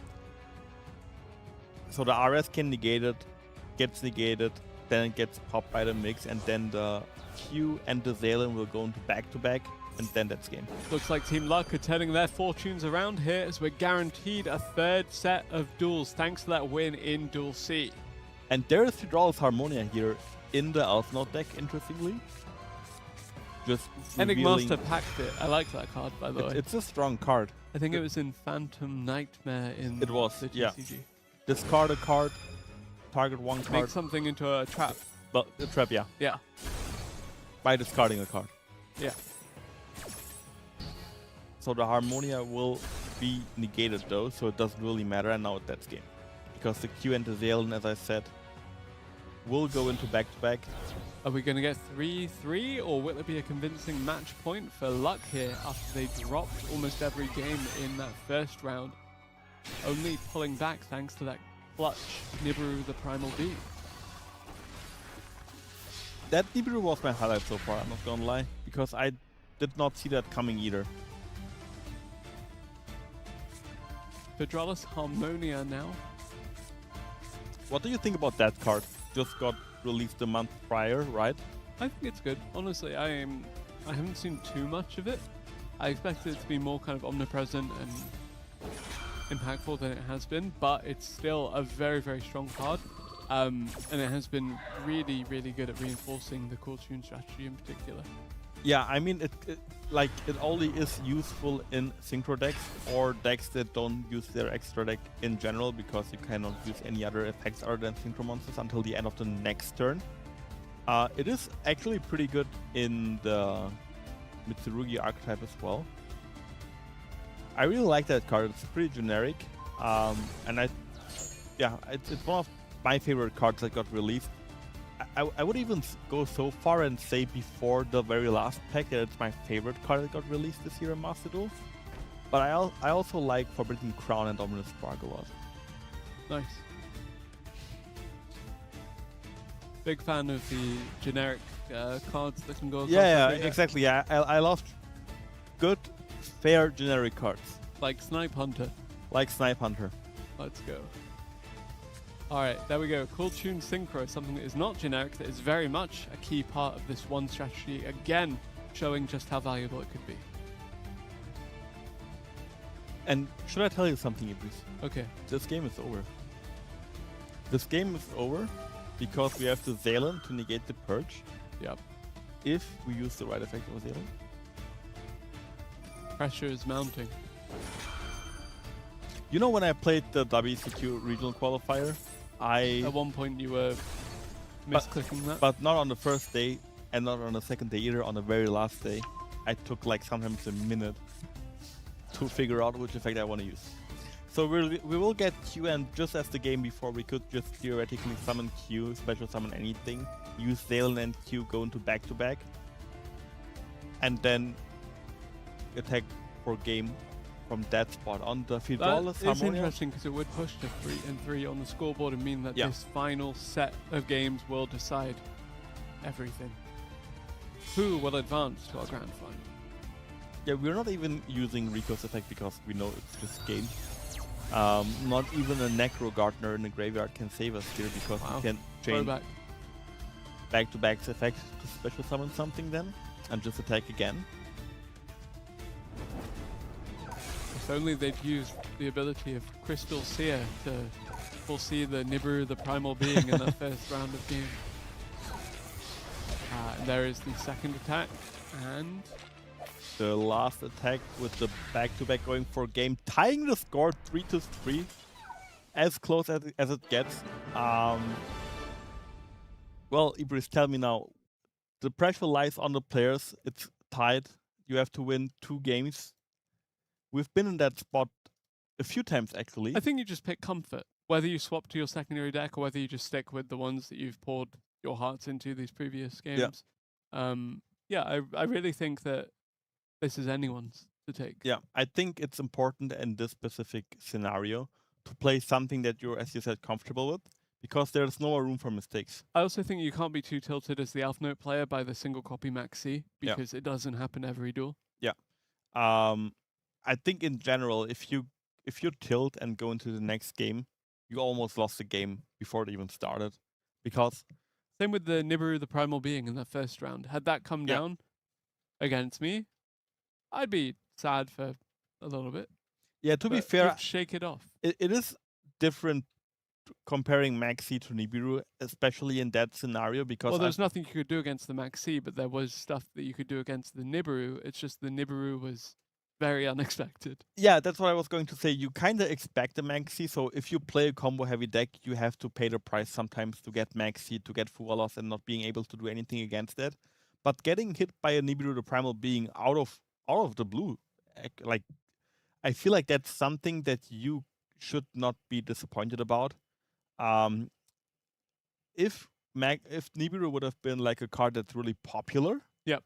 I would have said, okay, it's your fault, because you should expect Nibiru, you should calculate your plays to play around the Nibiru, but if you don't really expect it because no one really plays it, and then get Nibiru, I think fair play to the opponent for playing it. Yeah, honestly, and I think this is where the shared card rule comes into effect a little bit more as well, because you have to get more creative with the deck building and maybe delve a bit deeper into the pool of available cards, Yep. because you're conscious of this teammate is taking this card, this teammate's taking this card. I need to fill these spots in my deck that otherwise would not exist in isolation. We see Zoa starting against Musa here with his Radiant Typhoon deck. Crosshair hitting the board, searching, or was about to search, getting hit by an Infinite Permanence. If we have the Fallen to Virtuous here to chain, that would be so strong, but we don't.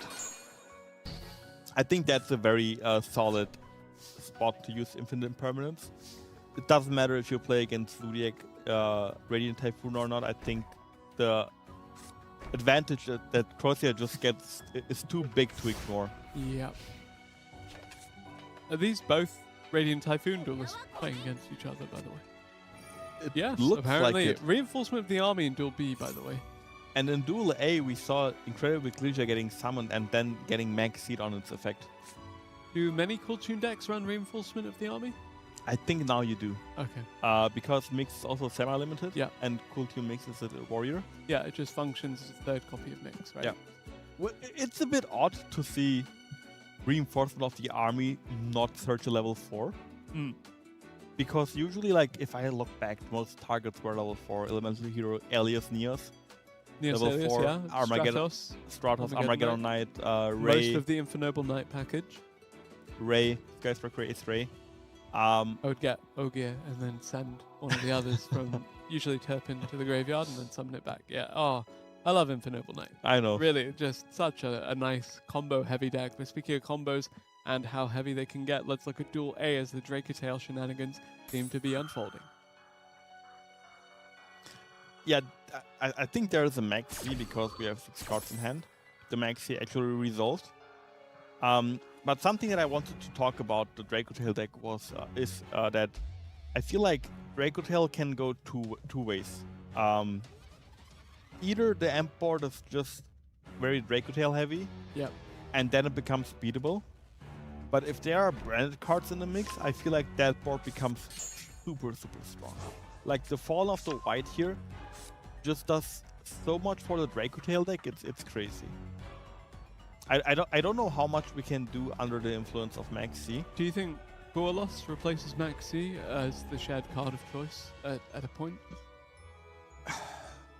I mean, it could, but I can also see... For sure this was Maxi, by the way, because you went down to 4 cards when you discarded, Yeah. then drew 2 for the 2 special Yeah.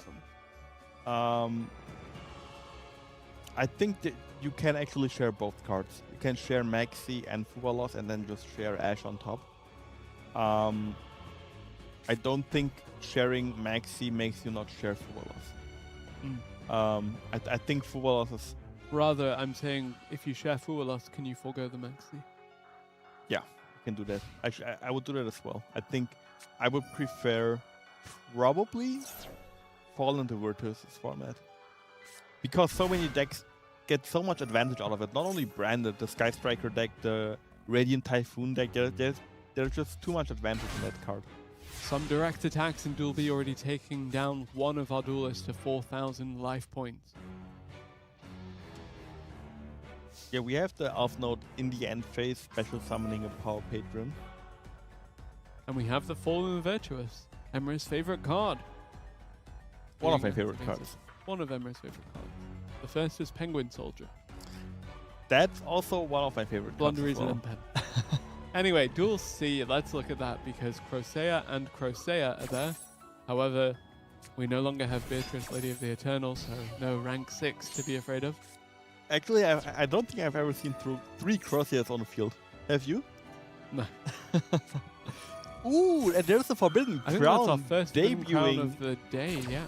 at the tournament. A really strong card, just very versatile, with a nice animation as well, which I haven't seen yet. Yeah. Also really good. I mean, it's not support, but it's a quick play card, so also like especially really good in the. Really low hand economy here, by the way. Both of them really went at each other with everything they had. Yeah, if we can still normal summon, I think the red gear is now gonna Tides have be turned.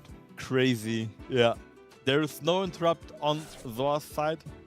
We can maybe go and look at Duel A. I'm Because curious to see Fallen Valbaz actually, because it felt like Yeah. White Dragon had just replaced it completely across everything. I think you still play one Fallen of Albaz, the original one. So in one Fallen most of decks. Valbaz and 2 Fallen of White Yeah, Dragon. because you can just play 3 Fallen of White in most decks, but having the option to summon the Fallen of the Albaz on your opponent's turn as an additional Oh, interruption we're using the opponent's field. is the really fusion. strong. Yeah. And now we have the Dragon that there was the Dogma hitting the field. Yep. Out of a sudden, basically removing every monster on Rono's side. We can also make sure to shuffle back the Arthalia so that doesn't come back once 2 monsters hit the graveyard at the same time. Rinbrum, the Striking Dragon in the graveyard here, and actually going to be activated in response to Dragon Devours the Dogma, but can it do anything? I assume we're forced to do that because if we don't, we're just gonna shuffle either the Rimprom or the Fall of the Albas back into the deck. Yeah. So yeah, we're shuffling back the Ecclesia and the Cartesia. I mean, the Ecclesia will just get summoned now with the Fall of the White, I would assume. But the Cartesia doesn't come back now every end phase once the Fusion Monster hits the graveyard, which is really good for Eric here, making sure that Rono has not a lot of potential follow-up. And now we could just tribute the Ecclesia, special summon our own Fallen of Albas, and then using its effect to potentially fusion summon with the Elf Node monster or the Medius. Yep, Medius the Pure, of course. Very, very important part of all of these Power Patron strategies. Yeah, it's the heart I've of seen Archmage quite a bit, by the way, as of recent.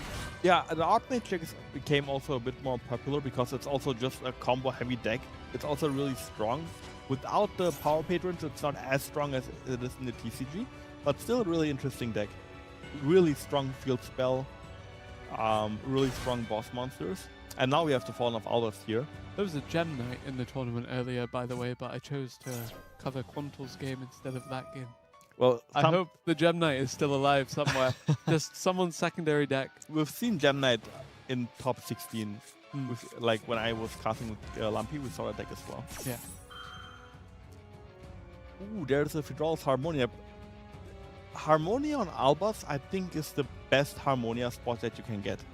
Because you're not negating the card, but you're destroying the Fallen of Albas, which means that you can not longer use it as a fusion material because it's not on the field. So it basically negates the effect. Duel C is looking kind of done, I Yeah. have to say. Let's take a quick look at Duel C because, yeah. Yeah, it was the one red key, it was a tanky that searched the red key that completely changed the tides here. Barun searching Mystical Space Typhoon. And then Trident becoming Arcanine.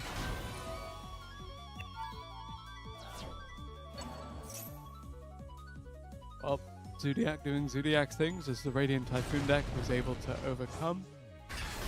Yeah, I think this is just game over here for Zoa, sadly. The one red pill is just doing so much in this deck. Do you think we'll see a lot of this deck at the World Championship? I would hope that people play that deck, because I think it's too strong to not play. Which, actually, I think it's really cool to see. Can we call it an old school deck at this point? Almost been 10 years. Zodiac, Yeah. potentially. To see Mystical Space Typhoon has been like 25 years. Yeah, but Mystical Space Typhoon is not a deck. Zodiac is a deck. Oh, Radiant Typhoon would beg to differ. But yeah, seeing a deck that's like almost 10 years old being still so strong is really cool in my opinion. That's not game though, right? Maybe? Could also just be 5,200 points of damage. I mean, the Varun will now trigger on the field. Place Mandate.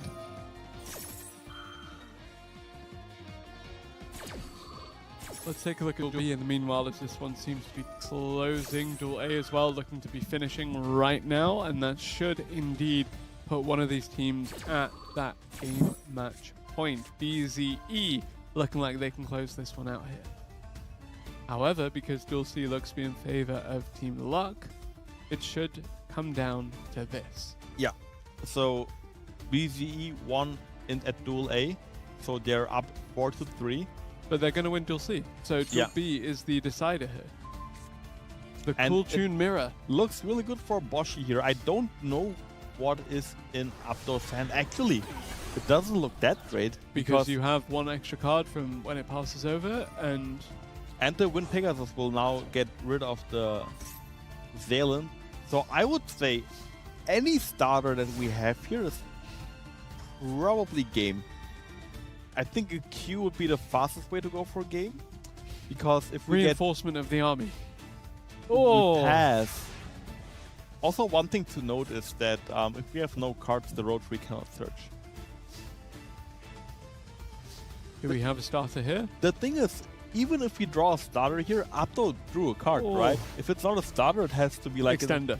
or an interrupt. Yeah. So it's kind of like one of those famous top deck wars where like the player that sees a card that plays first wins the game, but both players It are seems to be passing back and forth. Boshi, do you get a starter here, and will it resolve uninterrupted, or will it be Abdo that gets another turn?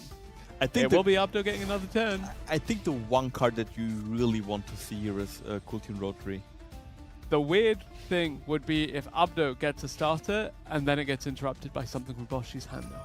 And there is Synchro Overtake, a card that can be interrupted with many, like can be stopped by many cards, but it's resolving. You can ball it, you can ash it, you can purge it, but it's resolving. And even if we negate the mix here that's being summoned, having the mix on the board is so important, because we can always go into remix, and then it puts our opponent on another turn clock. Harmonia there from the hand, going to run some kind of disruption here, but there should be an answer in the hand of Abdo. Let's see. I think the Harmonia is too early. Unless we have a Veiler. Yeah. Why does the See? Veiler make the difference? See, I know my Cool Tune deck. Yes, you do. I never doubted you. I know my Cool Tune deck. I never doubted you, my friend. Please tell me what made the difference there. So if we use Harmonia, only Harmonia, we would destroy the Cool Tune mix, but the mix would still resolve, right? Yeah. So it can get a Q, and then we lose the game. By using Veiler as trailing 3, it means that the mix is negated And now we've destroyed. stopped that chain of combos that was started from the Synchro Overtake. But Yeah. do we have another follow-up? We had another monster in hand, so we chose not to use it that previous turn. Yeah, it's probably one of the Ghost Sisters, I would assume.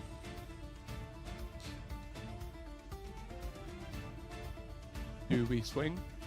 I think you always attack. It's just if we set a monster, it's, Well Yeah. predicted. You Yeah. know your deck. I know my deck, But but if that only we had an Infernoble Knight player in top 4. that also tells me that there's probably a second Bell in hand, because why would you set Bell otherwise, right? Yeah. So even though Boshi is the person with the player with the monster on the field, I think Abdo here is favored, and that's one card that's a bit risky, because if we normal summon the Bell now that we have in our hand, tribute it can get ashed, it can get ogred. If you get ogred here, it hurts so much. I think it's Bell and Valor in the hand, and we're now just deciding on what we want to actually use. I would probably use Valor here. Oh, sorry, Bell, because the Valor can actually negate. If You're doing okay on predictions so far. Come on. If you're down to one card, and your opponent summons Trackmaker, Ash Blossom, one of the disruptions you mentioned. but that's also putting Boshi on a one-turn clock, right? Because any tuner now is a play. Yep. But if that's Valor in hand, that's one really cool thing. If you get Trackmaker, you can negate the Trackmaker with the Valor, and the Rotary will also not search in at the resolve, because you have no cards in your hand anymore. So you basically get rid of 2 searches with one Valor. Yep, and we're down to top decks again here. Do we get something else for Boshi there? A set to the back line? What do you think that could be? Go on. Fallen Divertus. Really? Probably. Okay. Maybe Imperm? I believe you. Why would you put... I mean, if Okay. it's Fallen Divertus, you can maybe just use it instantly and then use Albion in the end phase to get Classic it back. middle column imperm, if so.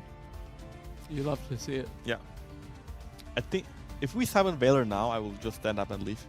Yeah, you. Ooh. Okay. That's one way to scary. search for more That is scary. starters. Surely you hit another one here. Surely you've got something here, Abdo. Because you're running out of life points to play with. And cards in the main deck now, because we just banished 10 to draw 2. Pot of Desires. What did Abdo desire? And more importantly, what did Abdo get? Is it something that can answer this setup from Boshi? I mean, surely we have a tuner in hand. Surely we have a tuner in hand. Surely we have that effect Valor that you mentioned earlier. Surely we have something. Thinking. But also one thing to note is, do we have enough Cooltune names in the deck now? Because JJ Cooltune can only summon from the deck. It's Valor. There's the Valor. Okay, yeah, you're... I'm heading out, guys. Never gonna surpass this. Okay, we have enough Cooltune names in the deck. And then we have Crossout Designator. It's the mirror match, so it stops this search for whatever it is. It is, yeah, it is. Okay, JJ so it Cooltune. stops the JJ Cooltune from the beginning there. The search that we mentioned does not even happen, but that tribute certainly does, and you don't have that many more effect Valors, that many more tuners with which to tribute, but we do have another unknown card in the hand, in fact 2. So, Abdo, turn not over, you still can take 1 more attack, 2 more attacks technically, Yeah. if there's no other monster for Boshi, but let's see. Does Boshi have something that can answer this? Okay, that's something. Very that good. could very well be game, actually. It could be game, yeah. I wonder if you play Chaos Angel. Because I don't think the Q will resolve here. Vidralis Harmonia. I really hope there's a second Valor. I really hope there's a second Valor. There has to be, right? Ibris, there has to This be. was actually a pretty fun Cooltune mirror to watch, Yeah. actually. And the fact that it went down to top deck really shows you how evenly matched these duelists were. There is no second. There's no Valor. So this is going to result.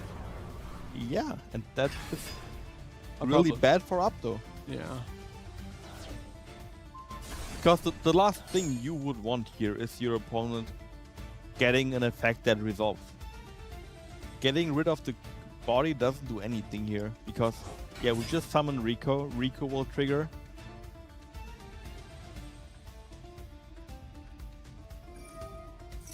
But I guess the pack bit now can send... Ooh, wait, the Pegasus can shuffle back the JJ Cooltune, right?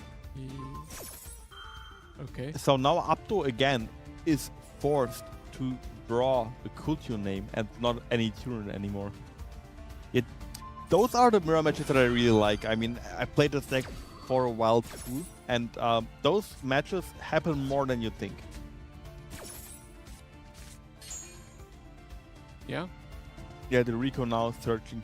I think What you go monster from. did we discard just now for the I think it was the pack bit? Earthbound. Oh, okay.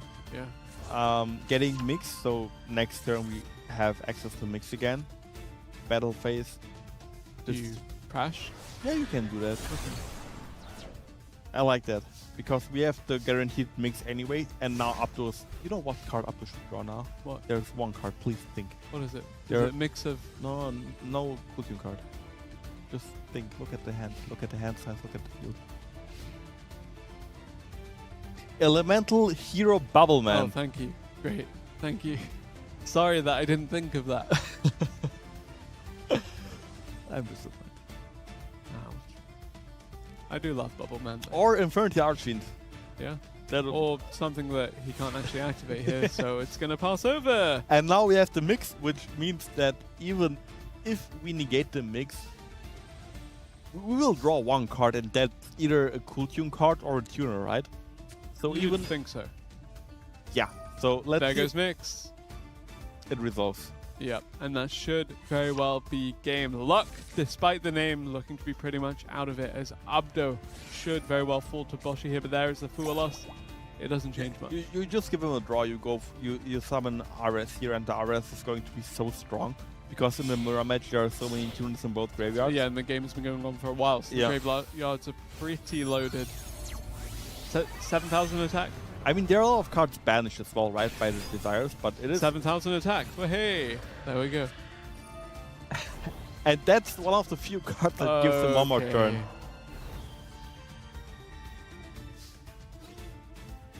So attacking for 1700, and I think the only card that could get you out of this is probably Fall and the Virtus. Change of heart. You can just negate that. Fair enough. Alright, do we have a way out here, Abdo?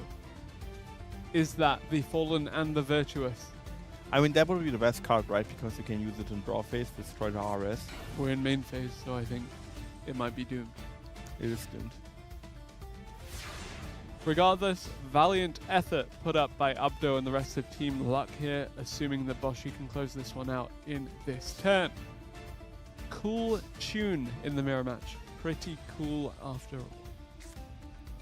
Synchro Yeah, overtake. there's the overtake, and Another that means synchro going to be making an appearance, and that is yeah. game. So Team BCE makes it to the finals. Are they our first finalists or our second ones? We haven't seen them already yet. It's right. It's the first time that we've seen them. I believe so, yes. Yeah, maybe in one of the other rounds that have been featured, but where we can weren't take a look on. at the bracket Yeah. very, very shortly. But But yeah, really well played. That was a lot of fun across yeah, those the games. that was one of the few cool tune mirrors that are like really enjoyable to watch, because what it is usually that it like you go for your turn one combo, you know your opponent's hand, you know their top deck, and then it's just like watch and see, can my interrupt stop their plays, and if yes I win, if not I lose.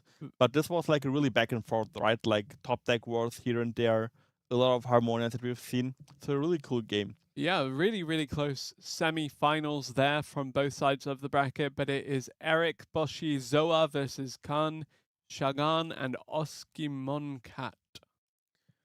Those are all names that I usually don't see a lot. I mean, usually it's like you have your usual suspects, right? You have Indeed. like Nikki always taking it home. You have Brones. You have like Abu Hamud. We saw Boss there in the bottom left as well. Yeah, Boss, also FSM Boss, one of my favorite players. Yeah.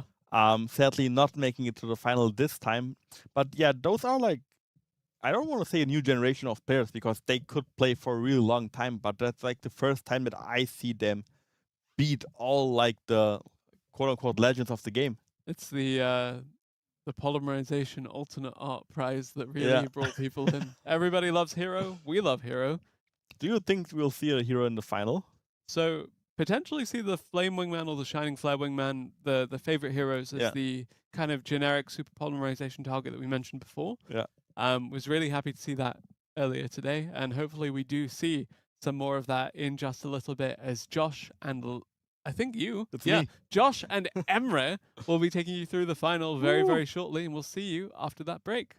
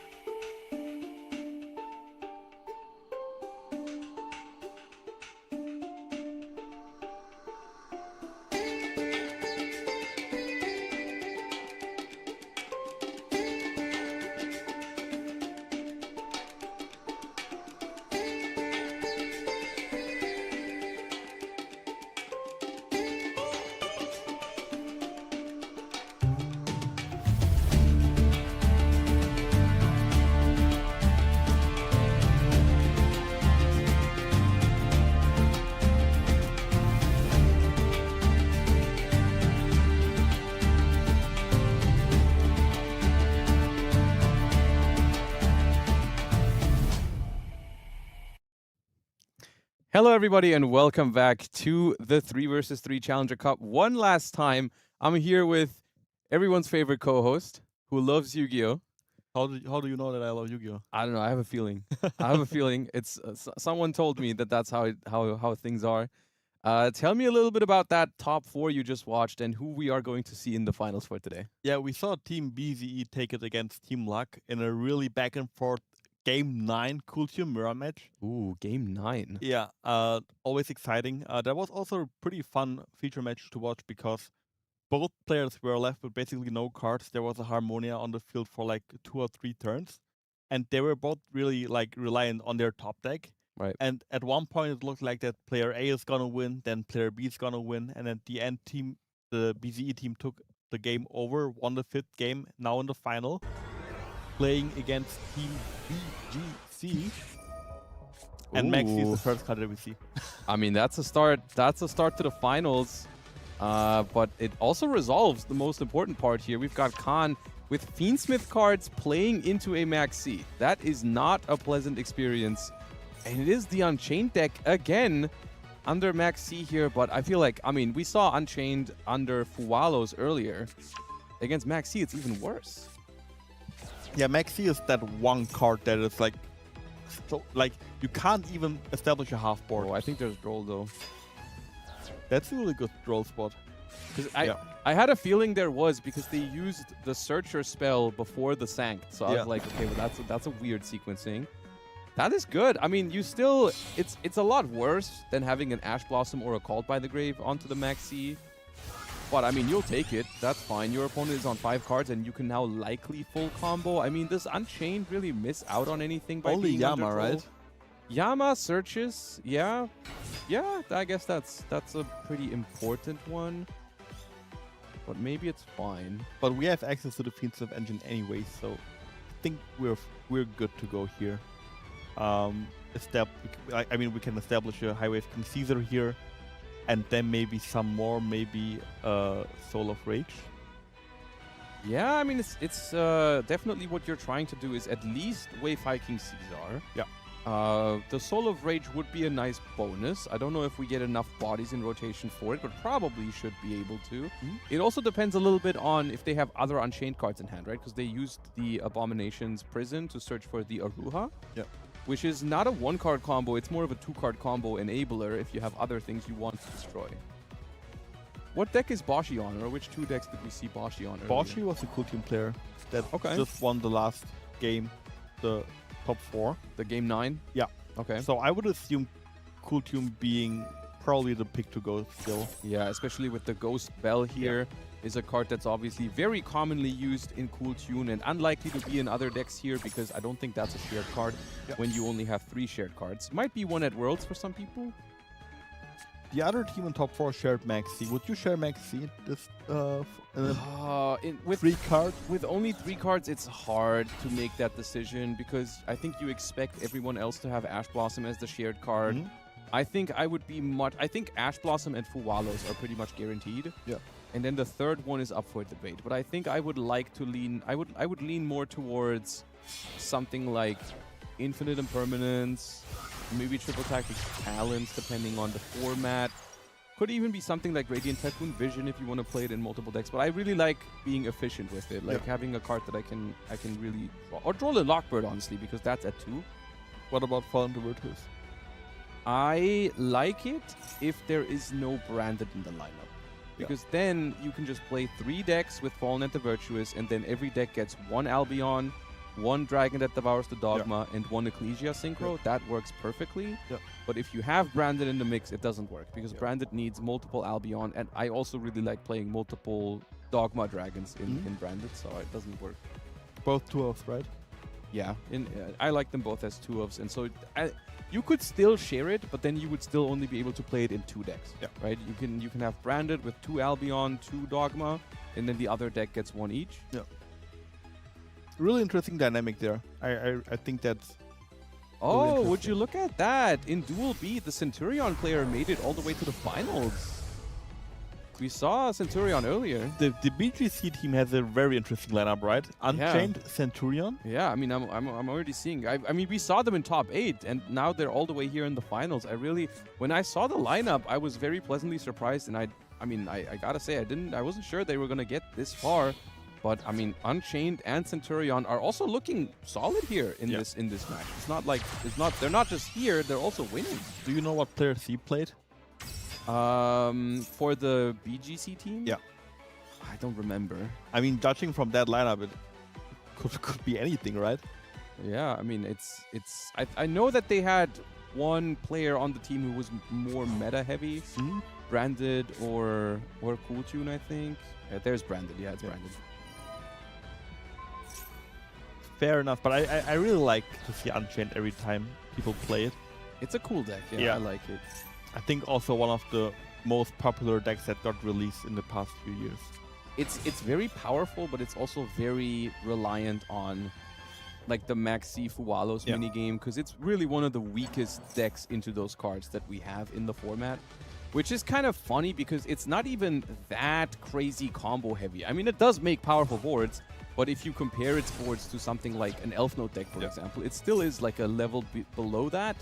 But it does have significantly worse compromises or plan Bs into something like a Molcharmi or a Maxi, which is really what sets apart a combo deck like Elf Note from a combo deck like Unchained these days.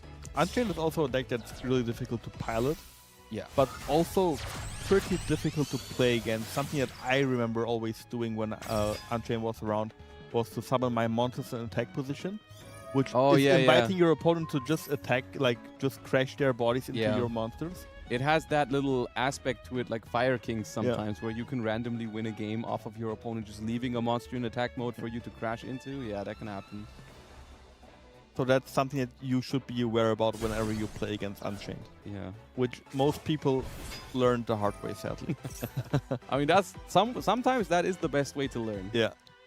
Because then it only happens once, hopefully. But yeah, it is still the import that we talked about, Caesar and Soul of Rage. Yeah. Plus a trap. Yeah. And one card still in hand. But that's what I mean, right? Like, this end board is basically what this deck is trying to achieve. But it's not as, like, auto-win as you would expect it from a deck that is so potentially weak into something like a Maxi or a Molcharmi. You would hope to have more, I would say. But, I mean, it's cool. I like decks like that. I like decks that end on boards that are technically beatable, or that are beatable, without having to resolve a card. But it's just that the downside of Maxi or Fuwalos is pretty big with a deck like that. But we did have an out this game. It was not the perfect out, but it was an out. And here's the Imperm, and all of a sudden, we are left with not that much. We have the Trap, and we have the Soul of Rage. And we have a Yama engrave, which is neat. But it's not the most amount of interruptions. Soul of Rage says only special summon monsters, right? And that's particularly good against, or bad against Cool Tune, quote-unquote, because the Cool Tune deck can do a bunch of normal summons, and that means you cannot really interrupt it on the first body, which is where Cool Tune is the weakest. Yeah. I also think Unchained Soul of Rage targets. So if they have a Cool Tune Synchro in hand, they can just dodge it. And here we go. We pop the first normal summon. That's at least what we can do with the trap card.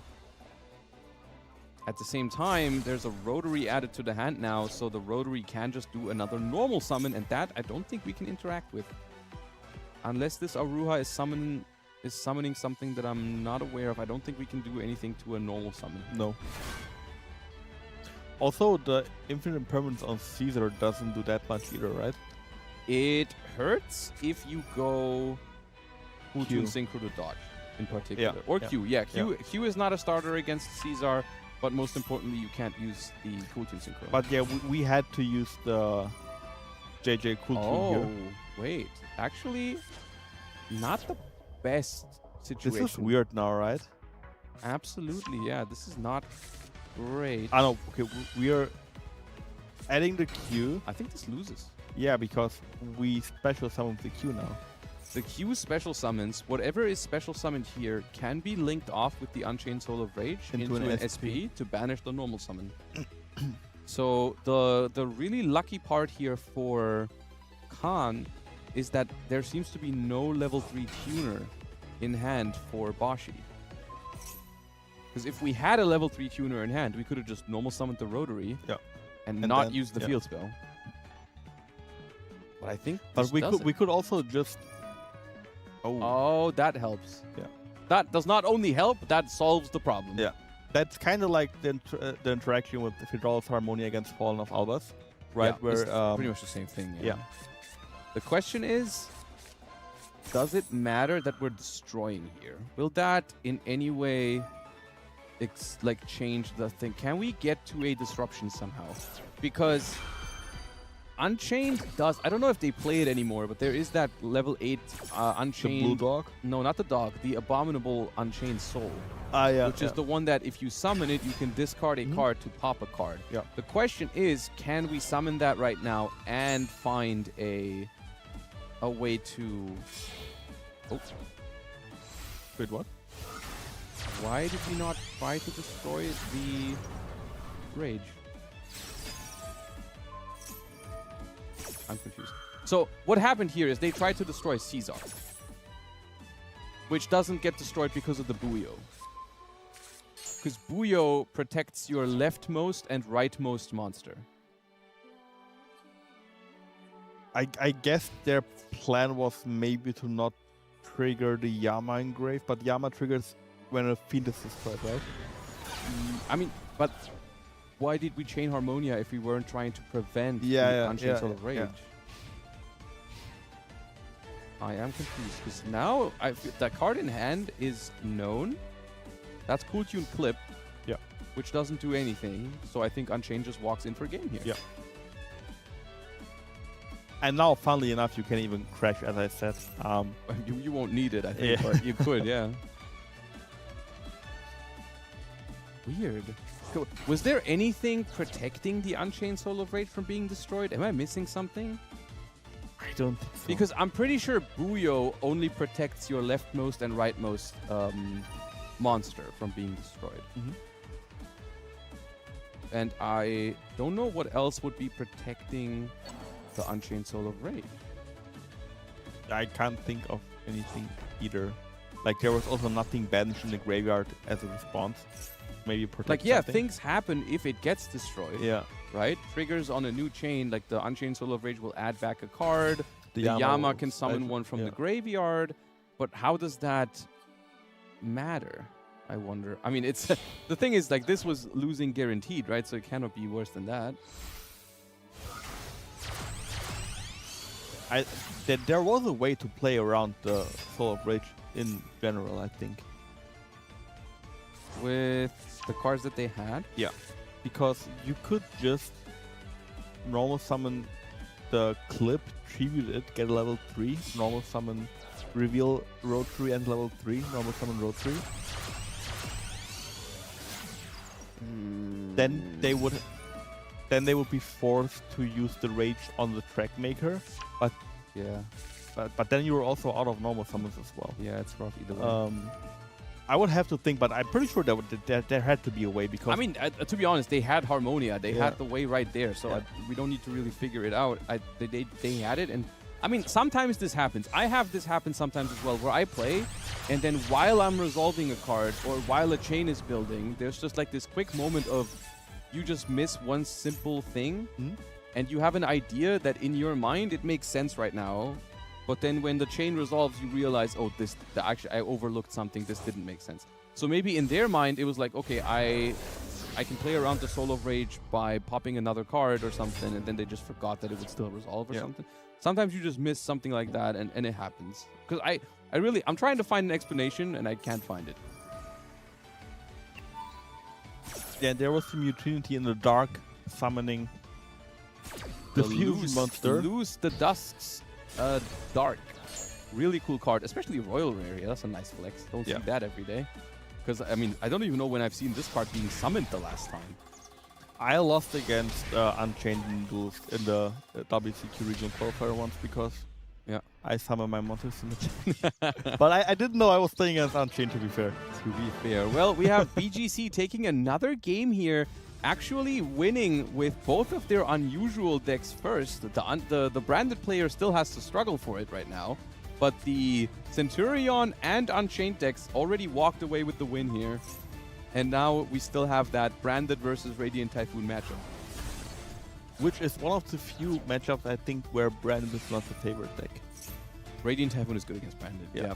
And one of the main reasons is also it's not the main reason, but one of the reasons is that the pushing stuff into the spell trap zone is actually a phenomenal way to deal with Branded. Yeah. Because it stops those cards from being in rotation. It's really hard to get this card back. You essentially have to pop your own card with Fallen and the Virtuous if you want the Mirror Jade in rotation. If the Mirror Jade is in the spell and travel zone and we play multiples, we cannot No, you summon. cannot yeah, summon we another cannot one. summon the Yeah. second one because it's technically still on the field. Yeah. But it also, most importantly, it plays around a fusion monster hitting the graveyard, so sometimes you can avoid triggering their end phase stuff altogether because you can put one in the spell trap zone, return the other ones to the deck with Phonics, and so you can really ruin their follow-up with that. It's a rough matchup for Branded, especially when you go second. But if Branded goes first, even then it can be hard sometimes. Also, putting a Granule in the spell and trap zone is really strong. Yep, also stops it from triggering altogether.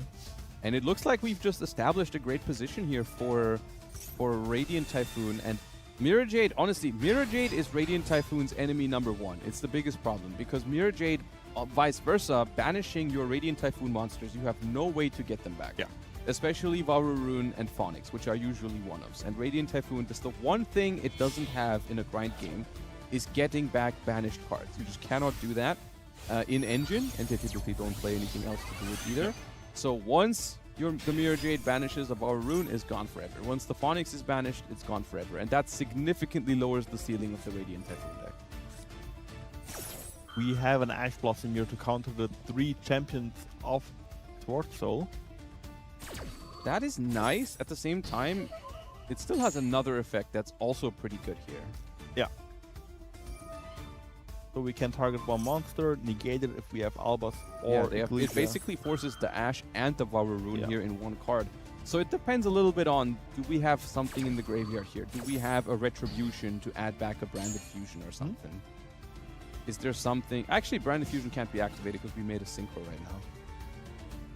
But we can run over the Crocea, we can run over the Swen, and then it becomes a question of how good is Radiant Typhoon's follow-up right now? Oh, never mind. Timeout? Nah, it is. Or the follow-up was just good enough and we just realized that They surrendered. Okay. surrendered. Yeah, maybe they knew a set Ascendance to Yeah. bring back the Crocea or something like that. Guaranteed follow-up, so... Yeah. All right, and that is a 2-1 lead for the team on the blue side over here. So they are one step closer to winning, but they didn't quite get that 3-0 lead. Yeah. Had the Branded player won that game, they would have been up 3-0, but luckily for the team on the other side, that wasn't the case. Branded falling to Radiant Typhoon, which to me almost feels like the, I don't want to say breakout performer of the day, because of course everyone knew Radiant Typhoon was a strong deck, but I think it's like, it might even be the most played deck that I've seen today. Yeah, I think together Splash with the Zodiac engine, I think if we've seen it in every team's deck or in every lineup. Same for Cool Tune, but I feel like every time... We had matches without Cool Tune. Like the very first round, I think we had 2 teams that neither of them had Cool Tune. Oh, that's interesting. But they all had, I feel like every team I've seen had Radiant Typhoon. It might also just be a matter of Radiant Typhoon is a very engine-heavy deck. Yeah. So it doesn't, in a shared card environment, it doesn't take that much away from your other decks. And it's pretty flexible. The cards that like you want in other decks are like Fallen and the Virtuous. But you can deal without... I feel like if you play the Zodiac variant... Yeah, you can play without it. You can play without it, yeah. You can just play full engine, the 3 shared cards that you're sharing, Ash, Fuelos, maybe Maxi or whatever. Yeah. And then I think the only problem card that like comes up is the Vision, because that's a card that you would like to play in Sky Striker, for example. Yeah, I think Radiant Typhoon is particularly hard to pair with Sky Striker. That's the one deck it has a lot of overlap with, because they both like a lot of quick play spells. And that's the other thing. I think it pairs very well with Cool Tune because they got completely different non-engine approaches, right? Like one is Radiant Typhoon is clearly a board breaker deck. Like you want to play those quick plays, those droplets, maybe Crown even with the new Super set. Poly. Super Polys, Fallen and the Virtuous, that kind of stuff. And Cool Tune is like the other end of the spectrum where you want none of those cards. But Cool Tune at the same time is taking up a lot of the hand traps, right? You want all of those in Cool Tune. And so having a deck in your lineup that needs none of them is a really nice like combination. Probably branded, right? Yeah, like Branded plus Cool Tune plus Radiant Typhoon, it just flows well together. Yeah. Right? You just have to build your Radiant Typhoon deck without Fallen and the Virtuous, and you're good. Yeah. And then you have pretty much definitely three of the top 5 decks in the format, and you just have those in your lineup. I think that's the lineup that we could see at Worlds, honestly. Like, that's something I could definitely see. Like, we have a Branded player, a Radiant Typhoon player, and a Cool Tune player, and that is just really good. And then you start finding good secondary decks to cover for the weaknesses, and there you go. For example, I was thinking about this earlier for Cool Tune, because I think you were talking about it with Lampi earlier, what the second deck to a Cool Tune player might be. I think something that's just good into Sky Striker, Branded, because those are tough matchups for Cool. They're not auto lose for Cool Tune either. Like, Cool Tune can technically beat anything, but if you could, I think you would try to avoid playing against Sky Striker. Yeah, right? for sure. You'd rather have Striker is a really tough matchup. You'd rather have a really good deck into Sky Striker. Are you experienced with the World format deck building, or why do you have so many great ideas? I just thought about it a lot recently. I don't know why. Seems like you know what you're talking about. Wait, we activated Fiendsmith Sanct and they had Crocea. That's crazy. Yeah, that's also one thing that I realized, that like whenever you play against Radiant Typhoon, you always have a quick play in hand that Dude, you have to that you have to activate. I love activating Crocea on turn 0. It's so good. You start with so many cards. Yeah. I will 1 card on the field, 6 in hand, you're drawing a 7 card per turn. It's so good especially if you're playing against a deck where the board is breakable. Yeah. Like, of course, adding 2 cards to your hand with a Crocea when your opponent makes a really strong board anyways doesn't really matter. Yeah. But when you play against a matchup that's beatable, it's so good. As we have the Purge here as well. So that tells us that you're not playing, or we are not playing Purge and Cool Tune, which is also a valid option. Yeah, you played Purge and Cool Tune, right? When you played it at the last Duelist Cup? No, I didn't play it in Master Duel, but because I felt like I didn't really prepare that much, and I felt like if I don't prepare and play Purge, I will misplay a lot. Right, because you forget that you're locked. Yeah. Okay. But after getting more experience with the deck, I played at the European Championship. Right. Which I really like Purge and Cool Tune. I really like it. All right, so we have Unchained doing Unchained things here. Let's take a quick look at what's going on in Duel C, as I think that's a branded mirror match. So someone must have swapped the deck, right? Yeah. Because previously we didn't have... Did we have branded on both sides? I don't think so. We had it on BGC's side. Yes, but was Eric on branded? I don't know if... I don't know. I don't know what the Centurion player played against. Right, we didn't... Oh, wait, there's... it's not... It's Elf Note. They were on Elf Notes. They just didn't draw the Albaz package. This is a common thing that is... In the TCG, it's not done as much anymore because Elf Note now has more, like, cards available to it in the TCG with, like, June Pride. But in the beginning, before June Pride, this was a very common way to play Elf Notes with the Fallen of Albaz package. Ooh, this is a big... This is the Fallen and the Virtuous being used against Branded in a very strong way. We're preventing the Albaz from fusion summoning with the Fallen and the Virtuous pop. That is massive. Can't resolve that. And now this Tinia is likely going to get its continuous spell. Yeah, and the blue player now left with only 1 face-down card. We're main phase 2, to be fair, so we cannot attack for game here. Yeah, but Elf Note is the deck that doesn't need to attack for game, right? Yeah. Elf Note makes a board that's impossible to come back from unless there's a lot of graveyard setup for Branded. This is always something. Sometimes game states... Ooh, this is a very good retribution.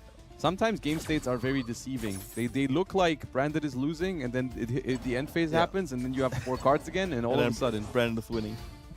But this is a massive retribution. Yeah. It would destroy this card, actually. But because the Welcome Home is there, the monster in your center main monster zone cannot be destroyed. So that's something that might matter eventually. The fact that it didn't get destroyed right there, the Regina. Yeah, Retribution here being a 2-for-1 is really nice because we also have the Graveyard effect. Yep. to get a card back from the graveyard.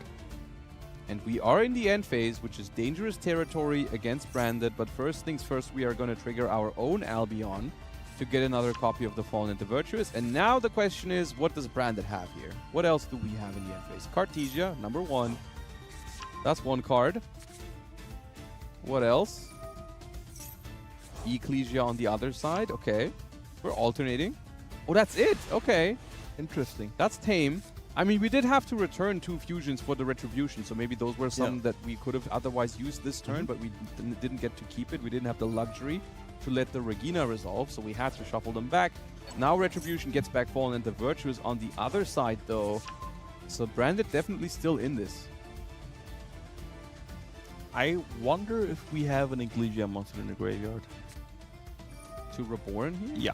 I feel like we want to send, though, because we really want the grind game to happen. So we sent a Synchro. That's going to get rid of the Welcome Home. There it goes. And now we can... Do we have another fusion monster in the graveyard for the Synchro? I would assume so, right? Because why else would we send Ecclesia? That is a good point. And then you have the choice between, do you hit the known Fallen and the Virtuous, or do you hit the unknown face down card? What could that be? Maybe Elf Note Trap if they hard drew it. Yeah. Infinite Impermanence when drawn for turn. Yeah. We go for the safe one. We go for the Fallen and the Virtuous. And they do have an Ecclesia monster, so they revive. Oh, they revived the Tinia.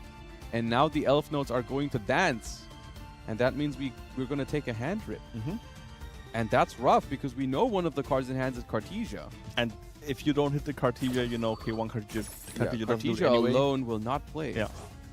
Cartesia alone will not play. So that's a 50-50 already to pretty much win the game on the spot. There's also something that can respond, I think. So. Yep. Oh yeah. Well, I mean that was the worst possible card to draw there. So unfortunate for Branded. I honestly don't know if I would send the Synchro there with the Fallen into Virtuous. I feel like you have to send like a Titanic Clash to get in your engine somehow. Because I mean, let's say we don't train the Fallen the Virtuous here to get rid. Like, let's say all of that didn't happen. What are you gonna do with one Cartesia and one? Yeah, even then it does not play. Wallace. You're not getting into the game this way. Whereas with the Quem, you at least have like a chance to make something happen. At table B, we see a Superstar Slayer Typhon get summoned. Maybe we can jump over table B. Not my win rate. Okay, we return to B to B. And now, this is always the thing where you hope that Cool Tune doesn't have follow-up. Yeah. But let me tell you something. Cool Tune pretty much always has follow-up. Even though it's not always guaranteed to have follow-up, but if you have JJ Cool Tune, like... There are so many cards. 90% of your deck is follow-up. Yeah. Every single hand trap turns into follow-up. So this is always... You always lose this bet, I feel like. I'm pretty sure Typhon didn't win a single game this tournament, sadly. Leave my boy Typhon alone. He's trying his best, okay? I love Typhon. I love Typhon, but I feel like... He's in Duel A as well. Come on, he's going to do something. Got to do something somewhere. Okay, I guess Duel A is also over. I feel like sometimes people know that, like... I love Typhon. People know that, so they are just losing on. They're summoning Typhon to lose on purpose.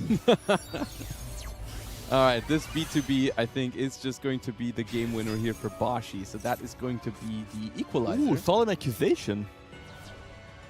Where did that happen? The Q revealed the Archmage Varnish and the Solemn Accusation. That's an interesting trend in Archmage decks because they are more synergistic with spell trap cards. That they just play traps because they can discard them for the field spell if they don't need them going second.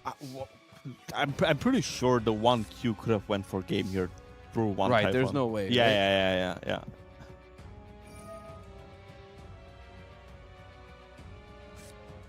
Discard another accusation. Well, that's the one you put on top. Yeah, with that's the the one. Yeah.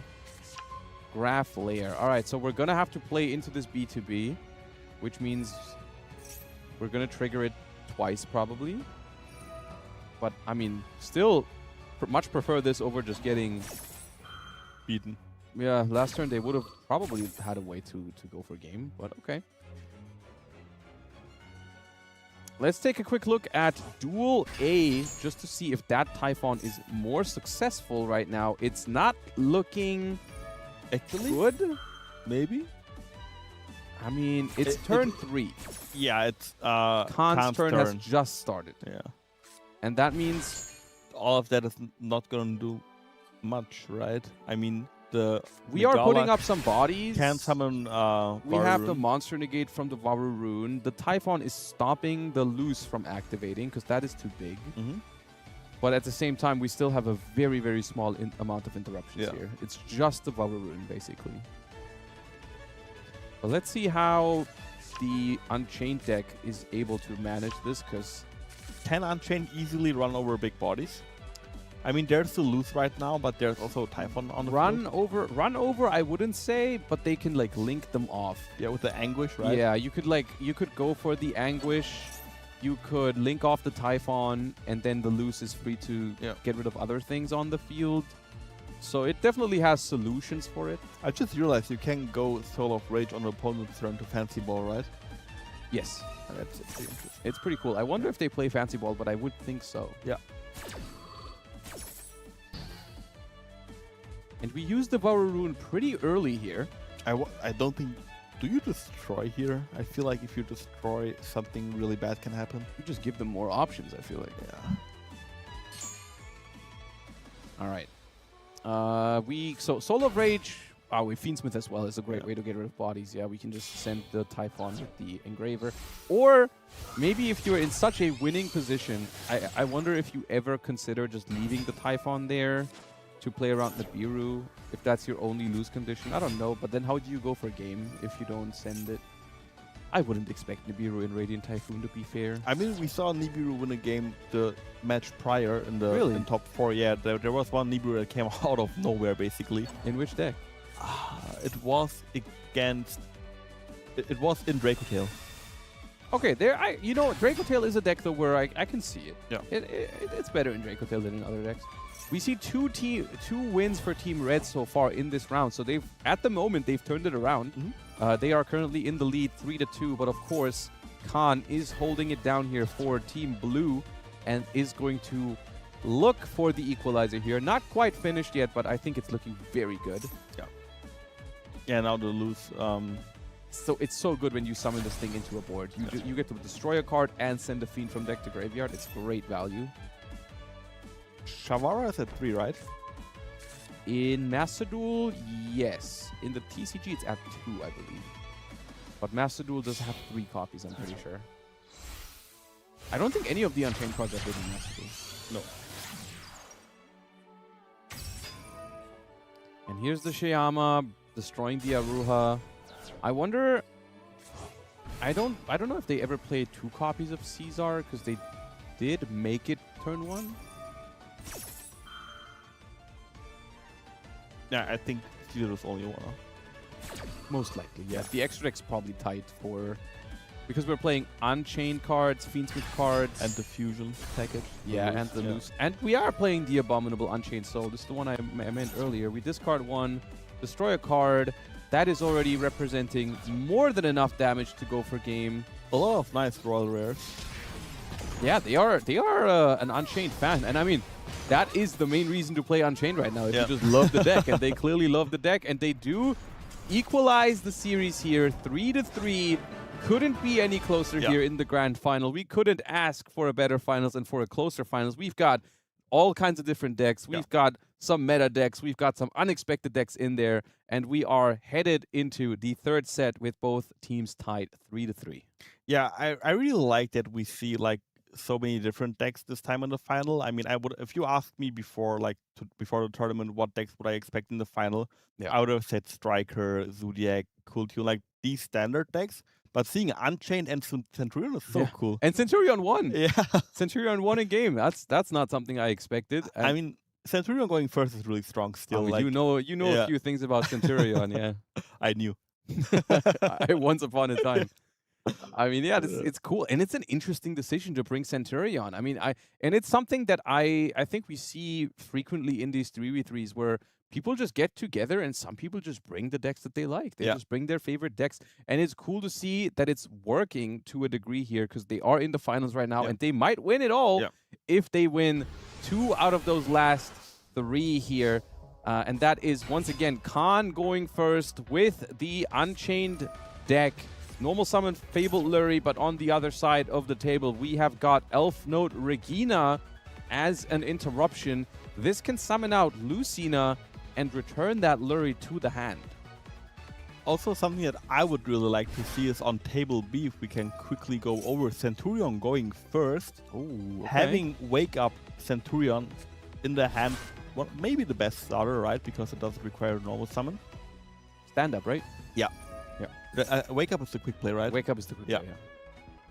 All right, let's switch over to Duel B and let's see what Centurion can do going first, as we also monitor if Unchained does have a way to continue in Duel A there with the Sharvara and the Abomination's Prison, so that's looking good for them.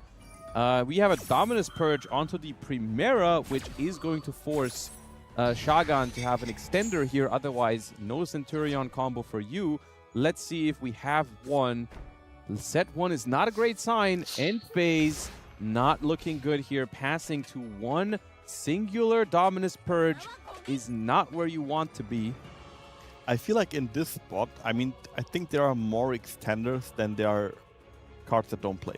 Even a Multrami plays here, right? Yeah, any normal summon, pretty much. Emblem of Oath would play. There's a lot of cards, As we see a Fedralus Harmonia also hitting the side of the Elf Notes in Duel A there, but I don't know how good it is at disrupting Unchained, because you are going to destroy an Unchained monster. It's probably only good if you send something like Malong or Packbit. Wait, why did we start with double Emblem of Oath? Was Emblem of Oath the way we got to the field spell? I mean, that has to be the only. It has to be. Yeah. There's no way we didn't use that. Yeah, it has to be that. Okay. Well, that's unfortunate. We had 2 engine cards, but they were both the same. I actually realized that Centurion kind of goes pretty well into the. I mean, it either goes well or really bad into the Radiant deck, right? Because you always have spell and trap cards, so your opponent cannot special summon their bodies. And they are protected to an extent, right? Yeah, the field spell is always protected if you have another Centurion face-up card. Yeah. And Auxilla also protects all face-up cards. Yeah, but then on the other hand, if you go second, your starters are all getting stopped by Mystical Space. Yeah. So yeah, it is hit or miss. Okay, stand up now going probably. That is a great answer to the Rat Pier, though. A Legacia here. Little Legacia, draw a card, destroy that Rat Pier. We can even chain block it. Yeah. I miss this deck so much. I love Legacia, man. I love Legacia. Draw 1 and get a disruption. My kind of card. Gargoyle adding itself back as well. There goes the Rat Pier. And the best feeling when you play Centurion is to draw a hand trap of Legacia, like an actual useful hand trap. And we see set 1 from Radiant Typhoon. That's not a good sign. Set 2. End phase. All right, Centurion. End phase gets the Legacia for follow-up, and I think they're good to go. Yeah. Because like even if we find a way to negate the Primera with maybe like an infinite permanence, now we have the Gargoyle as well, right? 5 cards in hand too. 5 cards in hand, Legacia already established. And this is one of the biggest downsides, I think, of the Zodiac cards, is how weak they can be to removal. Yeah. Which is typically something that Radiant Typhoon is not weak against. Yeah. Because all of the other, or almost all of the other Radiant Typhoon cards, they get value immediately when they're summoned. Mm-hmm. So if you use a removal card on them, they've already done their job. Yeah. But Zodiac Rat Pier is different. With Zodiac Rat Pier, you commit your normal summon, and then, if it gets outed, you do nothing with it. The Purge here is really good because we use another Purge the turn prior. Yeah, that's going to destroy as Yeah. well. Legacia protects everything above. Legacia protects... monsters with, I think, 2,000 and more. It's been a while. No, it's if one of them protects 2,000 or less. That's Legacia then. But That would have protected the Primera, no? yeah, Auxilla, Regained! I love branded regained. me too. I love cards that just draw other cards, but not in an unfair way, you know, like Yeah, in a regain- cool way. Like in yeah, a cool way. Yeah, and not like, I don't know, the Faruja that draws 4. I like my draw ones. Right. Sending Legacia for Gargoyle, okay. That's interesting. Do we have the trap in rotation? No, right? Oh, we do, yeah. It must have been our discard. No, turn yeah. one. And we bring back Legacia, which lets us draw another card. But we could have also held this for the opponent's turn, right? To get the draw and the pop. Yeah. Oh, Legacia only protects from destruction by battle. Ah, okay. I just saw its effect when it popped up onto the field. That's what it was. Because I knew specifically that it protects itself if you bring it back with Phalanx. That's how I knew it was Legacia, because that's the kind of thing. If you revive it, it gets smaller, but now it's immune to battle. But now, by doing this, we have ended on less disruption than we would have. Yeah. We ended on nothing now. We could have theoretically gone into an SP Little Knight, right? Banish one of our own light or darks, draw a card. I would have liked that, yeah. I would have quite liked that. Because now the thing is, like, the Branded Regained, of course, tells me that they're playing a Bestial deck. Yeah. But that's not very good against Radiant Typhoon. No. And there is the red pier again. But that is significantly worse. Well, first of all, the Yeah. Harmonia, because they activated it, just solves the problem. But also, I mean, the second copy is not as good as the first copy of Red Pier, because the card is now semi-limited, so this would have not had a target. It was still threatening like a Zeus, though, so Yeah. that's good. Yeah, especially because the Legacia is in defense, right? We can just attack it and then make it loose. And as Duel A has already finished in favor of Team BGC, this could already be it. If Centurion wins this, they win the match. And that was Unchained winning Duel A. If they win this, they've just won like most of their games in this finals with Unchained and Centurion. That's crazy. Like, not only did they bring these decks, oh, we see a great synergy here. Harmonia, ooh, Maxi maybe. There's hope. But Harmonia, there's no hope. Harmonia sending Luluba Lilith can start off Centurion because you can summon Primera, same attack and defense, spellcast. And that's it. Yeah.